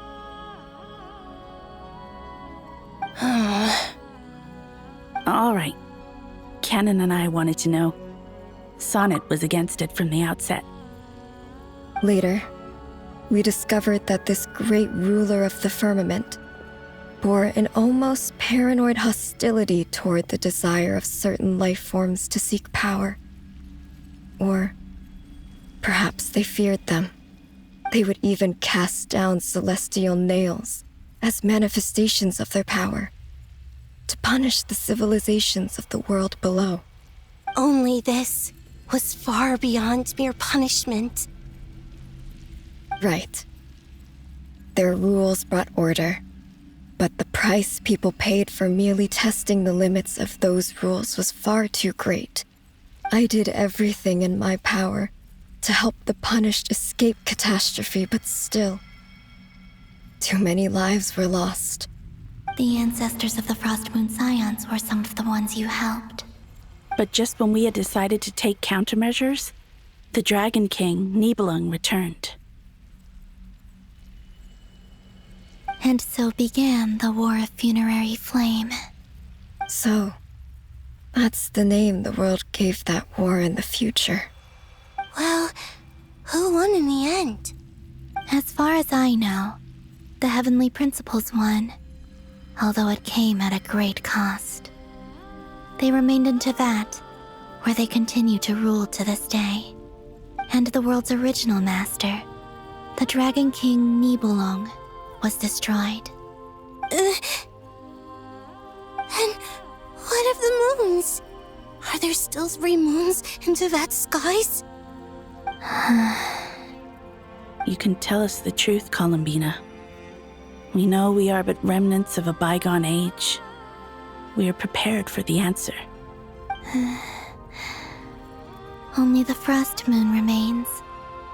But it has been cast beyond the false firmament by the Heavenly Principles. The eternal and iridescent moons were both shattered during the war. So death finally came for us in the end. Sonnet. But you're still here, aren't you? A moon goddess cannot live without her moon, Columbina. She's right. That's why I began to disappear. Because the Frost Moon is cut off by the false sky. How much worse it would have been if it were outright destroyed. Our souls may endure within this lunar palace, but if our moons are destroyed, then we shall disappear the moment we depart from it. I'm sorry. There's no need to apologize to us, dear sister. If anything, we owe the world an apology. If only we'd decided to act sooner, rather than arguing amongst ourselves. all the more reason not to spend this time in regret and repentance. Instead, we should focus our efforts on how we might help our future sister. Sorry? Don't you see, Columbina, your story is not yet over. Is that not why you are here?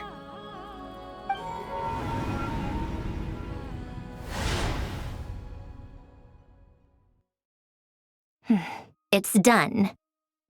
Initiate numerological array. Continue running primary process. Calculate the world's fate through extrapolation. And identify nodes of potential change. Secondary process, scan for moons. Still 4. The number of moon marrows hasn't changed. Wait, let me think. Is it possible that there's something I've been misunderstanding about the moons all along? Variables. Variables in the world. I know where potential variables within the world come from. So what about the moons? Are there any variables there? Like their life or death, for instance. What if being alive or dead makes no difference to a moon? But that's so strange. Even immortal gods can die. Why would the moons alone be? Wait! I've got it! If alive or dead is considered a variable, we might have had this wrong the whole time. No one ever said that a moon marrow equals a living moon. We just made that assumption ourselves. Initiate secondary process. Scan again. This time filtering out interfering perimeter, moon marrow. I don't care if they're natural or artificial. Get them out of my search results! Why? it says 3 moons still exist in Teyvat, even after excluding the moon marrows. But we know for a fact that 2 of them are dead. Redo the scan. Narrow the results to living moons and real moons. No, scrap that. Narrow it down to moons that have lunar authority and remain alive. Why? Why is it still 3? What is this, Columbina? Has the world lied to us? Or are you the one pulling the wool over our eyes?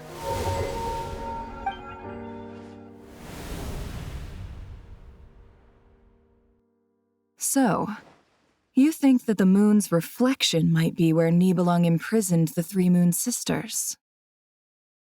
Yes, it would explain a lot, such as why that space would respond to a moon goddess's power, opening the moon gate at her command. It would also explain why Miss Columbina has been unable to leave, and why time flows in reverse there.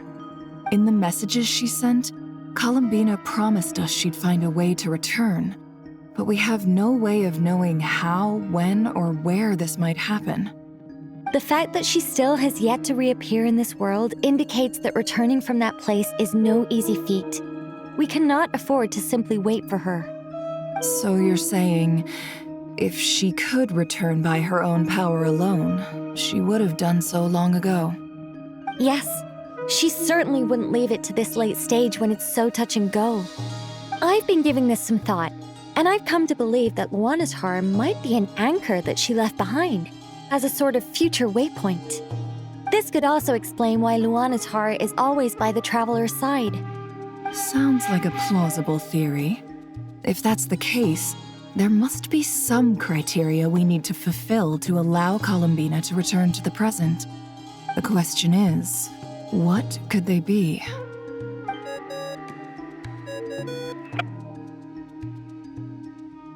Hello?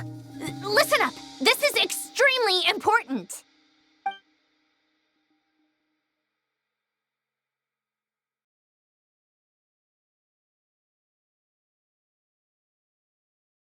Not only is Columbina alive, but she may well exist in a form unimaginable to us. I'm still unclear on the details, but she's done something truly inconceivable in the past. And the clue to what she's done lies in the moon and Teyvat sky. Truly amazing. Oh, I'm so delighted for her. I'm sure we all feel the same. And I'm sure Columbina is ready to get back here and fight by our side. I'll keep my calculations going and try to find some way of coordinating with her.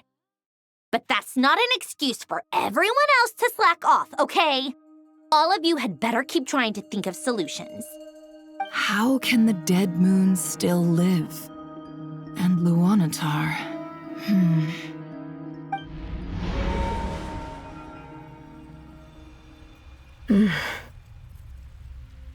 It's hard to believe that's what will happen in the distant future. Our authority is linked to the most fundamental rules of Teyvat. I suppose it's no wonder that many would covet that power. I didn't realize that when you said friends, you meant people who live down in Teyvat. That's so lovely. I always wanted to go down there and have some fun. Have you ever tried leaving this prison? Of course. Between us, we've tried everything. But no matter where we go, this space will eventually bring us back here. It's like the center of a whirlpool. Everything ultimately converges here, at the moment when Nibelung imprisoned us. In that case, have you tried using any of those pathways that connect this space to the real world? Sorry? What are those? They're passages through which you can make small-scale changes to reality by using Kuvaki. Or am I the only one who can use those passages? Because part of my soul remains in reality. Kuvaki. What is that? You don't know? It's a unique kind of elemental energy found only in Nodcry, the land from which the moons arose. Oh. Well, it's true that the moons first rose up from the part of Tvat you say is called Not Cry. But there is no difference in the elemental energy between there and anywhere else. What? Could you show us some of this Kuvaki hyposelenia? Maybe if we see it, it'll make more sense. Okay.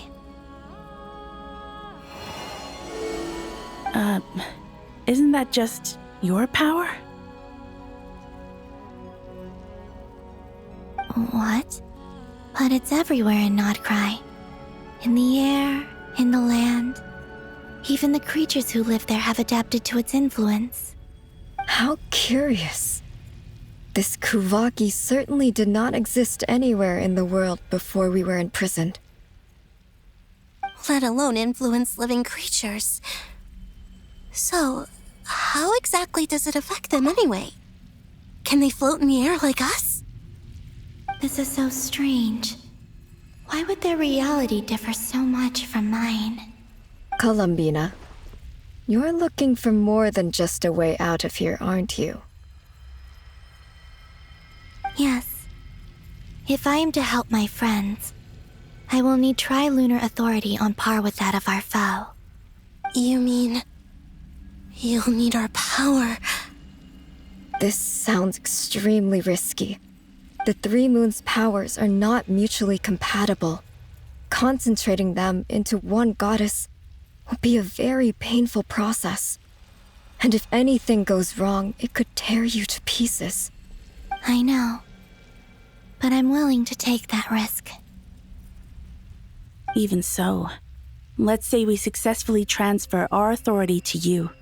How will you take it outside this prison? Niblin constructed this realm specifically to prevent us from using our powers to interfere in his war. No moon goddess can leave this place alive.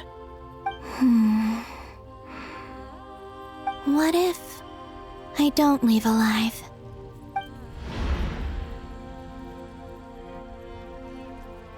Where do we even start?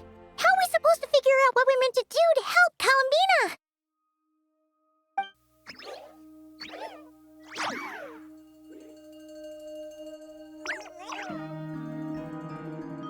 Columbina?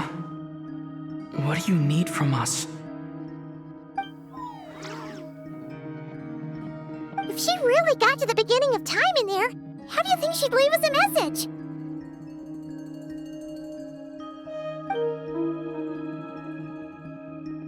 You don't think she'd write it down on a stone tablet somewhere in the hopes that we'd find it, do you? Seems unlikely. Columbina may not talk a lot, but she thinks deeply about issues like this. Let's review what we know. This is the Columbina who fought alongside us against the Rahir of Solnari, and with whom we celebrated Moon Prayer Night. She knows our personalities, our ways of doing things, even our unique strengths and abilities. So, if she wanted to tell us something from a long, long time ago, what would she do? Oh.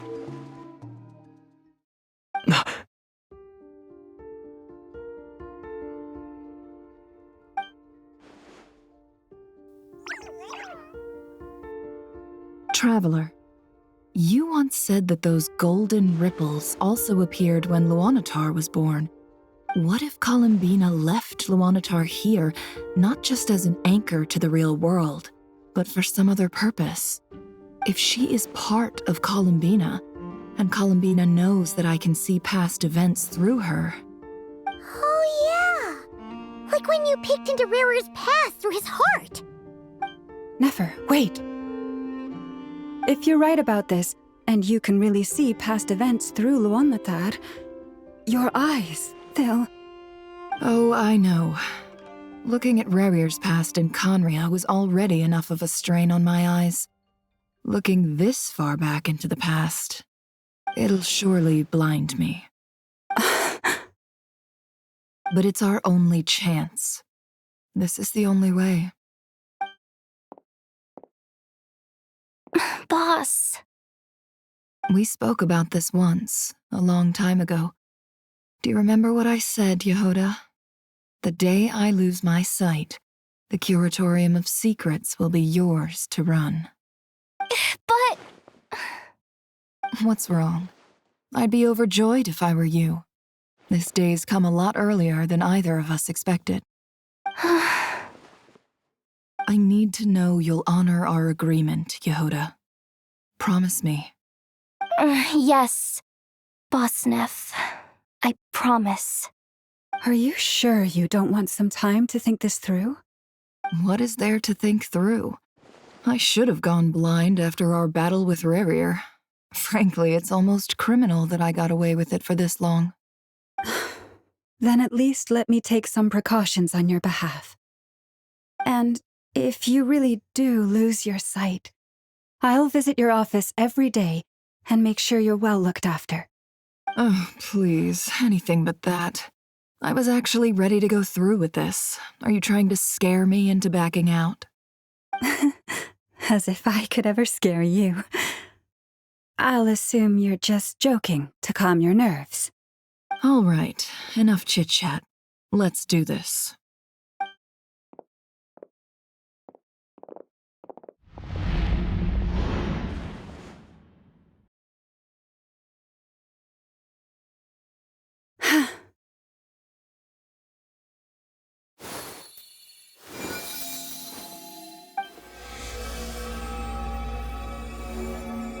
All done. Good. Now give me some space.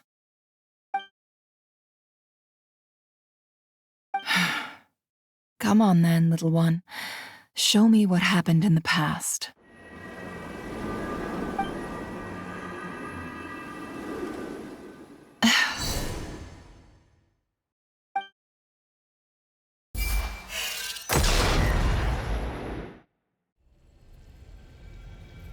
Between the Trilunar Authority, Kuvaki, and the sole-surviving moon, the Frost Moon, I think I might know how to get back. But I will need my sister's help. Time to go talk it over with them.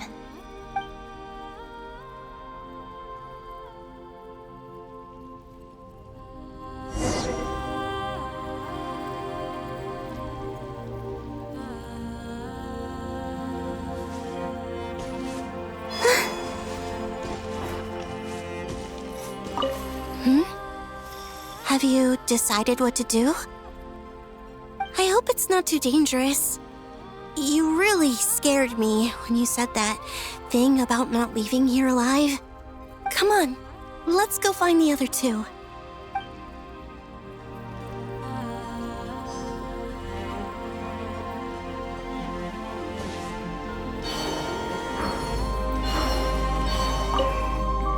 It seems you have reached a decision. I'm all ears. What do you propose?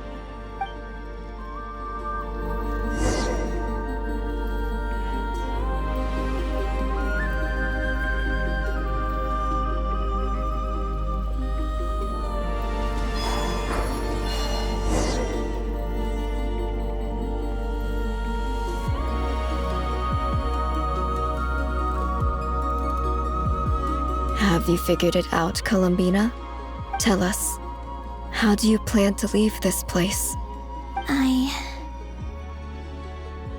intend to die here, in this moment, and then be reborn in the future with the help of my friends. What? What are you saying? How can the dead be reborn? And how will you inform these future friends of your plans? You can't exactly leave oracles. Nothing can escape this place. Not a single ray of moonlight. And even if you found a way, what if they never find the message you left for them? You'll...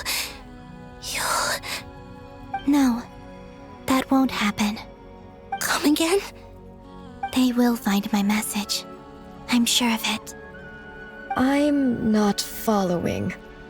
How exactly will you achieve this? It's quite simple, really. First, I will leave my soul here.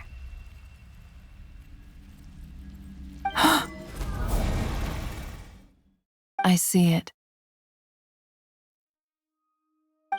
Your soul? You mean you're a divinity? Yes. I once left a portion of my soul in the future. One so small that this prison barely noticed anything. In this very moment, she can resonate with my soul across time. When the time comes, I believe that she can serve as an anchor to pull my soul from here back to the future reality. Just as gravity connects the world to the moon. Exactly. In the future, where I came from, the moon has been cast beyond the false sky, but I can still feel that it is there. In a similar way, I can feel a connection to the soul fragment I left behind even now. My friends can use it to detect my presence. But how do you just leave your soul here? Is that even possible? On my way here, I met an ordinary mortal who entered this place long before I did. Her body is long gone, but her soul remains. And before that, I encountered an old enemy whose entire soul survives here intact, while the power that once corrupted his body has faded away. So, perhaps this space is specifically designed to imprison divinity and authority, but not the physical body. Still, even if your body can escape, would it not just be a lifeless husk without the soul inside? Wait, is that what you meant when you said you wouldn't leave alive? Yes. I shall turn my body into moonlight and pour it over Nodcry. That power shall protect the land and quietly blend into it, awaiting my soul's return in the future. However, I cannot do this on my strength alone. I would need your help to do this, so I'm humbly asking for your assistance. Oh, dear sister, you need not be so formal. As I said before, we are but remnants of a bygone age. You, on the other hand, were born alone in that distant future, and you have walked a long and lonesome road since then. How could I bear to let your story end here in this dungeon? Don't forget, we are your sisters, your family.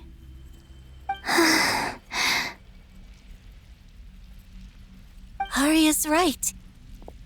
Actually, I've always wanted a little sister. Can you imagine how it's been for me? Getting nagged by two older sisters all the time. Now, I finally get to be the big sis. And not just that, but I get to help you return to your world, too. How could I say no to that? Sonnet. Canon?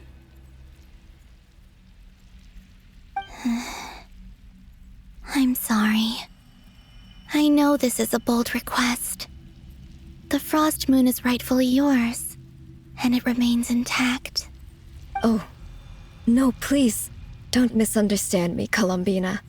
I was just thinking back on the years that the three of us once spent together. You cannot imagine how happy I am to hear of the future world you describe. The Frost Moon Scions, your lovely, kindly friends. For the three of us, whose purpose in life was to maintain the peace in Teyvat. It is a great relief to know that the people of this world live in such an abundant future. If your plan can save them and save Nodcry, I will gladly give you all that I can. Besides, the three of us have been together since the day we were born. I could never abandon them to live on alone without them. Canon. Still, I do have one question I would like to ask you before we proceed. Certainly. What is it? Why do you cover your eyes?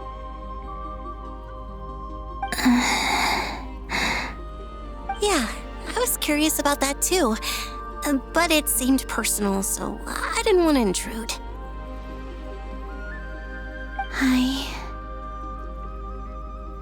There was a time when I refused to look upon the world. I believed it was full of nothing but lies and falsehoods. I wished to hide my feelings, seal my heart, until I could return to my true home. I see. Perhaps that decision saved you from ever having to see the false sky again. But at the same time, you likely missed out on many true and precious things, like the smiles on your friends' faces. Promise me this, Columbina. When you return to the future, open your eyes, take a look at the world around you, and see your friends. I'm sure that you know this already, given that you long to return, but that is your true home. Give me your hand, Columbina. Arya, Sonnet, you too. Okay. All right.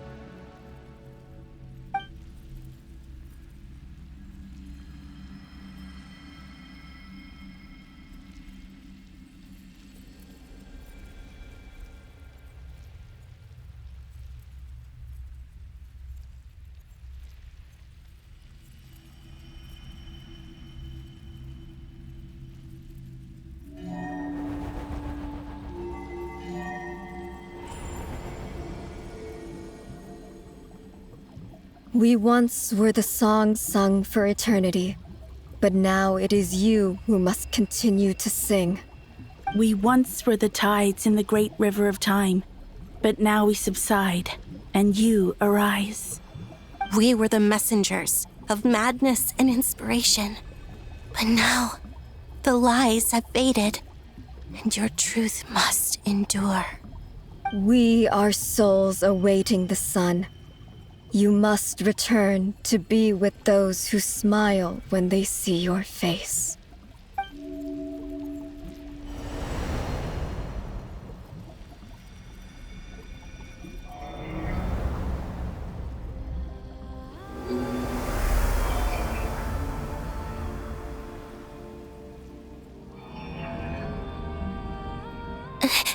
Is it done? Yes. We have transferred the authority over all 3 moons to Columbina Hyposelenia. From this moment on, she is the Tri-Lune Goddess, the one and only moon goddess of this world.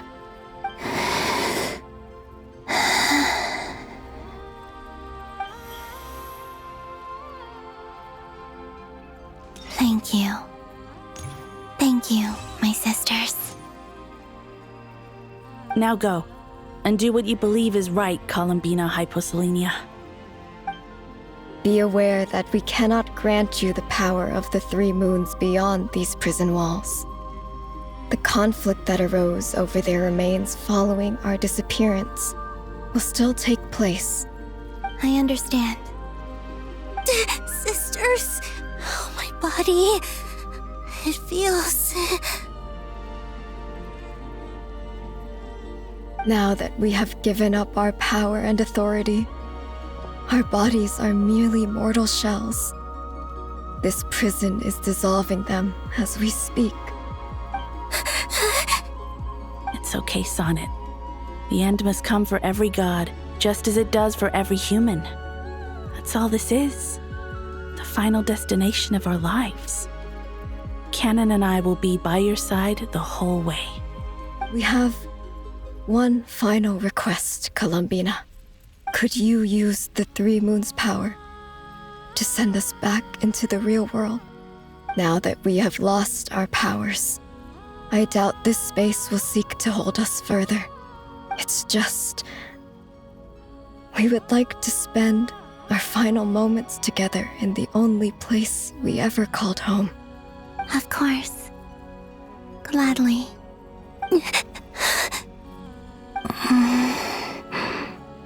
Sonnet? Yes? Don't... I wish I could tell her not to give in to the abyss. not to be afraid. But is this really what I should say at this moment? Don't forget, I'm so glad to have a big sister like you.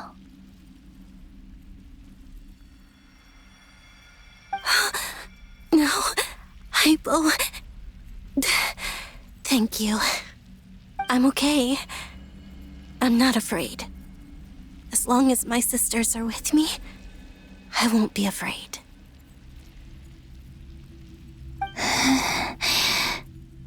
It looks like this is goodbye, sisters. Goodbye, Columbina. Take care of this world in our stead. I will.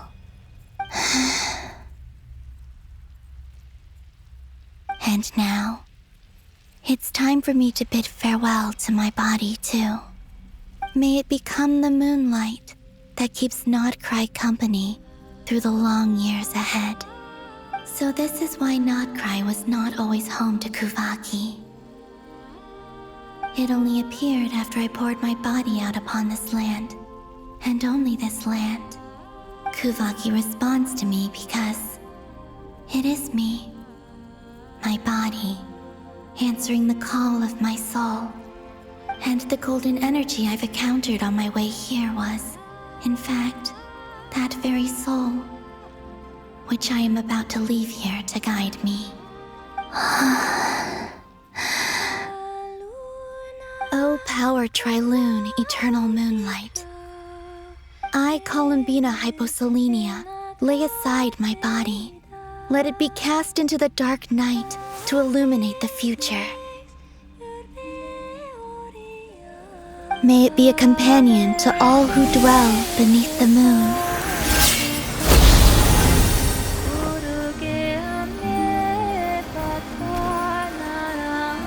Until the time comes for me to return home.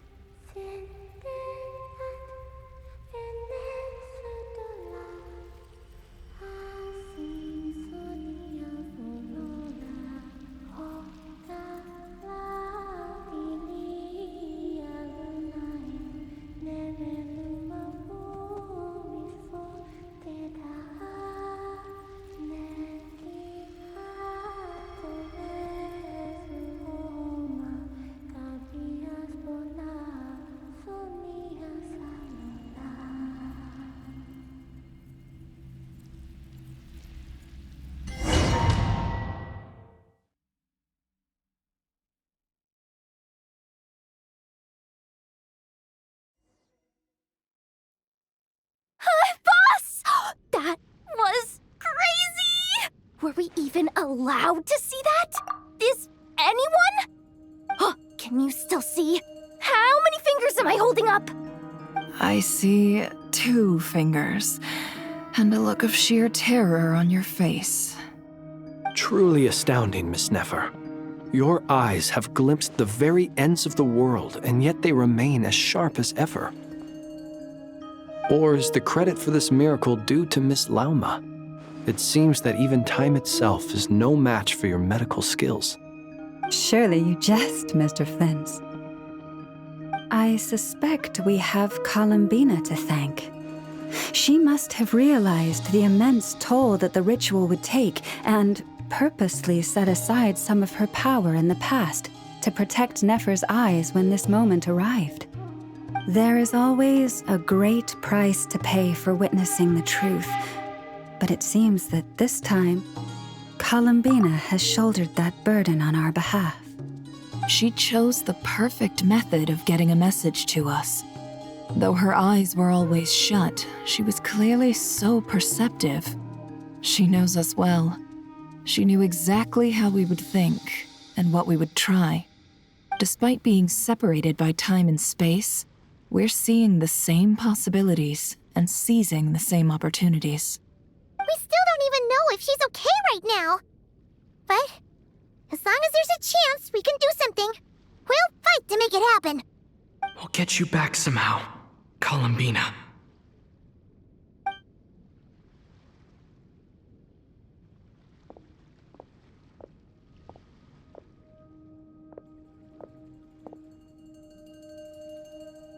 Well, based on the information we now have, let's figure out our next moves. Thanks to these gentlemen, we have a much clearer picture of the situation with Dottore. The civilian population has been moved to safety, so we no longer need to hold back. Miss Androne, how are the calculations going?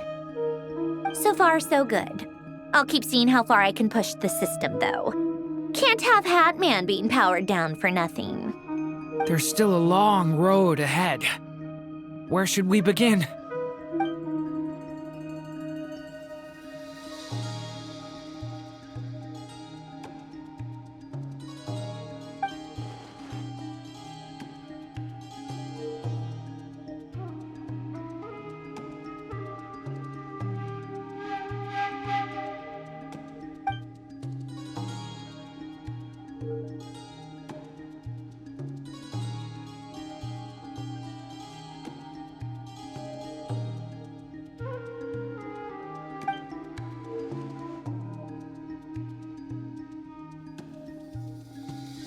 Our plan is clear.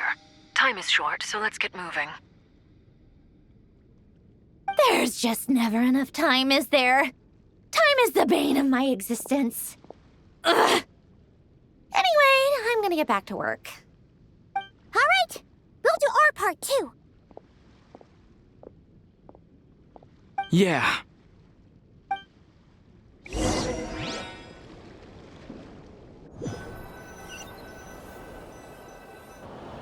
Albedo's theory says that elemental energy can dilute the light realm's power, but I'm no expert in building elemental defenses. Sounds like something out of the advanced elemental theory section of the library. Whew.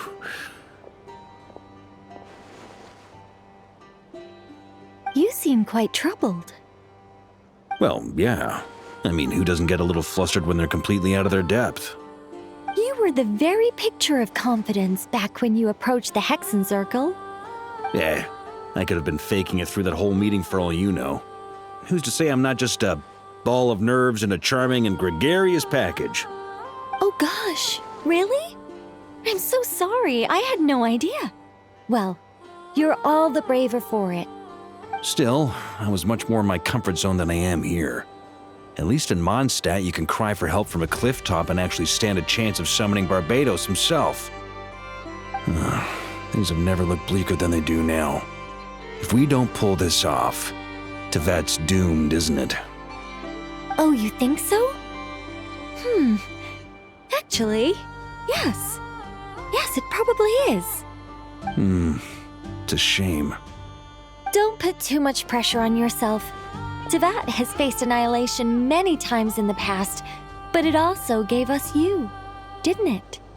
Hey, don't give me that. It's not like I'm anyone special. I disagree. Every human born in this world is special. We angels have always believed that. In that case, this humble human being has a big favor to ask of you. I thought you might say that. I'm sure Alice, in her great wisdom, sent you here precisely to help us in this difficult time, yes? Well, that has less to do with her wisdom and more to do with my power. Of course, of course. Well, the thing is, these elemental defenses we're about to build, I don't think it's a question of if they'll fail, but when. Durin's findings from his patrols make it clear that Dottore is constantly expanding his territory. First it was his lab, then the design bureau, and now this. It's not realistic to completely stop him encroaching on the rest of Nagcry. Rather, our goal should be to stall him for as long as possible. If Miss Androne's calculations are correct, well, they're the closest thing to certainty we have in this situation, so let's assume they are. Anyway, Her calculations suggest that our best hope for victory lies in Miss Columbina's return. It's up to us to slow Dottoro's advance and buy time for her to make a return. Are you asking me to help you with building the defenses? No. I'd like you to prepare for what comes next. When he eventually reaches us, we will have to fight him. You were an angel once and a mage now. I'm asking you to lend us your protection. Oh. Can I take it that you're triggering the terms you fought for during our three-way talks? Well, technically those terms were about protecting Mondstadt. But if you're happy to agree to the change in location, then yes, let's do that. You're cashing in on this much sooner than I'd imagined. Well, yeah. The way things are going, I might not get another chance. Very well. The mages have heard the knight's plea, and we will respond. To tell the truth, Alice and I had already discussed how we might help you all, so I didn't come empty-handed. I always like to be prepared.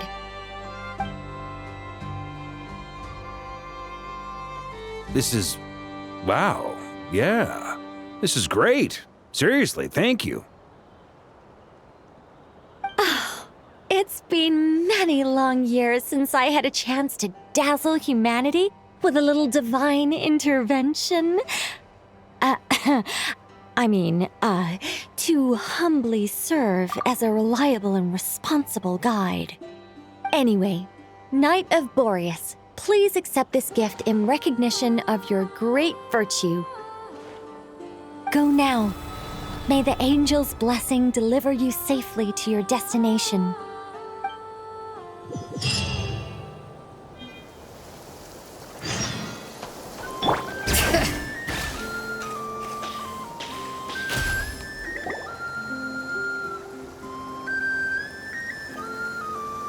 You're here. Sandrone! How are things going? Glad you asked. You two are about to become the first people to lay eyes upon my masterpiece. Or should that be the first person and the first, specter? Hey! Whatever. Come, feast your eyes on this. Wow! We've never... This meter displays the progress of my formula. Currently, it's still making the most important connections.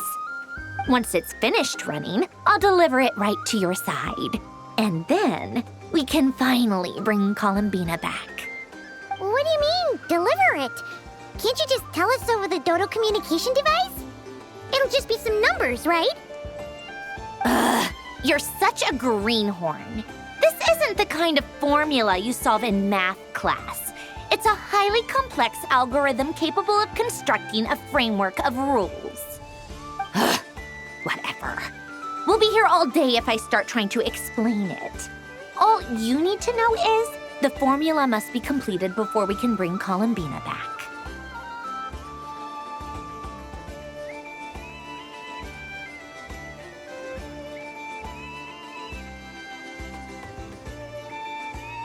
I'll share the data with you.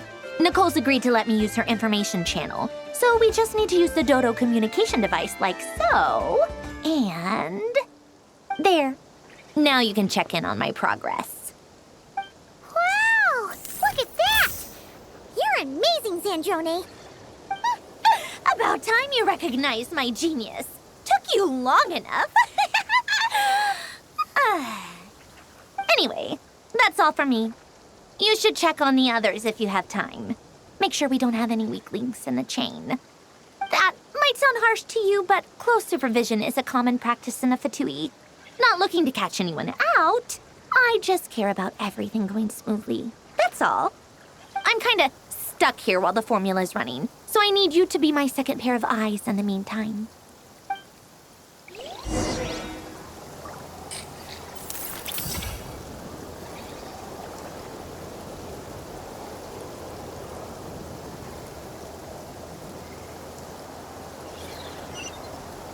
Bring it!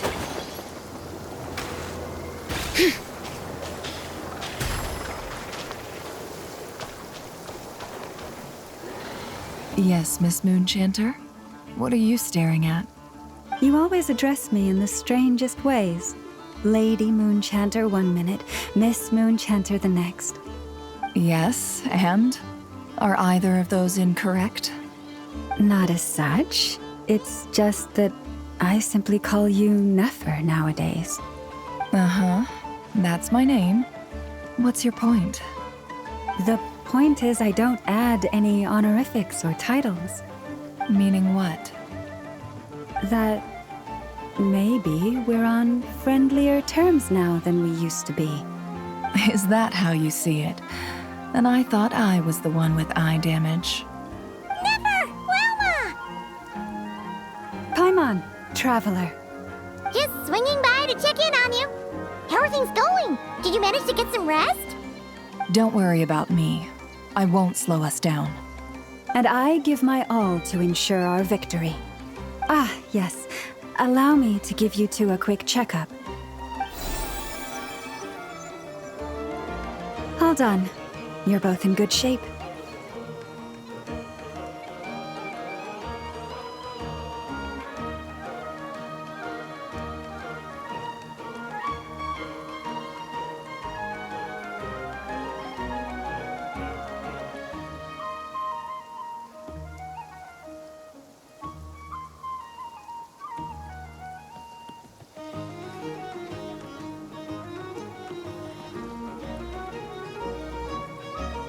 You're welcome. You'll have your work cut out for you in this battle against Dottore, so make sure to get some rest in first. Paimon will keep an eye on him, don't you worry. I'm glad to hear it. Take good care of yourself too, Paimon. Sure thing!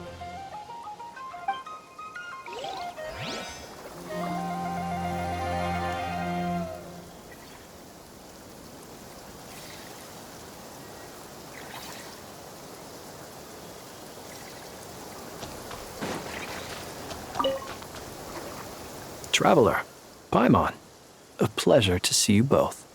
Twins! How's everything coming along?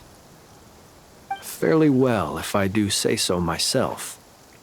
Personally, I am ready to confront Dottore head-on.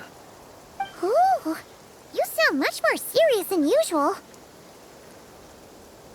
To be honest, I am not usually fond of exercising my full strength.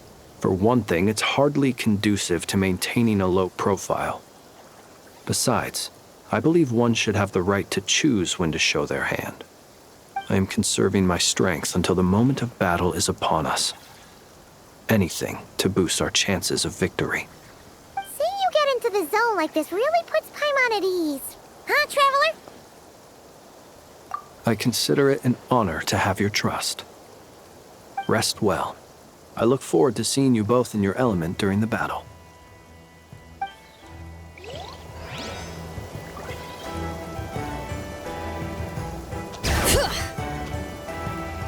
Thankfully, Miss Nicole has come to our aid. Nasha Town is now looking very well defended. Golden Flame.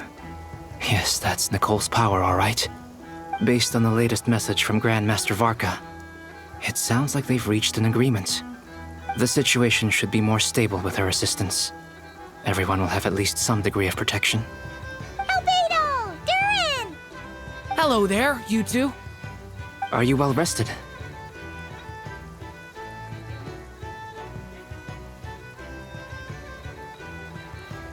That's good to hear. As per the plan, Albedo and I will be in charge of Nasha Town. As Dottore's energy field expands, it's creeping ever closer in that direction. But we will do our best to hold our position. We fought side by side many times before, and always with great success. I believe this time will be no different. So don't worry about us. Focus on fighting Dottore.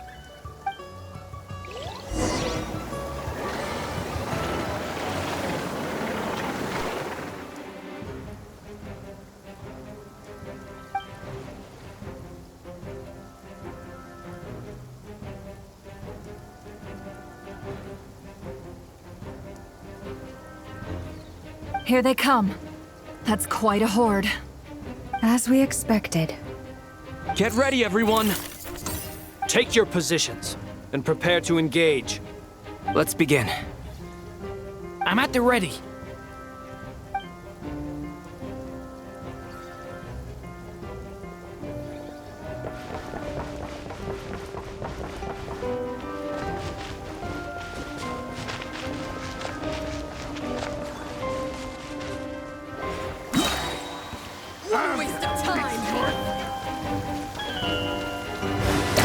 The long sleep beckons. Be silent. Close your eyes. To dust. Another one. Wipe out! 5. You're pretty strong. Observe.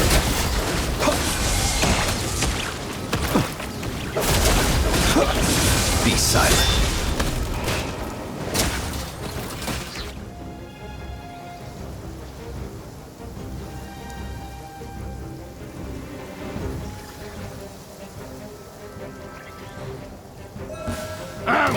It's your scalp!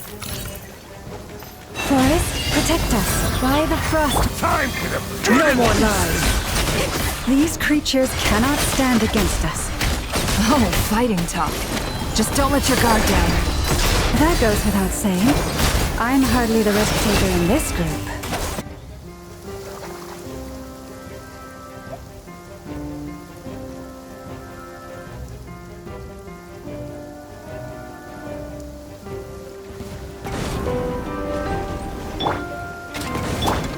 Coming to be! Watch out! Turning point? It witnessed my great undertaking! Yeah! This! That was easier than I thought. Naturally. What do you mean? Is it because...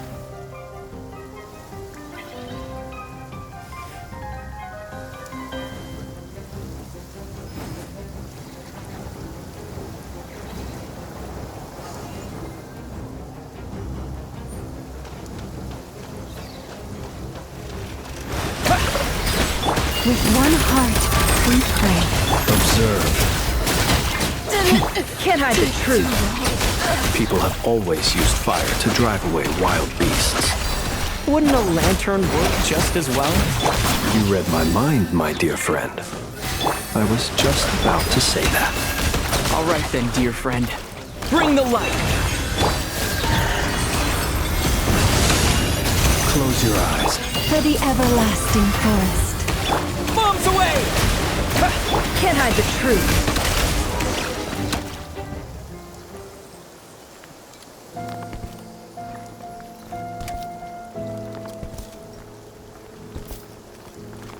You're looking well. I trust you've had a good couple of days. Dottore.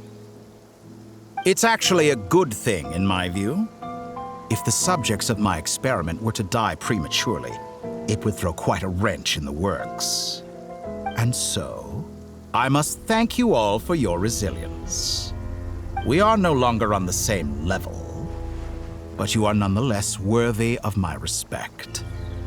A creator god should be merciful and gracious after all. And in any case, it is only right that before I end your lives, the world is informed of the arrival of their new god.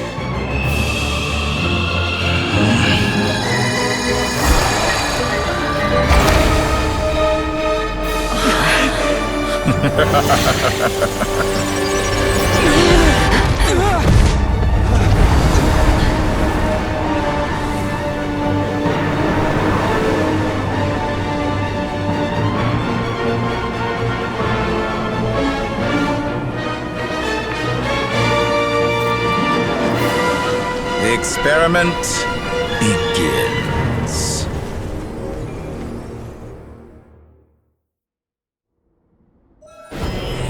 With the marrow of the 3 moons in my hand, behold the false moons fall!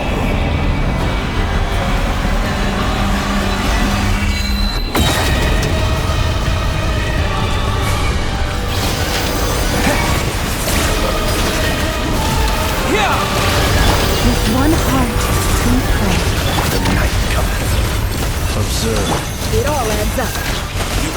face me! Found! Moon's No more remnant! lies. It all falls into place. Pathetic!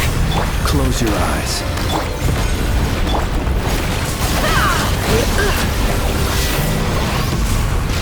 No more lies. It all falls into place. The deception ends Keep it here. up. I'm still collecting data. By the frostman of old. What? Go! Did you honestly think that would hit me? Observe.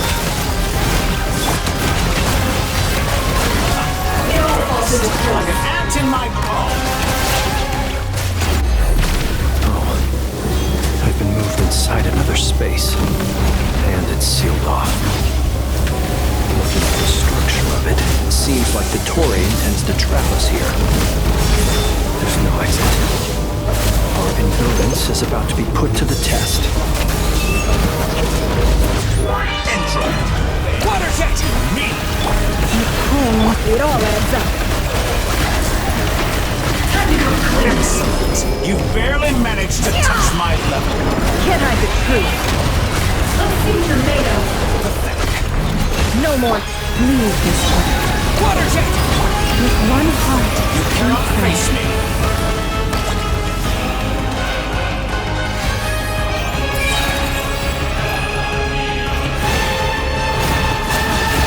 Moon's remnant. almost lamb.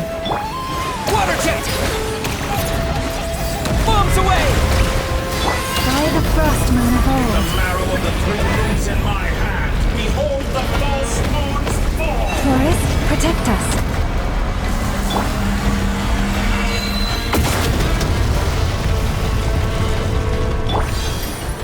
Go! For the everlasting place. Yeah!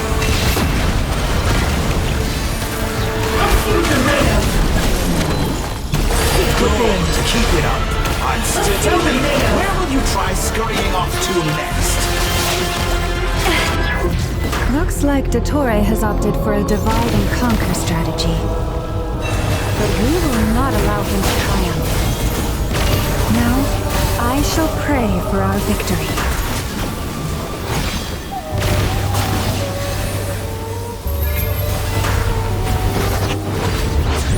Intro. Bends to go.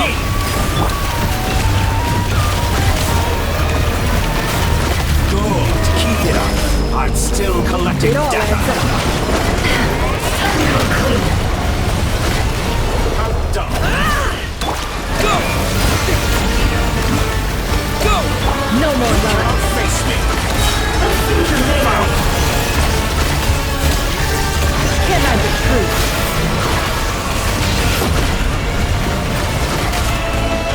It all adds Moon's remnant.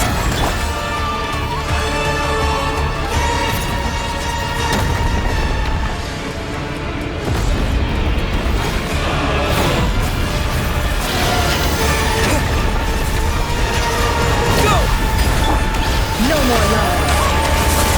Let's see what you're made of. It all adds up. Intro. Bends to Can't hide the truth. leaving openings on purpose. The deception ends here. Keep it up. I'm reverse. It all falls into place. Be annihilated. That which cannot stand against me. What's this supposed to be? A knockoff version of the space Columbina that trapped him? There really is no way out. We'll see about that, Dottore.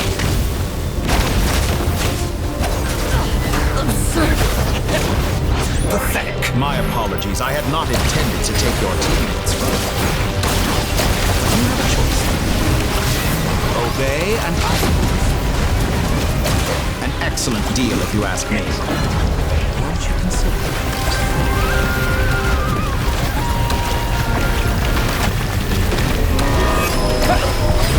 Good. Keep it up. Wipe out. I'm still collecting data. Did you honestly think that would hit me?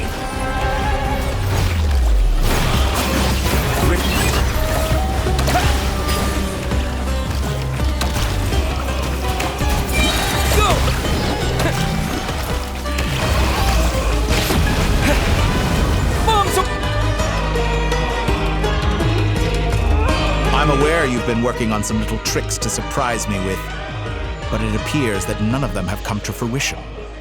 My guess would be that you're trying to bring Columbina back. But then, where is Sandrone? Or are you trying to buy time for her? I always found their friendship to be a curious phenomenon. Two highly incongruent personalities, and yet they share a deep connection. Speaking of Columbina, I once saw her as like a younger sister. We got along quite amicably while she was with the Fatui. But then one day she suddenly decided she would refuse to take part in any further experiments. To this day, I truly don't understand what I could have done to upset her so much. It's such a pity. I could have had a sister, a family. But alas, she grew to dislike me. You're not fit to be family to her. That I can't deny. So many people, all obsessed with playing out the same tired old dramas. This world is rotten to the core. And then there's you. You had every opportunity to reach the right conclusion. The thought of killing you off like this? But I maintain that I approached you in good faith, so I will offer you another chance. Will you work with me? You have until I count to 10 to make your choice. 1, 2, 3. Not in a million years.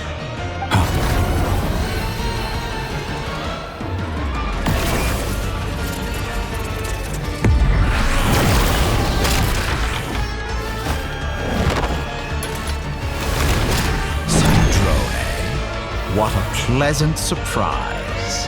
I didn't think you'd join us all the way up here. You're as sick and twisted as ever. Don't fool yourself into thinking anyone's grateful for the chances you're offering them. Sandrone? But the formula hasn't finished running yet.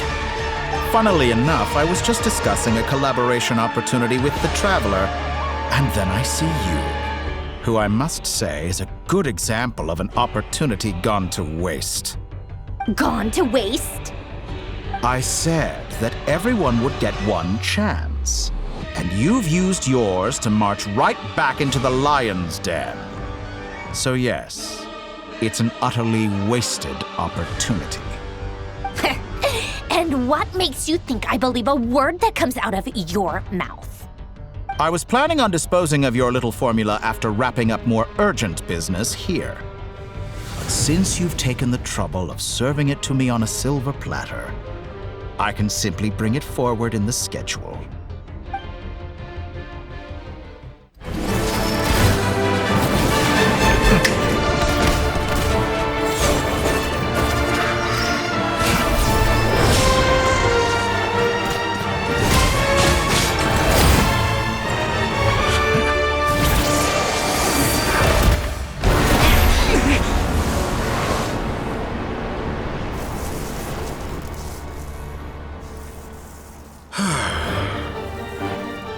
Is this your life's work? This piece of trash?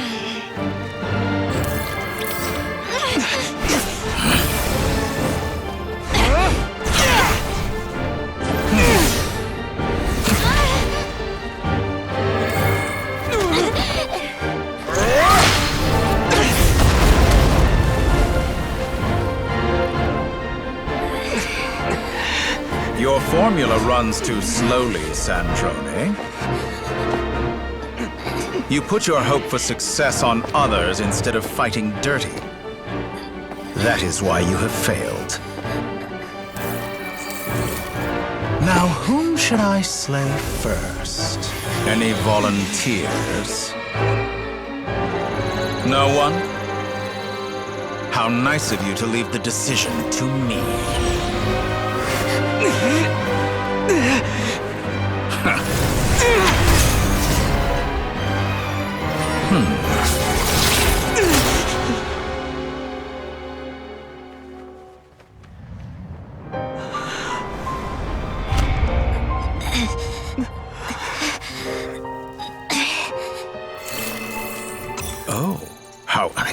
expected. Sandrone, any last words for me, comrade?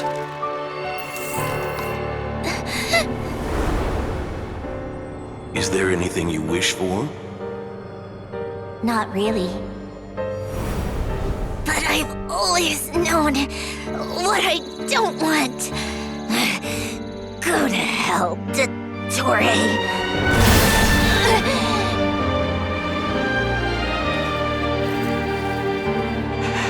No!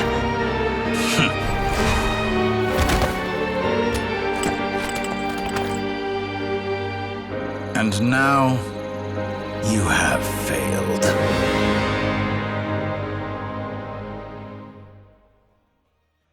Sandrone! Now you see how fragile mechanical contraptions are. Just a gentle tap, and they fall to pieces.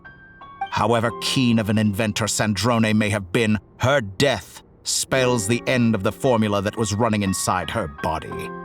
Of course, I have to commend her for making it this far. As her colleague, I have to admire her stubborn tenacity. Now, it is time for you to take your place by my side. My count was interrupted, but the second chance I extended to you still stands. Once again, you are welcome to join me. By now, I'm sure you have gained a greater appreciation for the power and authority I wield. What is stopping you from embracing a new world of endless possibilities? Not in the mood to talk? As you wish. You seem less talkative than usual today. I'll change the topic to something more apropos. Sandrone was always like this, never trusting anyone, always so reluctant to share her research with them. Objectively speaking, she had her strengths. It is remarkable how she extracted and even optimized the world formula from so much data. But her inability to trust was her undoing.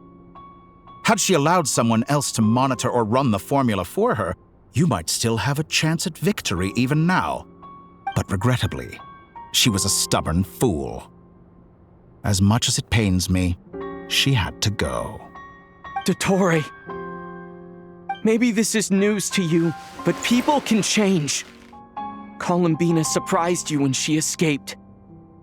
And I think Sandrone would surprise you too. Change? You can twist the truth however you want, but I see it clear as day. You're the one who can't trust other people. Is that how you see me? By this point, what can you hope to do about it?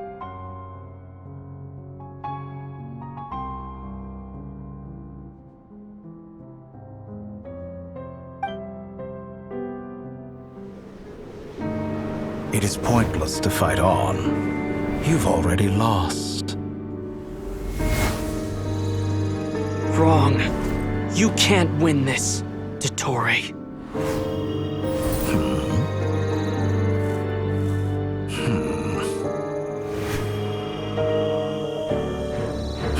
What?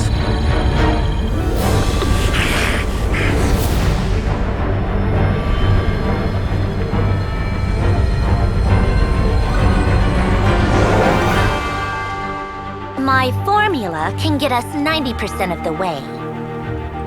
It will connect you to Columbina. Then, I will bring the formula's output to the Traveler's side. For the last 10%, do whatever it takes. Just bring the moon down.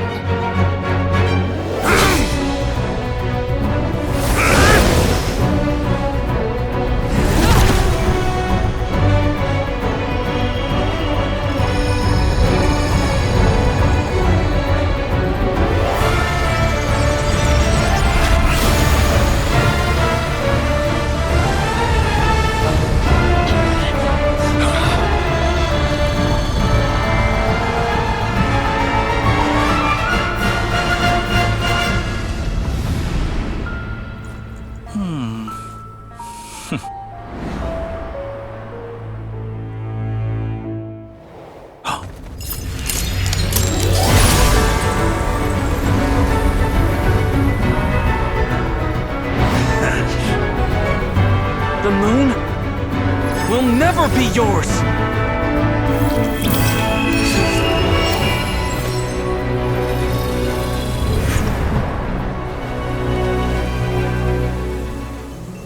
I turn my body into moonlight and pour it over Nodcry. My soul, I leave here to inform my future friends. Lastly, I will hide the Trilune Authority within the Frost Moon. And when my body, soul, and authority are reunited, finally... Columbina!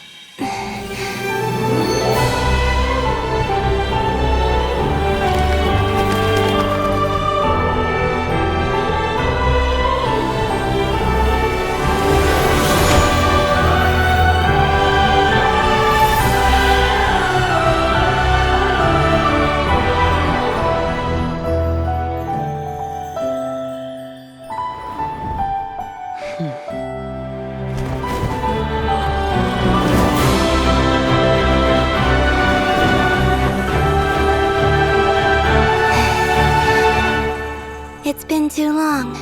I'm back.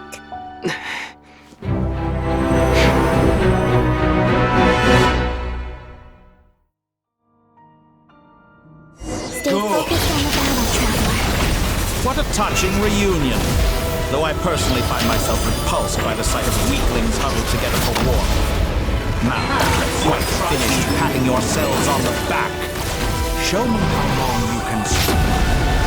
Or you drown! Did you honestly think that would hit? Watch out, Columbina! He can manipulate space itself! I know. Wait for the right moment. We'll strike together. Go! Moon's remnants fall!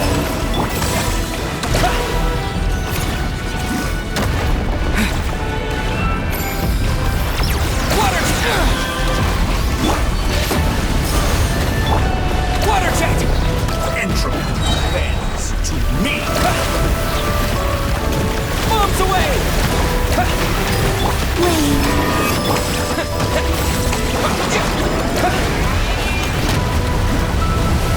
Go!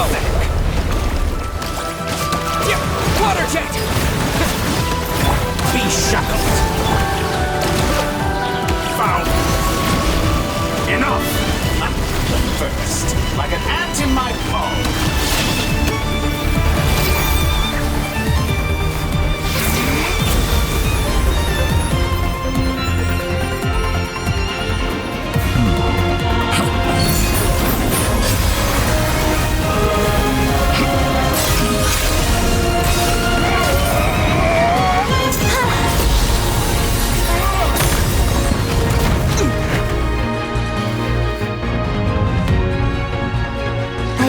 You the new moon's blessing. The new moon shines upon you. I am growing weary of your stubborn resistance. It's over, Dottore!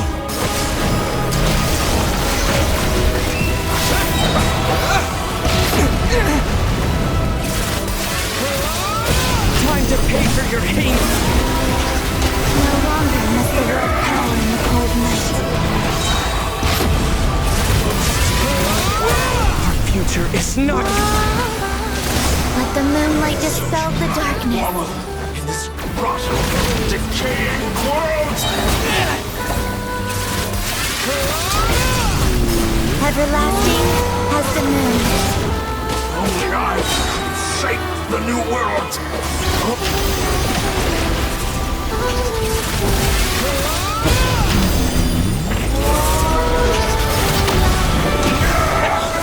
So close.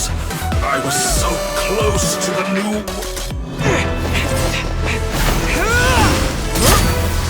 Willfully blind. How can you be so satisfied with your fate?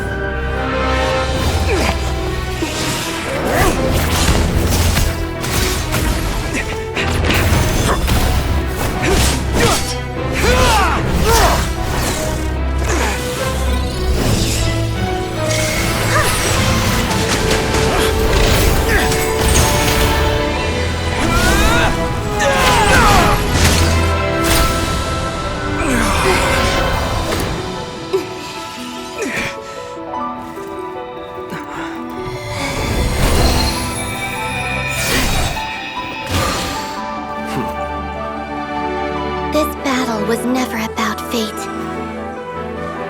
It's about friends, family, and the home you stole from them. So dull. Only the weak rely on each other for comfort. You shall see. Once I transcend fate, you will be nothing but fodder for my grand experiment! That will never happen.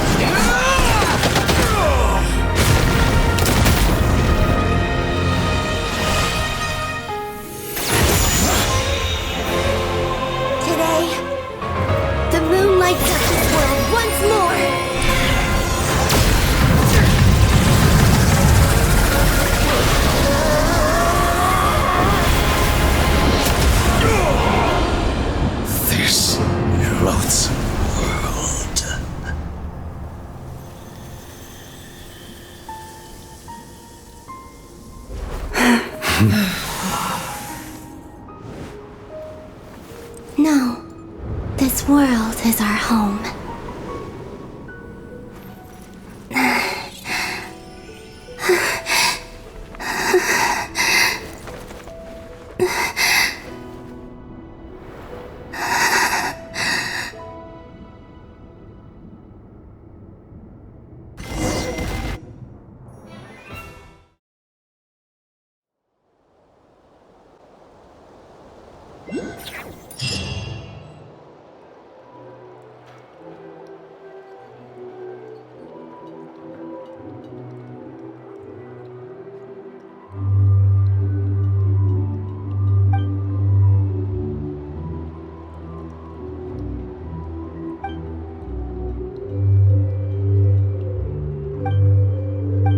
No, you're doing it wrong. The moon looks like this now. What are you trying, children? The new moon, Mom. It looks different than before, doesn't it? Also... Can I go buy a sugar sculpture today? Please? Just one? All right. I suppose today is a special day after all. Almost like a festival. Extra, extra! Get the latest Nasha Express here! Post-disaster report! Nasha Town reborn beneath a new moon! The voyage begins today! The future looks bright thanks to the League. I knew things would be different, but I didn't think that would include the moon. They say a new moon goddess has been born. A new moon goddess?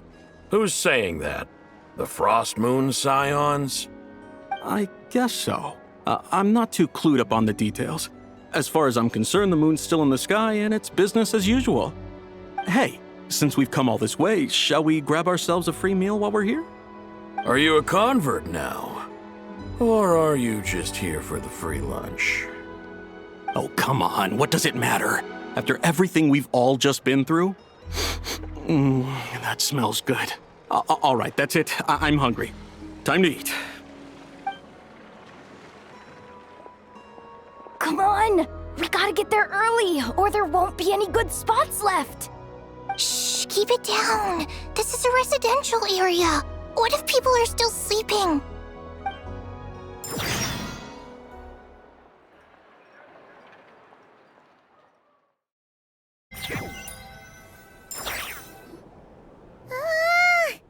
Why is it so noisy outside? It's okay. Paimon was pretty much awake anyway. It's been so long since we last had a chance to relax, huh? Feels like time is moving slower than usual. What about you? Did you rest well?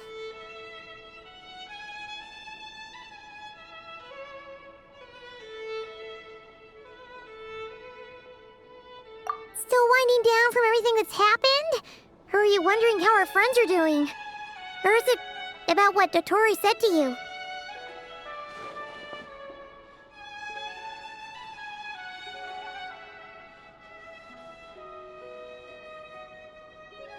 Okay, if you say so.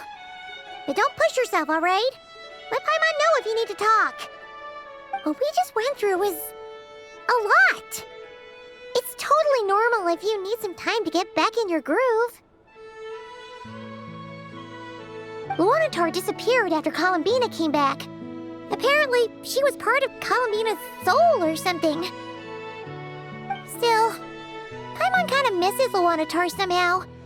But anyway, you did great. So did Paimon. We all worked our butts off to contain this disaster, and in the end, we made it. So, chin up, Traveler. You should be proud of yourself.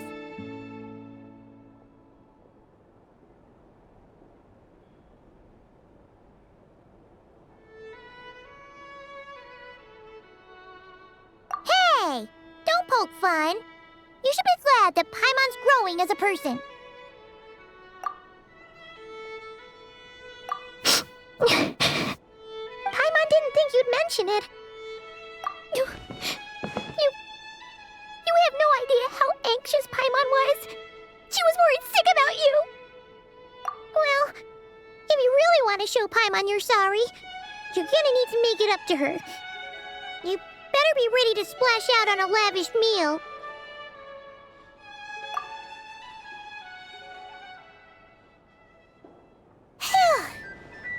Okay. Paimon's full now.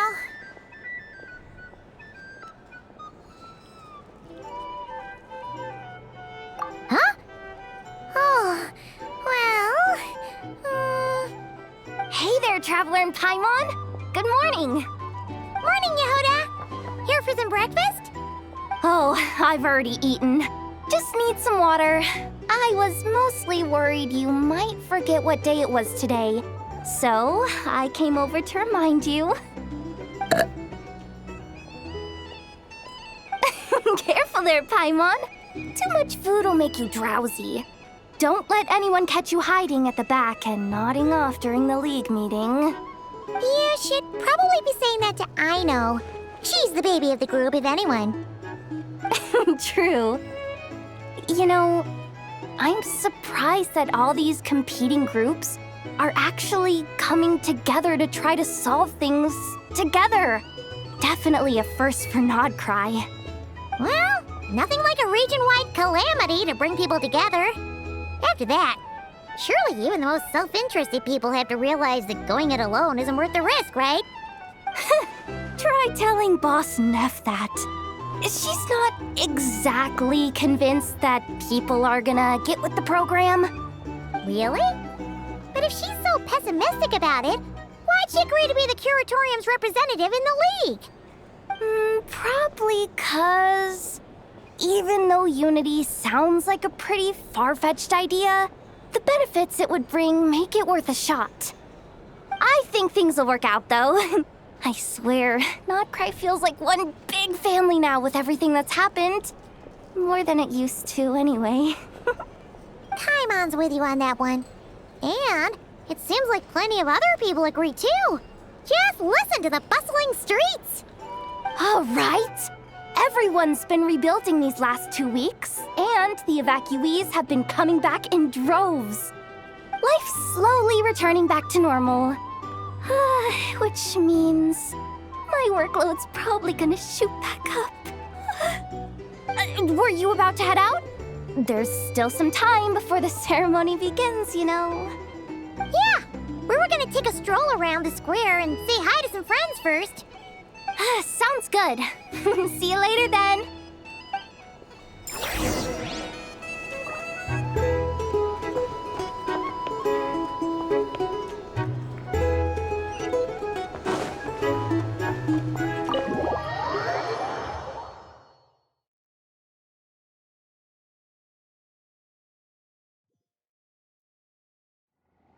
Please accept today's boon.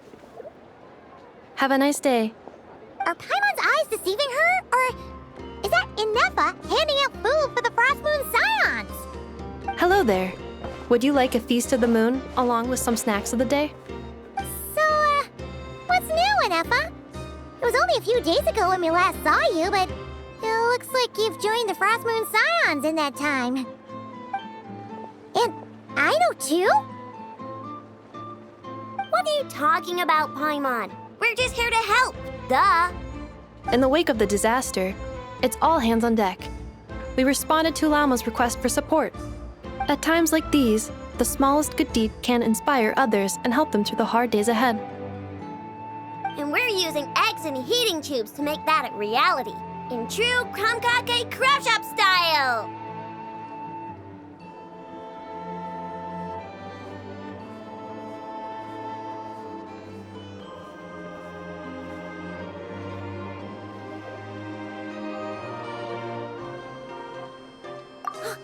Enough! Did you hear that? The Traveler said I did good. The Traveler! That's because it's true, I know. Proposal. If you can resist eating today's dessert, I will provide you with compliments too. No way! Wow, that proposal got shot down quickly. I need something to get me through the hard times too, you know. Mom! Yes, dear. Go right ahead. Excuse me. Could I take a photo with the robot lady? She helped us get safely out of Notcry, and she helped us get back home too. She's the best. Of course she is! And since I'm the whiz kid who built her, that makes me even better than best, right? But you stole my snacks, though. Oops. Shall we move to the open space near the center? The view there is better.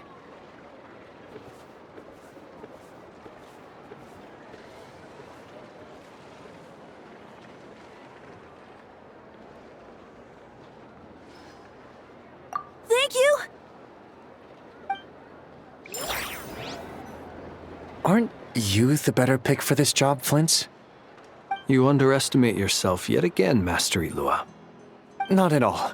I rarely come by Nasha Town. I don't know any of the big shots here. All in good time.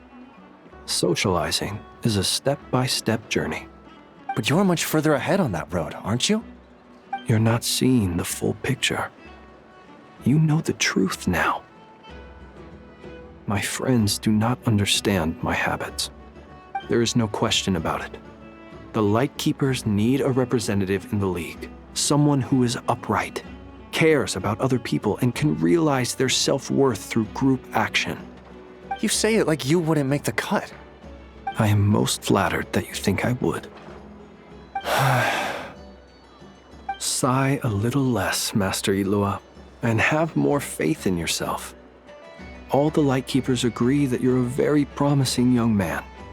That is precisely why Starshina and Nikita felt safe delegating such important work to you. I'm sure we all also agree that we would sooner die of dehydration than manage to wrangle anything out of you in a discussion. My apologies. I am not in the habit of bringing water with me when I go out. Whatever. I'll take the job. By the way, who else is part of this? Oh, it's quite the who's who of Notcry. There's the Moon Chanter of the Frost Moon Scions, the boss of the Curatorium of Secrets, a representative of the Voynich Guild, and even someone from the adorable Kromkake craft shop. I'm sure you will find speaking with them to be a genuine pleasure. If you say so. I've never done this work before, so I'm honestly a little scared of making mistakes. But I'll do it. Not only is it our duty as Lightkeepers, but because I want to make Notcry a more welcoming place. An admirable attitude to take. The beacons are lit, Ilua. We're but one step away from breaking through the blizzard. We have the chance to band together and build our shared homeland into an Elysium. This is unprecedented for Notcry. An opportunity not to be missed. Yeah. You're right. I'll do my best. Quite a few familiar faces have arrived. Let's go, shall we?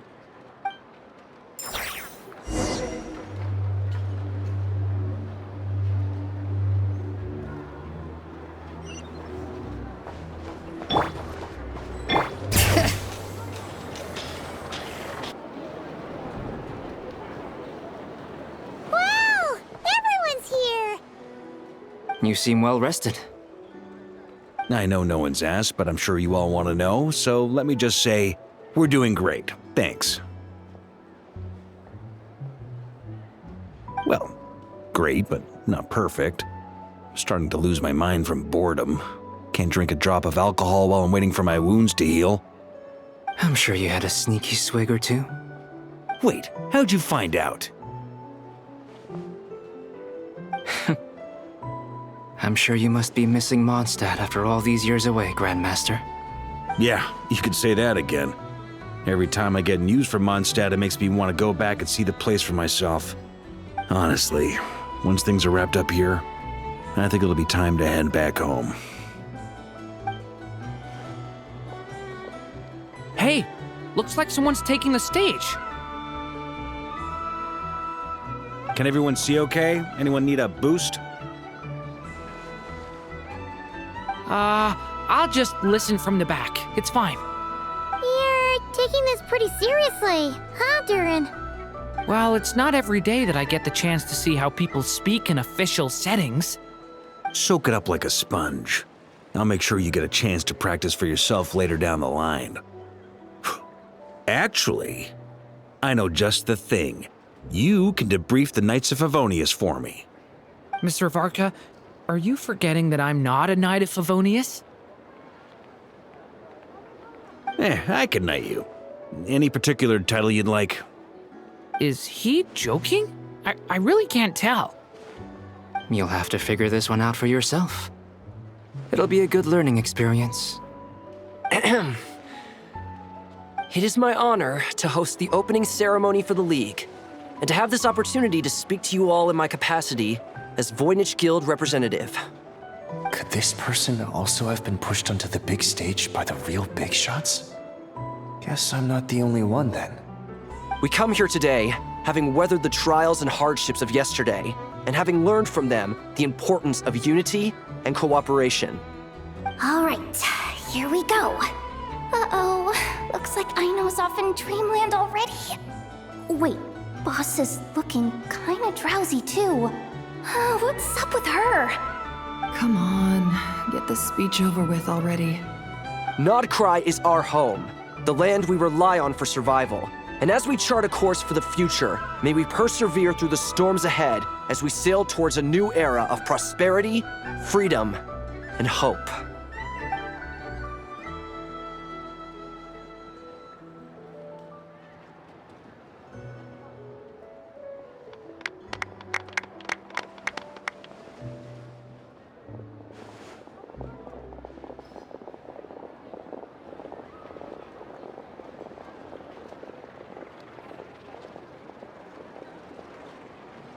Looks like we'll have more opportunities to travel in the future. I'm sure you'll cope, Lady Moonchanter, given how fleet of foot you are. Unfortunately, I suspect I'll be too busy at the Curatorium to act as your host. We have a busy schedule, not to mention an international network of contacts to manage. It'll be all right. I'll just check your schedule with Yehoda well in advance. And if she's not available, I can simply ask Ashru. You... So giving my employees extra workload isn't enough for you? You're really going to drag my cat into this too? I thought you'd approve. Aren't you forever increasing your employees' workloads? That's a bold statement. Are all the Frost Moon Scions feeling more audacious now that your moon goddess has returned? Columbina's return has brought joy to all who care about her. That includes both you and me. As for the Frost Moon Scions, we are learning how to thrive independently, without relying on the moon goddess. It is up to us to make our home a more livable place. Joining the League is one of the steps we are trying towards that end. I like the word try. It's nice and non-committal. You can opt out at any time and still say you tried. You don't see a bright future for the Frost Moon Scions? Or did you mean the League? I'm just not as optimistic as you. The Frost Moon Scions should count themselves lucky that they have a leader as stubborn and enterprising as you. But Nodcry's a big place, with all kinds of people. Most of them don't enjoy answering to a leader, or even listening to reason. Well, that's where you and your methods come in. Unless the Curatorium of Secrets is only here for appearances. For now, yes. And that won't change until this venture becomes worth my while. What would make it worth your while? Getting out more than I put in. Right now, I'd barely break even, but I'll grant that it's a good start for Nodcry. Then maybe it's worth a try. All right, you can stop now. Or do I have to join the Frost Moon Scions before you'll get off my back? You'd be very welcome to join us. Hey, you two! Congrats on all your hard work! What are you chatting about? Nefer was trying to dissuade me from adding to her employees' workload. Also, she's considering joining the Frost Moon Scions. Sorry, what? Your conversations are always the most interesting. Would you two care to join me for some tea before heading to your next destination?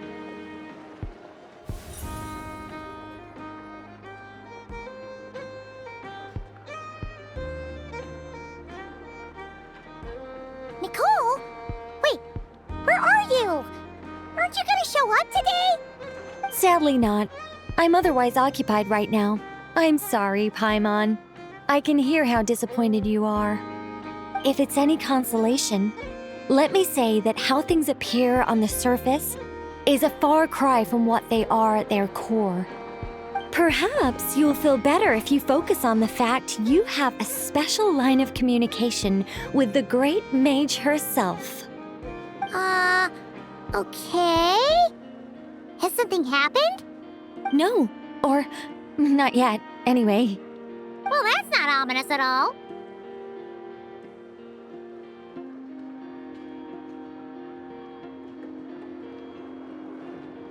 Not for the time being. Just think of this as a general check-in to make sure this communication system is still running smoothly. Besides, it's good to chat once in a while if we want to maintain our friendship. You could have just said so. Paimon got all worked up for nothing. Still, the best friendships are built through face-to-face interaction, you know. It's never gonna stop being weird having tea with you when you're not there and just talking to thin air. All right, fair point. I'll bear that in mind for next time. Yeah. Any update on that crisis at the world's borders? Alice just informed me that they had their work cut out for them. And now everyone's thoroughly exhausted. But they did finally get things back under control. Still, we can't let our guard down yet. The disruption caused by this disaster has made Teyvat easier to detect from the outside universe. She plans to wait for things to stabilize, then reschedule her Mondstadt vacation plans. As for me, I agree with Hat Guy's perspective. This is a time when many new variables are emerging, and the situation is changing constantly. Plus, most of this change is for the worse. We have to remain vigilant and ensure that the embers of chaos are not rekindled. I did notice that the energy in Nodcry changed somewhat after the War of Funerary Flame, but since it was still aligned with the Light Realm, I never gave it a second thought. It looks like I'll have to examine the connections between phenomena I observe more closely in the future.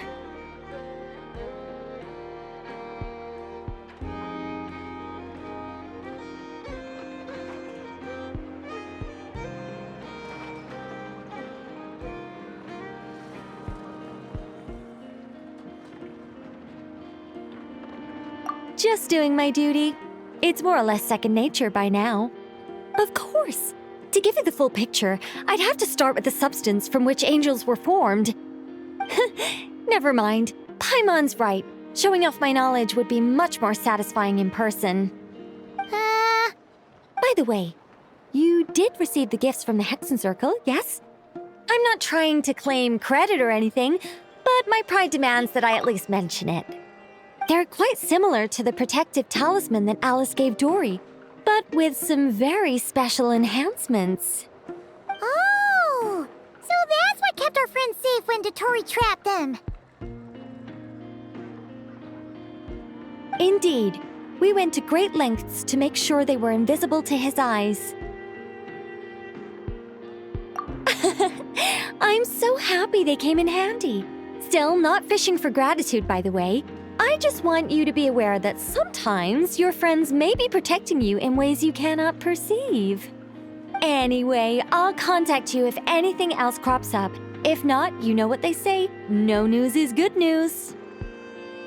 Oh, my angelic instincts are tingling. They say you should head to the docks next. Your friends are about to board their ship home.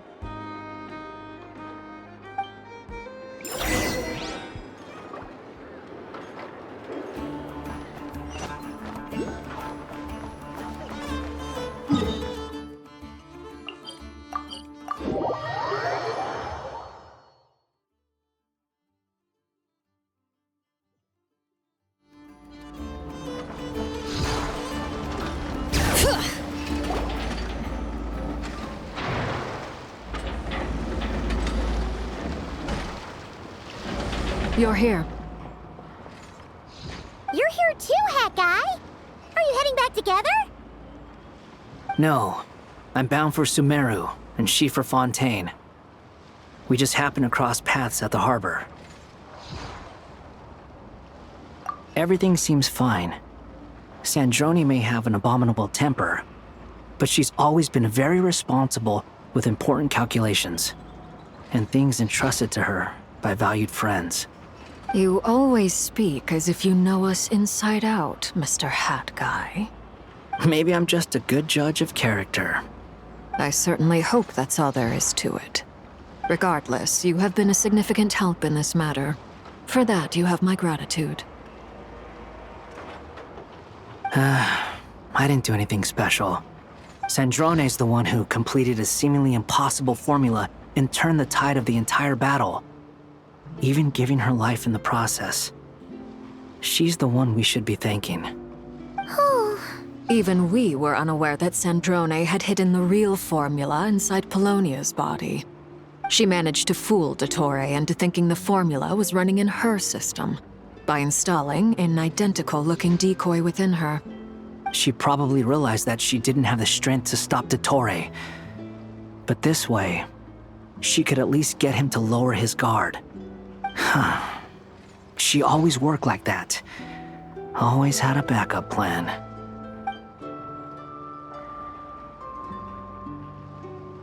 Well, that's why I'm traveling to Fontaine. She made a request of me long ago, and the time has come to fulfill it.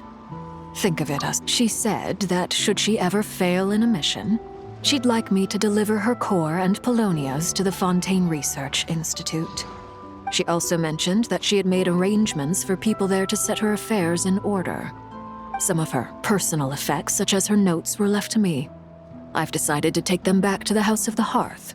For safekeeping, primarily, but also as mementos, I suppose. However, there is one book among them that I'd like to leave in your care. I'll have someone deliver it to your residence at the flagship at a later date. No, I was specifically warned not to tell her. This is her last wish, and I will abide by it. I can only hope so, but none of us here can know for certain. I bade farewell to Columbina earlier today. As promised, she turned the iridescent moon's marrow over to me. She spent a long time with Sandrone's body, saying her goodbyes. Oh, is she all right? Sandrone's passing has left a great wound in all of our hearts. It will take time to heal, But Columbina surprised me. She offered me some words of comfort before I departed. Despite being grief-stricken herself, she showed an awareness of the feelings of others around her. She never used to act like this. Clearly, she has grown. And I suspect that we have you to thank for much of the change we are seeing in her. Huh. After these recent events, the Tsaritsa has revoked the Pale Star Edict. Snezhnaya now realizes that the arrest warrant for Columbina was just a ploy by Dottore, who coveted her powers. I shall return to Nodcry to see her as soon as I find the time. I hope that from now on, she too will explore more of the world. Columbina Hyposelenia's journey is only beginning. My ship is here. Traveler, Paimon, we shall meet again. You too, Hat Guy. What are you still bumming around for? Isn't Columbina waiting for you? I thought today was the day you'd agreed with her to go find out the truth about your sibling. You're afraid you won't like the truth when you see it. Well, this is new. I was starting to think that nothing could scare you. Don't say that! Wouldn't you be if you were in this situation? Fair point. But I'd say I have more experience facing up to unpleasant truths than the Traveler. They say blood's thicker than water. I know how much you need your family back. More than you need any of your friends. And I'm sure that all your real friends understand that too. No matter what the truth turns out to be, they will stick by you and support you, whatever decision you make. Finding the truth is important. But more important still is what you choose to do once you've found it.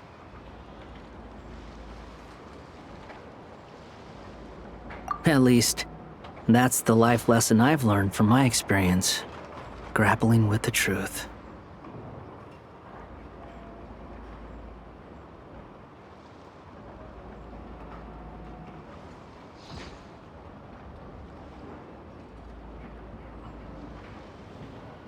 What? Now that Dottore's dead and gone? A little, I guess. But it hasn't solved everything.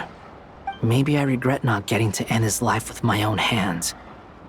Or maybe it's something else. But for whatever reason, I still feel like I have a chip on my shoulder. Either way, I'm going back to Sumeru. Lesser Lord Kusanali is gonna need help dealing with all the chaos Dottore left in his wake. Not just from this incident, but everything he did in the past, too. You should continue with your journey, as you've always done. Who knows? Maybe we'll meet again someplace else. So, what should we do now? If you want to explore a bit more to steady those nerves, Paimon's game! After all, when Columbina said she knew where your ship was hidden, Paimon promised to give you two some alone time with the truth. It hasn't been all that long since we were last apart, sure, but with Columbina there, Paimon's sure things will be just dandy. Ain't no biggie.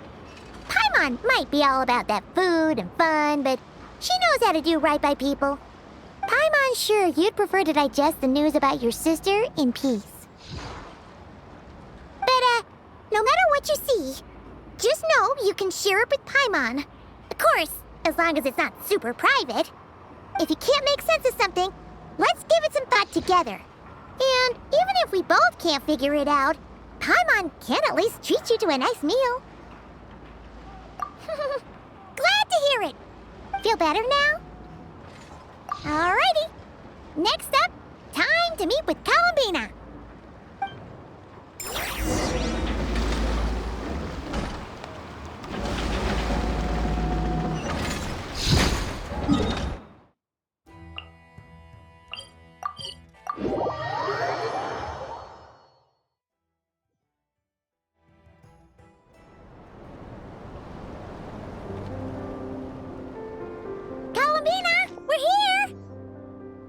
Can't quite believe we're meeting out here.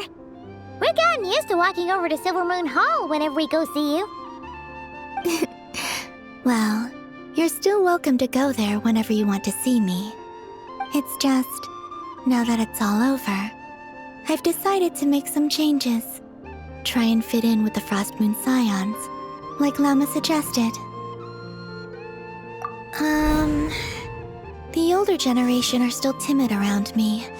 They don't dare get too close, and they bow their heads when I walk by.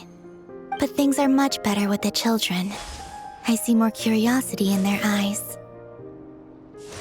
Hopefully, by the time the next Moon Prayer night comes around, I can enjoy the festival with them as myself, without having to pretend that I'm only dressed up as the Moon Goddess. You'll do fine, Columbina. Paimon's sure they'll realize you're super nice once they get to know you better. You really think so? When we first met, you thought I was a little up in the clouds. Well, we were just starting out then, come on! So Llama told you, huh? I'm only teasing. I know that I have you to thank for pulling me back down to solid ground. It feels good to finally stand firm on the earth where I was born. Oh, that's great!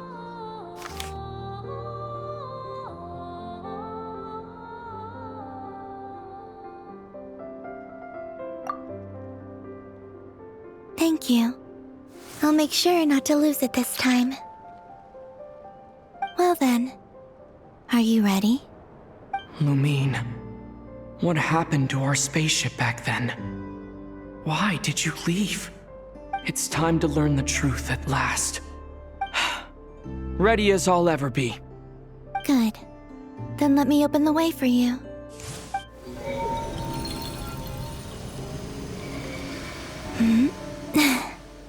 Where does this lead? To our shared destination. Huh? Do you remember me telling you about my missing prologue back when we just met? I said that my story began on the moon. But while I was inside the moon's reflection, I realized that my prologue was really hidden in the future. I just had yet to discover it at that point. The story of the time before I was born was in fact the story of my distant future. It's truly fascinating.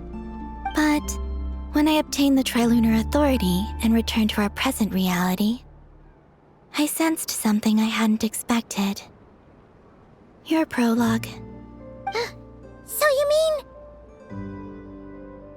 Yes, your spaceship. All this time, it has been hidden on the Frost Moon, which lay beyond the sky.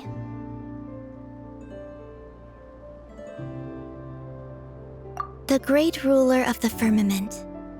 The heavenly principles. Wait, them? Why would they do that? I don't know. Perhaps your ship contains something that is incompatible with Tevat. Or something that cannot be known. Oh, did I pick a bad time to say this? I know it must have been hard to work up the courage to do this. Maybe I should have waited until you were on the moon, with no chance to back out. That would have been kind of mean, you know.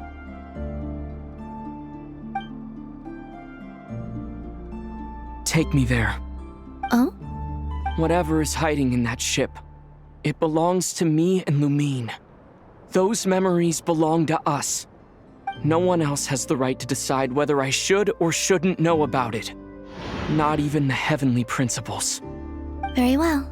Then let's go. You two take care, alright? And don't forget to come back soon! Rest assured, Paimon. We will. Traveler, after you. Thinking about the story that we'll find hidden on the moon? Yes. And hoping that it has a happy ending. Stories like that don't exist, you know? You don't believe in happy endings? I don't believe in endings.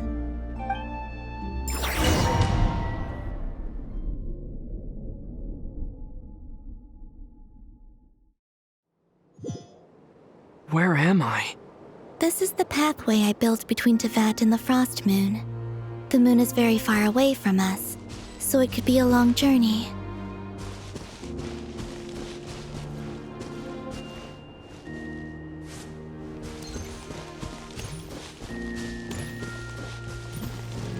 After I obtained the Trilunar Authority, I unwittingly saw past events from many of my friends' lives. One was Lauma. She was so young when they chose her to be the Moon Chanter. From then on, the Frost Moon Scions looked to her to bring messages from their goddess. But, for better or worse, I had left Hisi Island before she was ever born.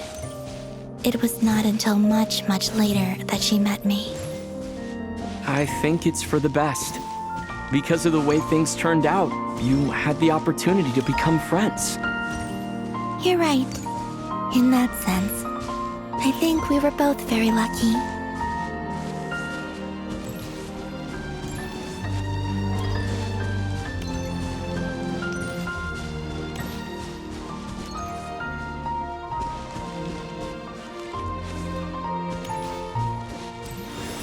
Oh, and about that mage, Nicole. I only recently learned that she has lived in Tevat since the time of the Three Moon Sisters.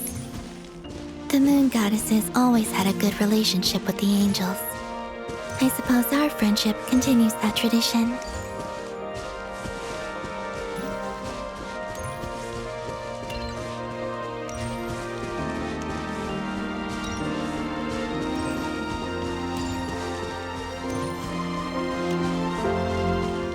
And then, there's Sandrone.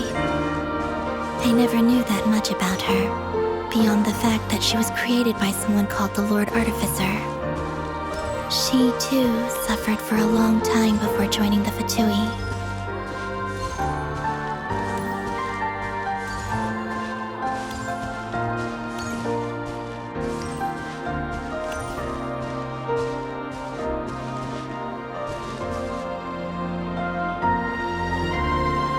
How I wish I could talk to her again, even if only to hear her say nasty things to me.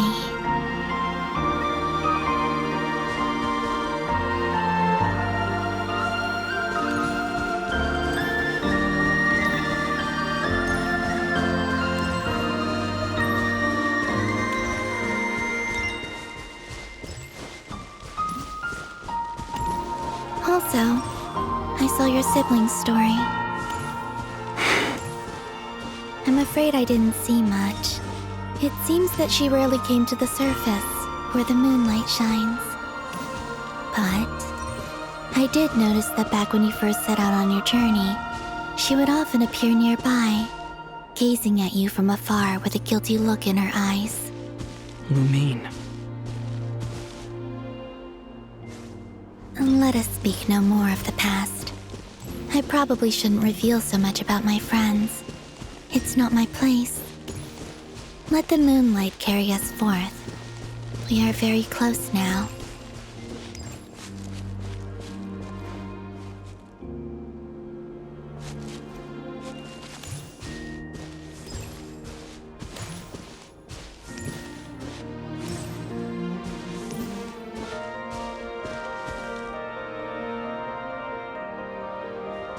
After this, I'd like to bring some Kuhenki to the moon as well. If they're willing, of course. What about your other friends? Will you bring them to visit too? Certainly. But I'll need to tidy the place up first. This home hasn't received any guests in a long, long time.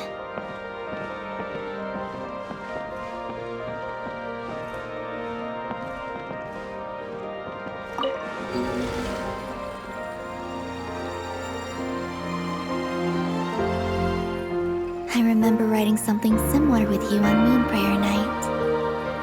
I believe it was called... Dodoko's Whirligig.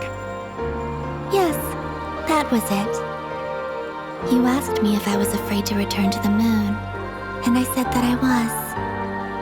The idea that I had gained something precious, only to lose it so quickly. That frightened me. But I'm not afraid anymore. Besides, for traveling together.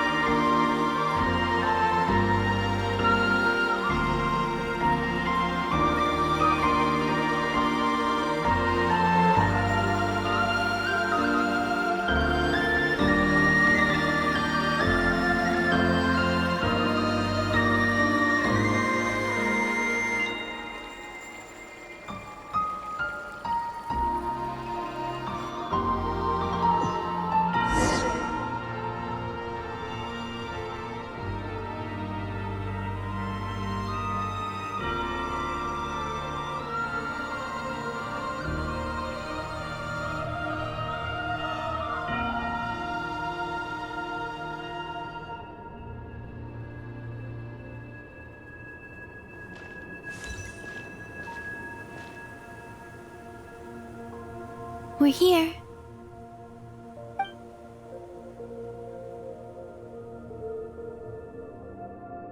Over there.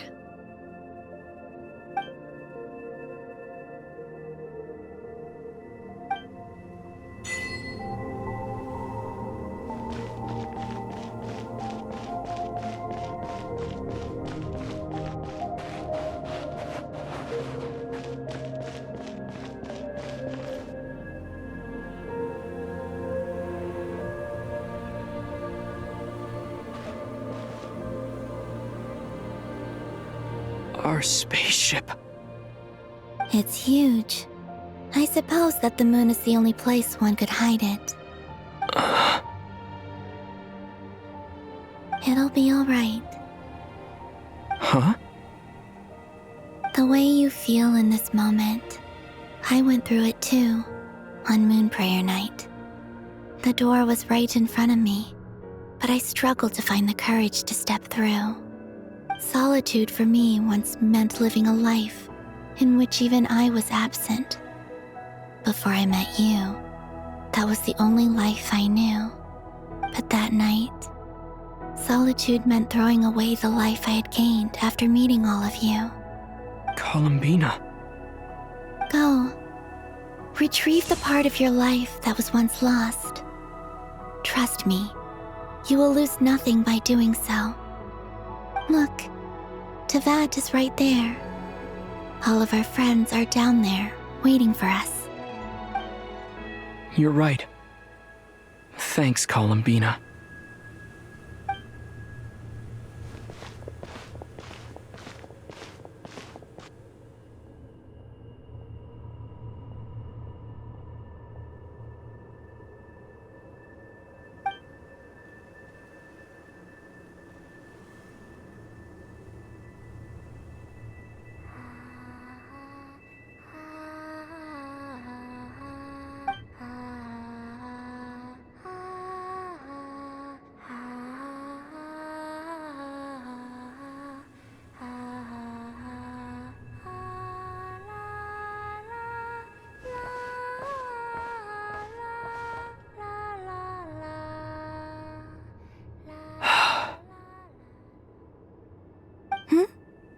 Finished?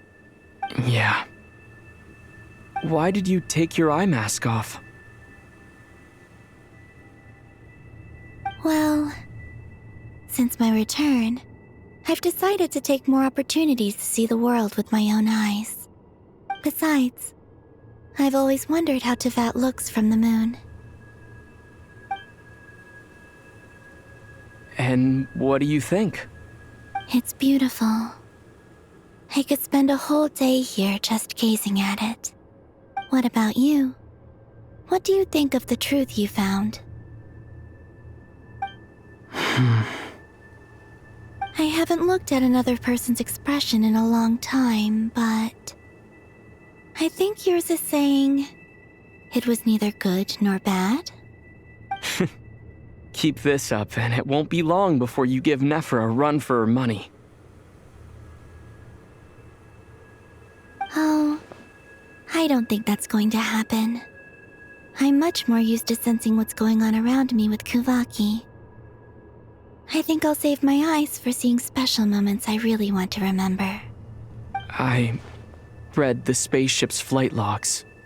I always assumed that this was my first time in Teyvat.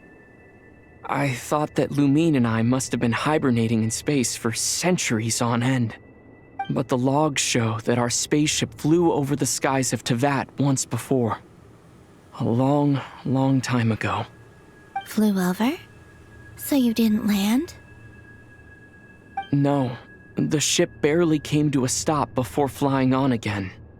After that, it continued traveling through space for a long time. Some of the data is corrupted, but I suspect that it kept flying for thousands of years. It was only after that that the ship made a forced landing in Nodcry. When Lumine found me, she came from outside the ship. Could this mean that she left the ship long before I did? Maybe even during our first pass over Tevat. Are you all right? Yes, I can feel that the truth is coming together, one small piece at a time.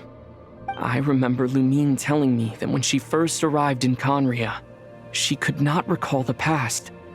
So this might be something that even she doesn't know. Here, I made some space for you. Your mind must be racing, and this seems like the perfect place to relax and clear your head. Oh, wait, there's one more thing. What is it? Wait here a moment.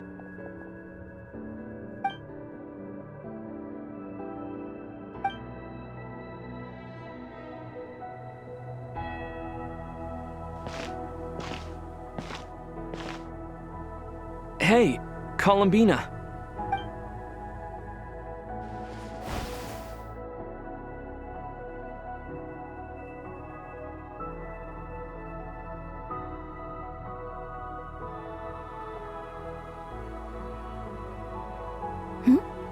Is that a new outfit? An old one, technically. It's been in a cabinet inside the ship this whole time. It's a matching pair with Lumine's. She always liked this set more. Huh. I don't think there's a huge difference. Really? Yes, it's still the same you. You're the same person, no matter what clothes you wear. Only Columbina would make an observation like that. Traveler, do you consider Tevat your home? Home is wherever Lumine is.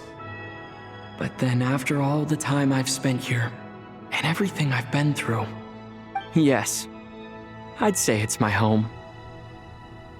Would you change your answer if Tevat changed appearance? I mean, if the truth about Tevat turned out to be different than what you thought. I don't know, but I don't think so. The truth is not what matters most to me about Tevat. When I was first born, I longed for a home. And when you get something before you're mature enough to understand the world, you just take it at face value. I thought that a home was a transaction. You give me what I want, and I'll do the same for you. But you and your friends taught me what a true home should look like.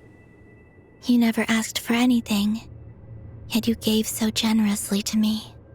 That's because your friendship matters to us. It was worth it.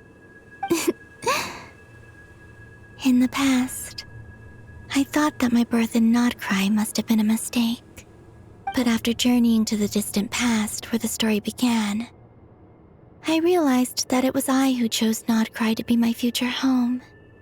Now, I am glad that I made that choice. I'm sure your friends are just as glad. In fact, I intend to make the same choice today as I did back then. What do you mean? Well, I've given the Eternal Moon's Marrow to Lauma, and the Iridescent Moon's Marrow to Arlecchino. And now, I shall return my Kuvagi to Nodcry again, that it may continue to protect my chosen home. Wait, but what about your body? Oh, Are you worried that I'll disappear again?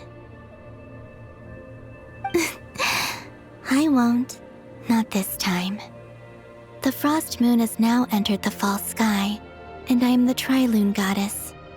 I am only returning to not cry the part of me that it needs. I am giving what I can, because my home is worth it. Oh, and I have something for you, too. For me? Yes. Come closer.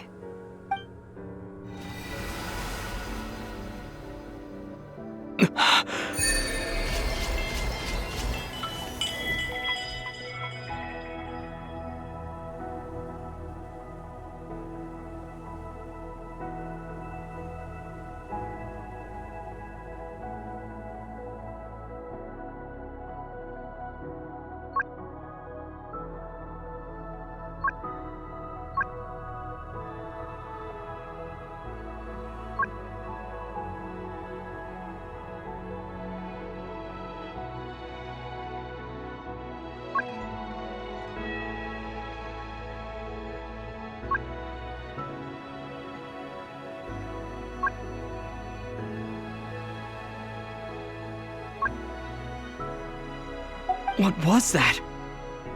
I lifted some of the restrictions this world placed on you.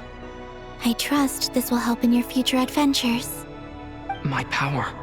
It feels like it's grown. I can use the elements more freely now. Thank you. This will be a great help. You're welcome. I see you as family, and after everything you've done for me, In fact, no. It's not because I owe you. It's because you're worth it. Here, this flower is for you.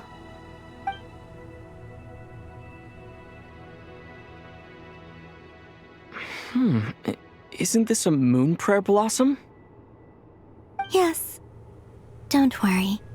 You will never see these flowers lose their color again. I'm finally discovering the joy of giving. How I wish I'd learned this sooner. Hey, better late than never. What are you thinking about now? Why don't you take a guess? You get 1 shot. I don't think I'll get it in one guess. But I'm sure it's a happy thought. That's kind of a sneaky answer. I can't say you got it wrong. Down into that, the moon seems so far away. I felt it might always lie beyond my reach. But on the moon, everything feels so close by. The haze that once enshrouded the skies has finally been dispersed. I feel like a traveler on a winter's night, starting a new chapter in my tale by the warmth of a bonfire. I don't have a lot of luggage, but I do have a lot of hope for the future. Well, what's next? Next? To start with, I want to stay here just a little longer. After that, let's return home and continue our journey.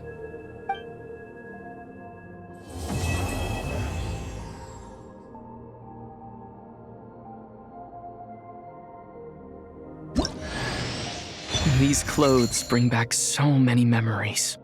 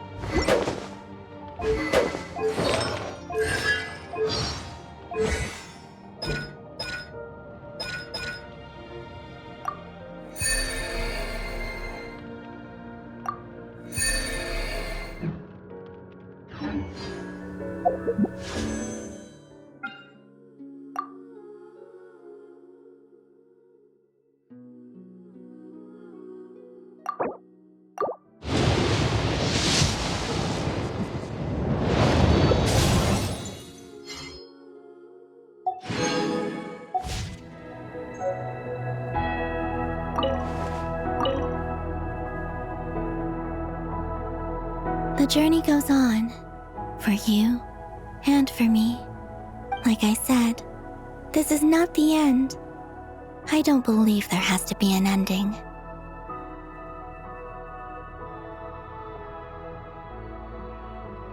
Oh, is that your next destination? Most people would probably tell you to pack some warm clothes. But I experience things differently than most people, so I can't know how cold it is. In fact, it is home to quite a wondrous heat source. I think they call it Kreshnik's torch. Every city in Snezhnaya is built around one of those. I sensed the energy it gave off as I was passing by on a railway train. It felt grand and distant. I also recommend the Korolievsky troupe in Snezhnograd. They give performances quite regularly, and entry was free for harbingers. I liked them a lot. Ice cold and sharp. Crystal clear in some ways, yet profoundly unfathomable in others. Like the thick layer of ice on top of a frozen lake. That's just the impression that Tsaritsa gives me. I was never able to glimpse what truly lies beneath that icy exterior. In fact, I don't think the people of Snezhnaya even know what kind of power their god wields. Maybe that's because the Tsaritsa herself has never acknowledged, nor accepted that power. There's Regrator, the Rooster, and the Jester. Between them, they control a lot of what happens in Snezhnaya, but I can never wrap my head around how exactly power is split between them. I just know they are each responsible for many specific domains. I noticed that the Rooster and Regrator often appear to get along on the surface, while working against each other in secret, and theirs is not a friendly rivalry. But I wasn't particularly interested, so I tended to keep my distance. Now that I think about it, the term Mistelton often seemed to come up in connection with Project Stuja. Once things settle down in Notcry, I'd like to explore the world beyond Snezhnaya. You've told me so many stories about the other places you've been to, and all the friends you've made there. I'm curious to visit those nations and see them for myself. It would also help me learn more about the journey that has made you into the person you are today. Okay.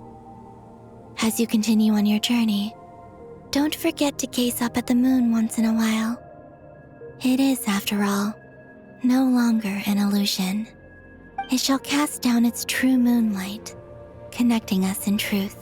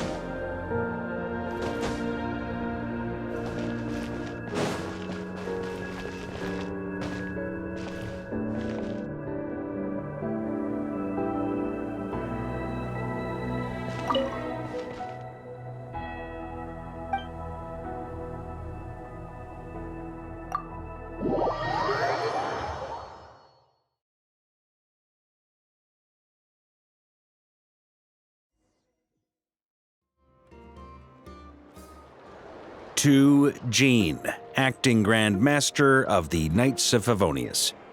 This preamble is such a pain to write. It's probably high time we got rid of this acting business. I trust that Dern has updated you all on recent events. Hope we didn't worry you too much. The good news is, we managed to come together and put a stop to the Doctor's evil schemes. With that, I think it's safe to say that Notcry is finally out of the woods. As for the Fatui, not counting the Damselette, aka the Moon Goddess, who has left their organization, we found ourselves allied in this instance with both the Knave and Marionette. May she rest in peace. As ever, we find ourselves better off for making friends rather than enemies. But until we can ascertain the Tsaritsa's true intentions, the future remains uncertain. In a short while... Wait. How am I meant to surprise everyone if I tell them in a letter that I'm heading home? Well, that would be a huge waste.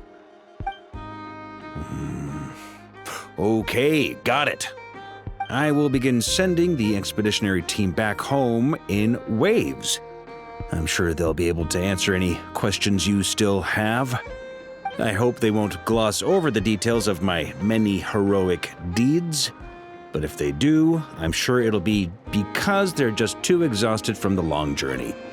I think of Mondstadt daily. Please give everyone my best regards. P.S. The honorary knight went above and beyond this time. Are there any other honors we can give him? I'll leave it with you. P.P.S. Please be extra nice to Klee for the foreseeable future. I cashed in on the last favor that the Hexen Circle owed us, so we need to earn some more goodwill. If there's any serious problems, feel free to stick me in solitary confinement when I get back. I'll do the time for her. Whew. And that, as they say, is all she wrote. End of an era. And with the moon shining down brighter than ever, I think everyone is going to sleep well tonight.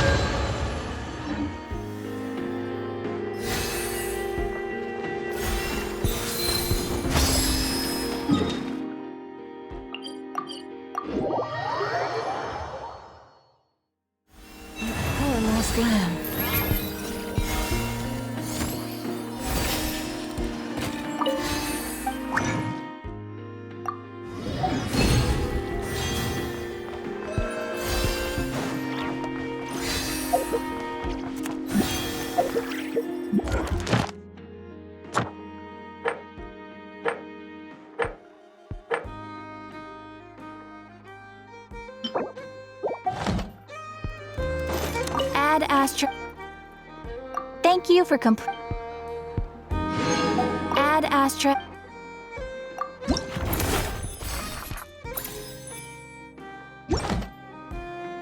Add Astra.